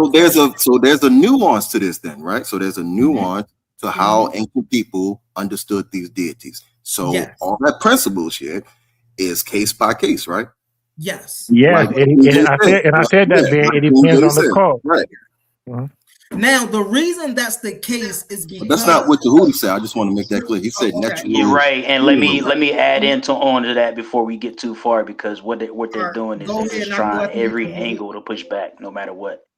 You Go guys ahead, fully Tahuti. understood the difference between figurative and literal when I gave you the analogy of such and such not having money, We asked you the That's what you difference said. It just between doesn't right? make sense. real and literal, and then you made a difference between figurative and literal. Look at That's not mine. what we asked you for. Okay, so a person who literally has money has $1 in their bank account, but a person who figuratively has no money. Real and literal. You Okay, said it's a difference so between okay, real so I'm and about to tell literal. you. So okay, so he really has money in his bank account then, right? Because he has $1. But And he if literally you has if money you in his bank say account too. right, So but if you say that he has no money, you then you're can't being separate that, figurative. pseudo man. Stop trying. You can separate. I already defined it. So you can cry all you want to. You can be cunning. You can, He try he to be literally he specious. Whatever you literally want to has do. That's $1. why you can only stay on the apis bull because, He and really nobody's brought up has the one definition dollar of and literal. he All you got to do literally is bring has up the definition $1. of literal. So y'all, I don't see what's so funny. Y'all just laughing because y'all know y'all He don't have no really argument. has $1 and he literally has $1. You So can't Right, but he separate that, bro. figuratively has no money. I have a question. Last You question. bringing figurative in it out of nowhere. You said it's a I've separation between always mentioned real figurative. and literal. I said that Okay, just And to out say. of figurative it's all good, bro. It's definition, recorded. you know what real and literal is. I have a question. Otherwise, you What would about be people? slow. What about people who existed that were later deified? People who worship them, are And they that's what I'm so saying. I already covered that twofold. One, what while about you was like on Rhetoric what Frontier, Imhotep and was earlier, I already covered that. deified and he So, was once again, if somebody achieved something great and did great feats during their lifetime, and then they pass away, later on, they are deified. yeah, as a being. Yeah. We also really fast. We also have to Like as remember a physical being. that really fast. We also have to remember that upon initiation, right? The Kemet people, these people understood there was levels to information. Everybody didn't. Everybody that was studying these things, that went to these schools and these things, they didn't all get the same level of information, right? Because you had to prove yourself worthy to go up the ranks from a neophyte to an adept to a pre. You had to go through these different initiations. So in the neophyte initiation, you may only learn a base level of what this stuff is. When you hit a priest, now you get into the depths and the widths, the breadth of what this. Humble, kind of to give you Now, a better hold on one second, context. King Jam. I'm land my plan. I got you. Okay. Now, this information from the priest will and from the neophyte will be very different than the information from the common Kemetic person, right? Because they are not in these schools as much as the neophyte and the priest. So it's just like Christianity today. The only way a person is really going to grasp the concept of Christianity is to actually become a Christian and work their way through the ranks. You can't really grasp the concept of Christianity from outside of Christianity. You got to actually be in Christianity. And so that's how a lot of these teachings was taught. So when we say, okay, well, the common Kemetic person and the priest may have had different understandings about the world around them based off of the principles they knew and the understanding of the principles they knew. See, that right there, that's a fact. That happened because they I studied disagree with these that. I want to principles. stop you because I feel Yeah. like in if you're familiar with the per unct, right, the houses of lives, that's not what happens in them schools. They're more like temples. So they have what they call our sesses. I can't pronounce it. I'm bad with my s's, but you would pronounce it as a sess, right? Someone who writes. And even within the per uncts, there are levels, right? So the sess would be the bottom layer, and then you would have the hymneter at the top. And he would per se, less he would correct the sesh. The sesh would probably write out, the utterance or whatever the chants, and then it would work its way up to the hymn letter, and he would make the corrections and hand it back to him. And he would even then he would be the one who would perform the chants and the utterances. The specialists that knew how to write, they probably wouldn't have any knowledge of that. But I would argue that even the masses or the amongst the Egyptians would have some sort of familiarity with the iconography to where they could identify and know what's actually going on, even if they couldn't actually read the full entire. That's not what I'm saying, King J. Okay. What I was getting at was people in Kemet had the knowledge, as we say, the knowledge level in Kemet was not single across the board. We know that the high priest had way more knowledge than the average Joe in Kemet, right? And we know, or let me not say that the average trader or the average landowner, we know the priest had way more understanding of knowledge than they had. And as you were saying, the Sesh may have even had more knowledge than they had because they were actually going to school for this. You see what I'm saying? So that's what I was saying about the level of information. I'm not saying everybody in Kemet had the same level of information as the priest. No. But the priest had a certain level of information and he looked at this information in a certain manner. The Sesh had a certain level of information and he looked at information in a certain manner. And the regional commission had a certain level of information, and they all dealt with information based off of their level of understanding what's going on. Now they all had a concept that Ray was the son. They all had that concept. However, I disagree with that. I disagree with that. Because I'm playing it and you can come back. I got you. However, the Common Commission, the Sesh, and King J, whenever you're done, you mind if I shoot after you, brother? Yep. So it's me and then Omar, and we're gonna let King J get in there. So the priest may have a different depth of level of information about Ray than the average commission, because all they're worried about or all that matters to them is the fundamental aspects of Ray. When do Ray rise? What sort of day it is? What time it is? All that is what counts to them. All the extra spiritual things they may not be into because they haven't reached that level of intellect yet. They haven't reached that level of study yet. Go ahead, brother Omar. Yeah, thanks for letting me on. Just really be quick, because I ain't trying to be over technical, but I think we did talk about it before when I said that Ra, to me, a lot of people make the mistake and just assume Ra represents the sun. I like to make the argument that Ra represents radiance, and possibly day itself, opposed to the actual sun. We see the literal word for sun. If you ask what's the word for sun, it's literally Aten or Iten, right? It's not Ray, it's not Ra, it's Iten. And we do see that when we look at the Akhenaten, right? When he raises the worship of the Aten, which is the actual disk, sun disk. So I would just suggest that the word for sun itself would be Aten, the sun disk Aten, and Ra will represent the power behind the sun that moved the sun. And we look at the solar boat would be a good example of Ra getting in the sun, gets in the boat, he's not the boat. So I like to just make that little distinction. That's something I was talking about when I said we have to. Matter of fact, oh snap! Go ahead, Omar.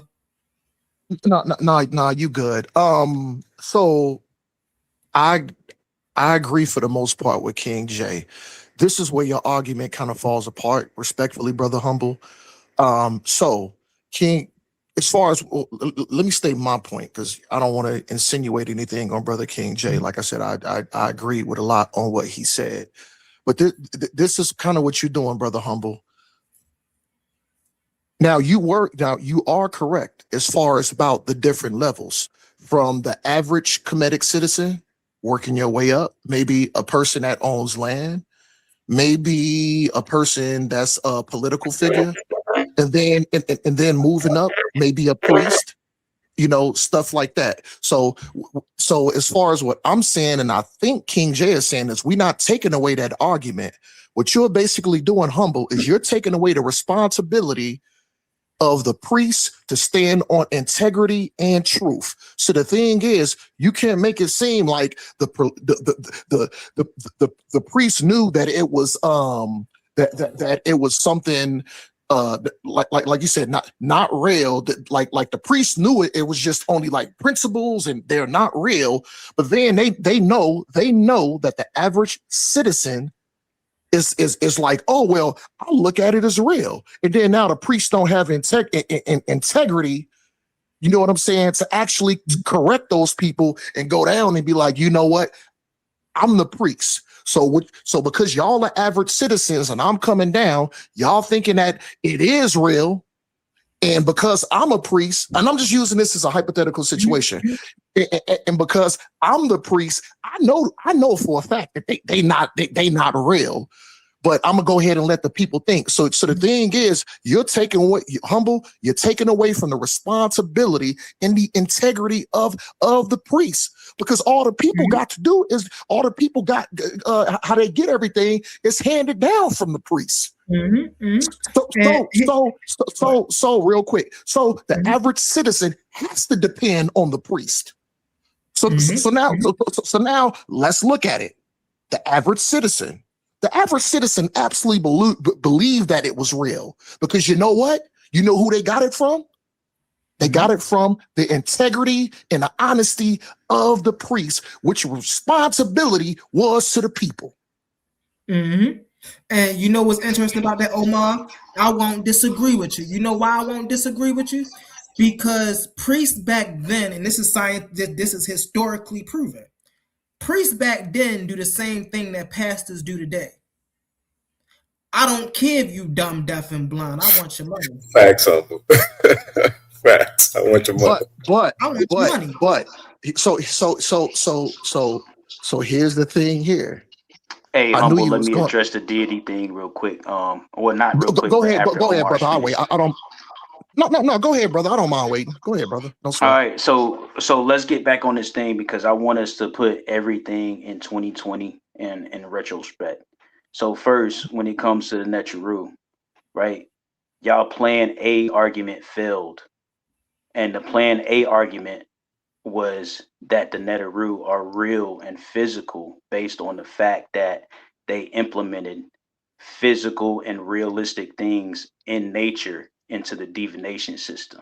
That's a straw man. Right? That's not what the argument is. So we moved past that, right? And I made understanding of that. Now the plan B argument is that because a person who lived and had an accomplishment was deified after his lifetime, that still proves that the Neteru are literal. Well, no, because one, he passed away. So even by the criteria of physicality, Imhotep no longer becomes physical. He becomes Ak. He becomes Ka, right?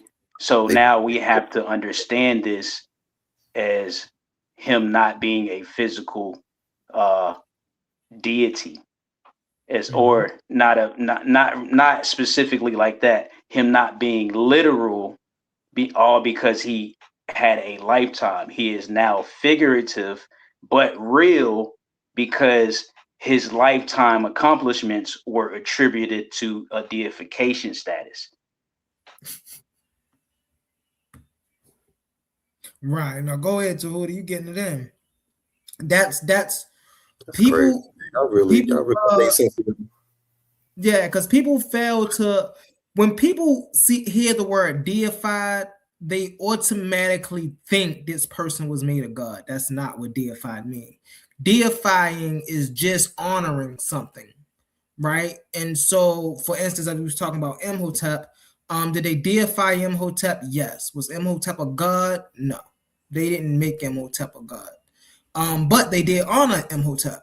And so it's these nuances of deification, anthropomorphism, as King J was talking about earlier.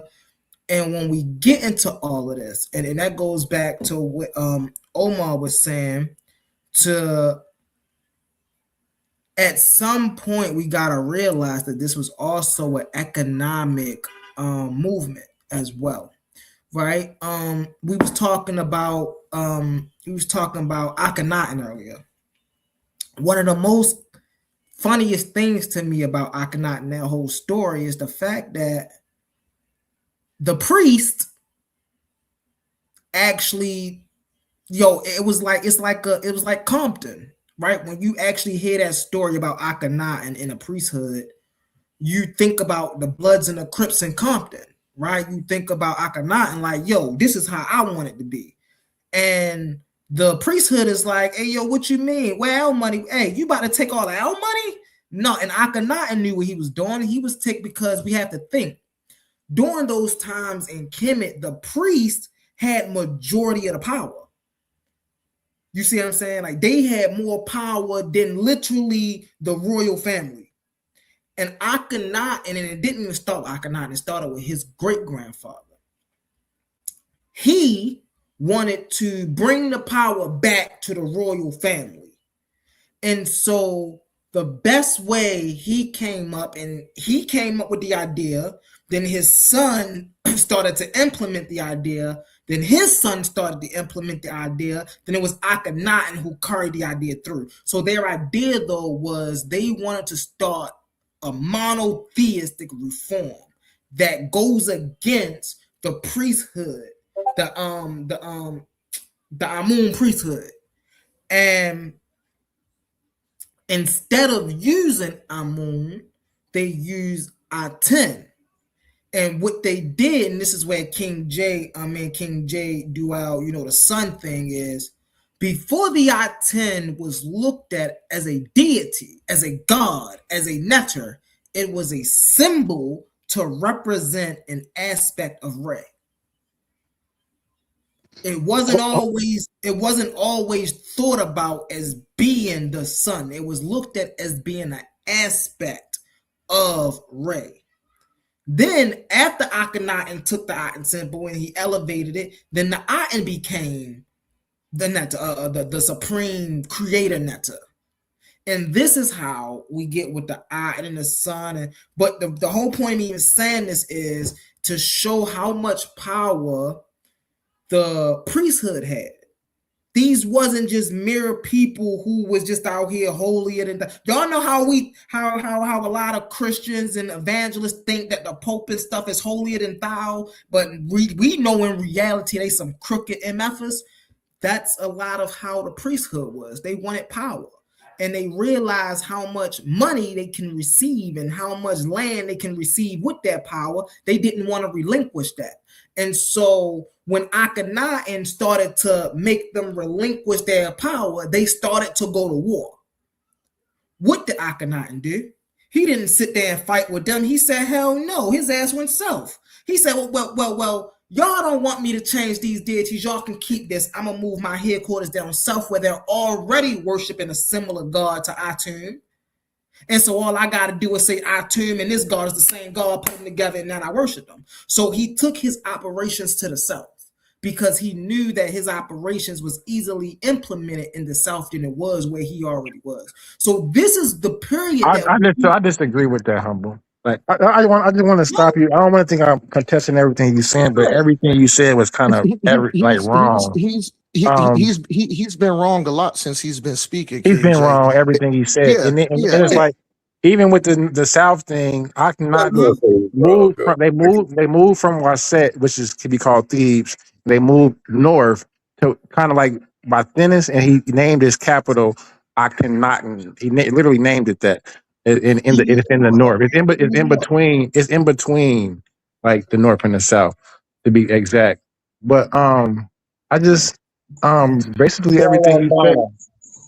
I'll be real quick too. I'll be real quick. I want to bring up another point that King J said about the Apis bull. Here's the thing which you got to understand, Humble. And King J made a good point with the Apis bull. So the thing is, coming into this thing with the Apis bull, guess what? So like King J said, the apis bull, they actually gave these the best food, massaging these animals, combing their hair, doing these things, treating them because they thought that these animals resembled their gods. Oh no, I said that on purpose. My bad. Netzers. So this is what we think. We're putting our mind frame on how we understand things on people 2,000, 2,500 years ago. And I want to bring up one more important point, which is actually going to validate my point. Here's the thing here. When they looked at things like how y'all said, oh, it was only a concept, an idea. It wasn't something actually physical. Let me ask you this. When you're dealing with these certain things and they have shrines and you give an offering of food, let me ask you this. Does when you're dealing with a shrine and giving an offering, are you giving a food offering to a concept? A concept can't eat food. Are you praying, chanting, giving offerings to something that's not actuality? No. Hey, Humble, before you answer that, let me just say something, man. And Really Omar, real quick, to build on your point, that goes to your point earlier where we're talking about the Wizard of Oz, right? And the curtain behind the Wiz, right? When they came and left the offerings, they definitely thought it was real. But guess what? It was the priests who would come after they left. Adrian, how you gonna say that and you disagree with Humble? Humble was just saying that. What? The priest would come behind and get rid of the ritual And that's stuff. where it all falls apart. Yeah, that's what they would get rid of because the priests are the ones pulling the wool over the masses. But that's a totally different argument than what I was finna bring up in regards to what I have to say. So in regards to the physical letters, right? So when these people die, right, and they're writing these physical letters to these people and they're asking these questions, right? They are literally expecting responses, and for them to treat whatever remedy they need to be treated. And if the remedy is actually treated, they give credence to the offering that they gave to the venerated ancestor. That's what I really wanted to talk about, venerated ancestors, in regards to becoming Aku. I wouldn't call them Netaru. So when they're praying, who are they praying to? I'm just asking. The venerated deity, the venerated ancestor, the person who died. They are expecting communication back, right? Yes. Right. Man, that's right. That's what. Yep. So my thing is, and I do want to, King J, he was, he said he moved north, which is down because he was in south to Taramana. So yes, he didn't move south, but he did move down north. Up north. No, he moved down north. He moved up north. He was in Upper Egypt. He moved down north. Brother, he moved from Waset, which is Thebes, and he moved up. Where's Thebes? Is Thebes not in northern? Is Thebes not in Upper Egypt? Thebes is in south. Waset is in the south. Is Thebes in Upper Egypt? Brother, it's the in south is upper, bro. Stop playing. The north is lower. Stop playing. That's the easy work there. Yeah, humble, right. So that kills your argument, Humble. The Upper Egypt is the south. So he moved from the south to the north. I just said he moved up. No, you didn't. Moved down to the north. He was Upper Egypt. He moved down. That's facts, Humble. So, no. Upper Egypt is the south. So he didn't move down. He moved up. If Upper South Egypt is not down, bro, you're living in the wrong world. South does not equate to down in Egypt. We're talking about the direction of the Nile flow. The Nile flows from south to north. Brother, you sound crazy. Brother, you sound crazy. Brother,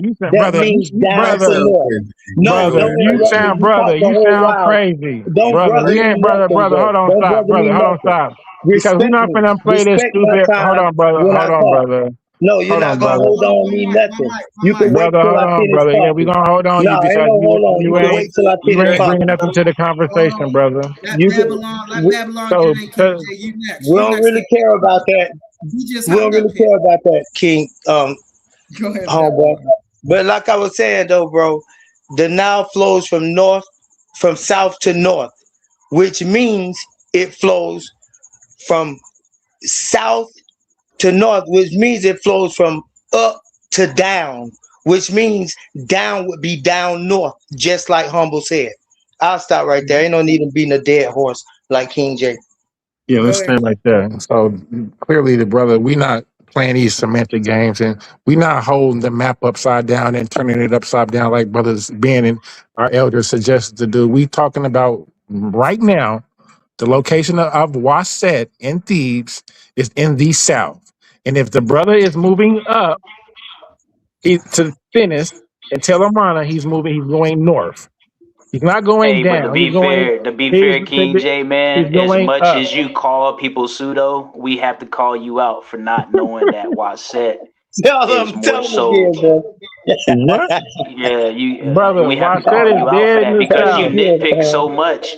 You nitpick and make quarrel over trivial things so much that we have to call you out as well. Just like That's fair. Bobby Westernized, That's fair. we're gonna call him Yeah, out for that's true. everything. That's That's fair. true. You know what I'm saying? So Okay, we shut have up. to King Let the keep you man technical. talk. honest. King J technical. He's just super technical.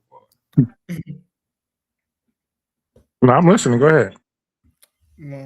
All right, so you listening? I just want to say one more thing, especially going back to the knowing the difference between literal, figurative, and real. You guys know for a fact that if somebody brought $1,000 and told you to explain the difference between real, literal, and figurative, you'll do it, no questions asked, no problem. You'll articulate it real well.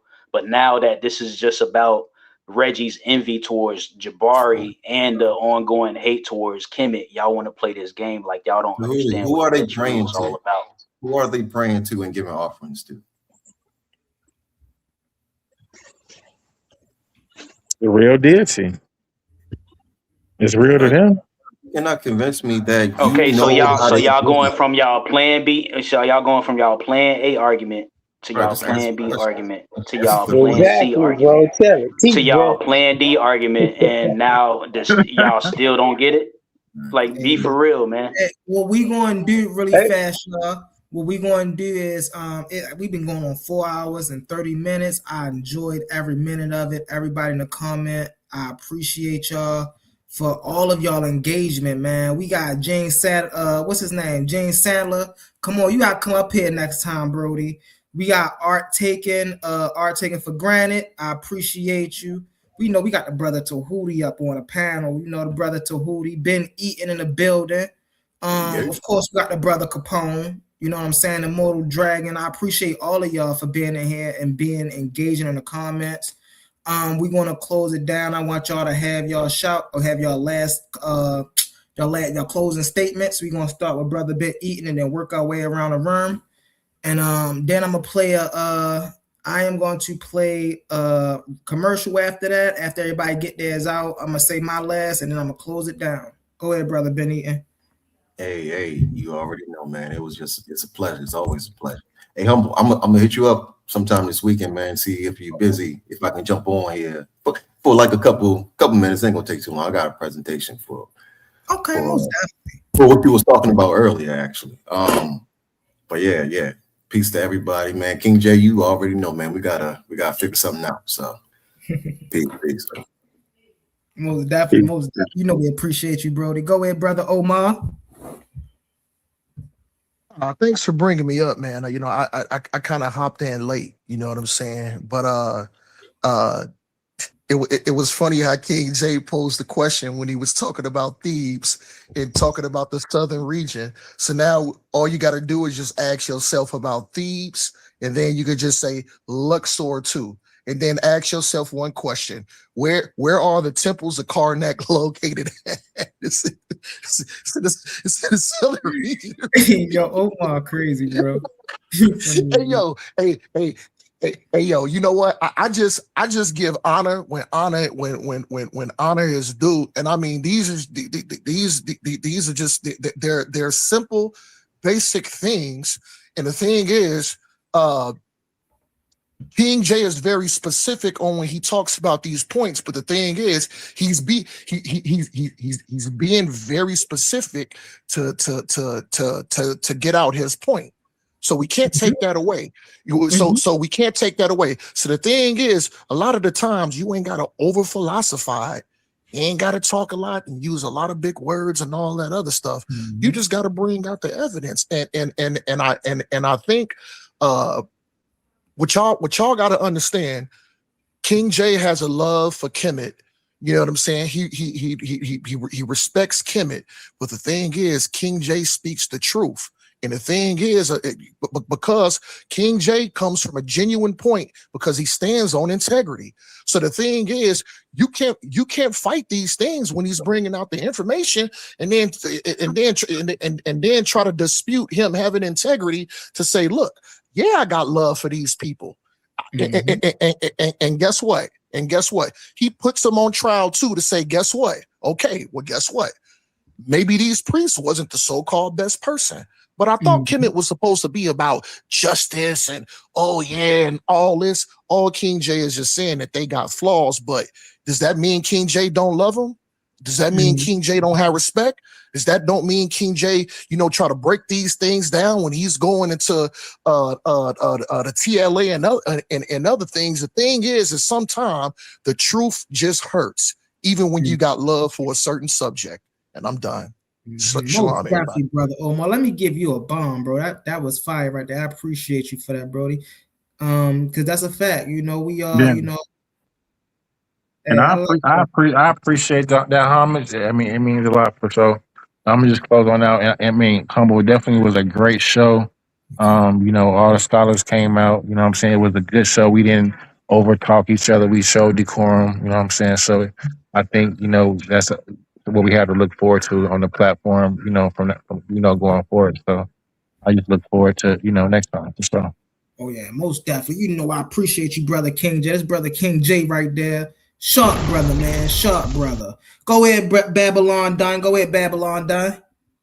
Hey, brother Humble, one day, bro, we got to do it. Me and you got to sit down and talk and do a show, bro, so it ain't no interruption, so we can really talk about some of the stuff. Because I be sitting back waiting, and then I come on with points and then get, into a razzle dazzle because I start hurting feelings and stuff. But like the thing about Ray, though, I want to talk about that, man, about whether Ray is the son. I know we cleared that up last time, but they keep bringing it up about Ray and Aten and all of that, about the sun and the sun disk personification and all of that. I also want to commend the brother for coming on and bringing up the word real, literal, and figurative. Because out of all the while, I was waiting on somebody to say the word figurative, which is be the polarity to literal. And nobody said it till just then.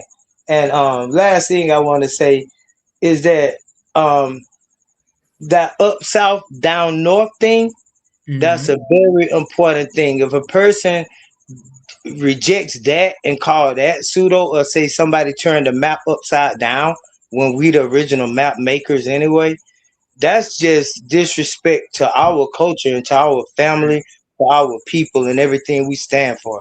To take what we done did and then say we need to update it or upgrade it to some stuff that ain't even living, that ain't even over there. If we overlay down south over there, we'll be out of context. I'll stop right there. Hey, peace to A1. And Babylon Done. If you are in the back, chats on the Facebook, you already know I'm humble Mr. Back there. Hit me up on Facebook, bro. I'm always active. Hit me up. I'm gonna get back at you, and we can make some things happen. Hey, write something down, bro. I looked for you. I couldn't find you, brother Humble. I could not find you. Bro. You in a Titan back chat, right?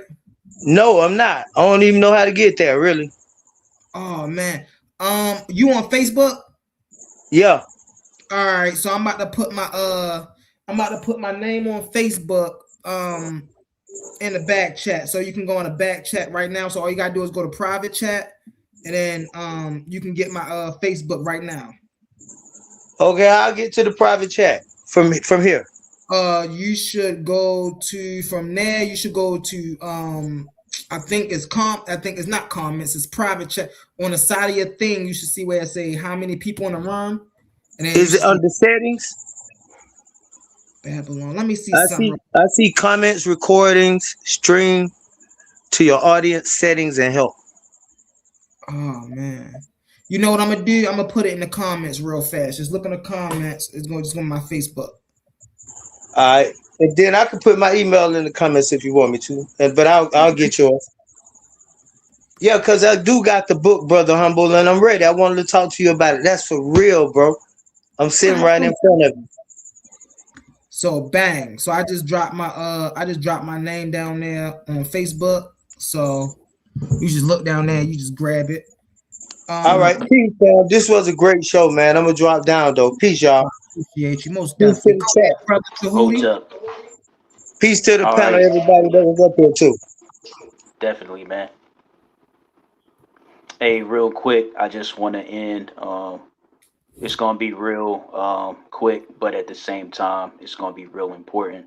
I think we need to get a grasp of getting serious about everything. I know this is infotainment, but let's stop pretending like we don't know the difference between literal and figurative and real.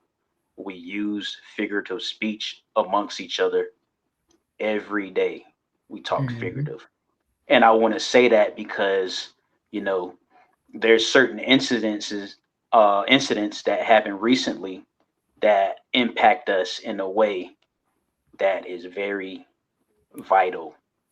And with that being said, we got to be serious. We can't pretend that we understand what duality and figurative and literal means until we get to Kemet. We need to take Kemet more seriously, and we need to clean it up. And that's all I need to say. Thank you for having me. Hotep to everybody at BB Tooney. Most definitely. You know I appreciate you, brother Tahuti. You know I appreciate you, Brody. And with that being said, y'all already know it's your boy Humble Mystic, and I'm ready to close out. I see we got the brother Gene still down here popping, popping his smoke. Come on, you gotta come up here with us, bro. How you gonna sit down there and say we scared of you, bro? You don't know what this heat feel like. You don't know what this heat feel like. Come up here and get burned some, and then talk to me. But all in all, this was an amazing show. Of course, I want to shout out, my man Omar. Yes, me and Omar bang back and forth, but I wouldn't have it any other way. I need brothers like Omar to keep me sharp. I need brothers like Omar to keep that energy up so I can keep that energy up. So y'all see me and the brother Omar go back and forth, and most definitely respect that brother. I most definitely respect that brother when it comes to this knowledge and the challenging, and I really appreciate him for doing what he do. My brother Capone, another great brother right there. That's my brother from another mother right there. Me and him sharpen each other all the time. I know sometimes y'all see him come up here and I just straight go at him, but that's because that's my brother. That's how we do. You see what I'm saying? It's and that's just the type of relationship me and him have, where we just like to lock horns. We just that competitive when it comes to stuff like this. And it's all out of respect. My man Dean Midwest. Hey, I appreciate you. I see you down there. Thank you for your engagement in the comments. And hey, Gene, you gotta stop hiding these comments, man. You gotta come up here. You want to be respected. You got to come up here. I don't want to hear all that talk from the comments. Maybe you should come up here next time, bro, and we can have some fun, bro. We can have some fun. I appreciate you as well. I see you down there in the comments. And, I'm just going through here and I'm just seeing all the people. Most definitely, I see you in the comments. Thank y'all for coming through. And with all of that, once again, man, I appreciate Brother A1 for giving me this platform, for giving me the opportunity on this platform to, get my voice heard, bring some concepts, some presentations, get people engaged, get some great conversations going. And with that being said, man, y'all already know what it is. Tighten up. Stay tightened up. Where my thing at? We out, y'all. Salute. Let's pause the noise for a second, because if you're still here right now, you're already different. Not everyone gets this. Not everyone understands real debate, real scholarship, real intellectual smoke. But you do. This is Coliseum of Arguments. This is Titans Debate League. And what happens here doesn't survive on algorithms. It survives on the people who believe in it. When you support through Cash App, you're not just donating. You're fueling the arena. You're the reason we can bring in high-level guests. You're the reason we keep unbiased judges. You're the reason these debates stay sharp, fair, and uncompromised. This platform is built by thinkers, sustained by supporters, protected by the ones who know value when they see it. If this show has ever sharpened your mind, has ever entertained you, or has ever challenged what you thought you knew, then Cash App is how you say, keep this going. Not everyone contributes, but the ones who do, they're part of what makes this real. Coliseum of Arguments, Titans Debate League, powered by the people who get it. My heart is bleeding in a pool of blood, I'm drowning. Yeah, my heart is bleeding in a pool of blood, I'm drowning.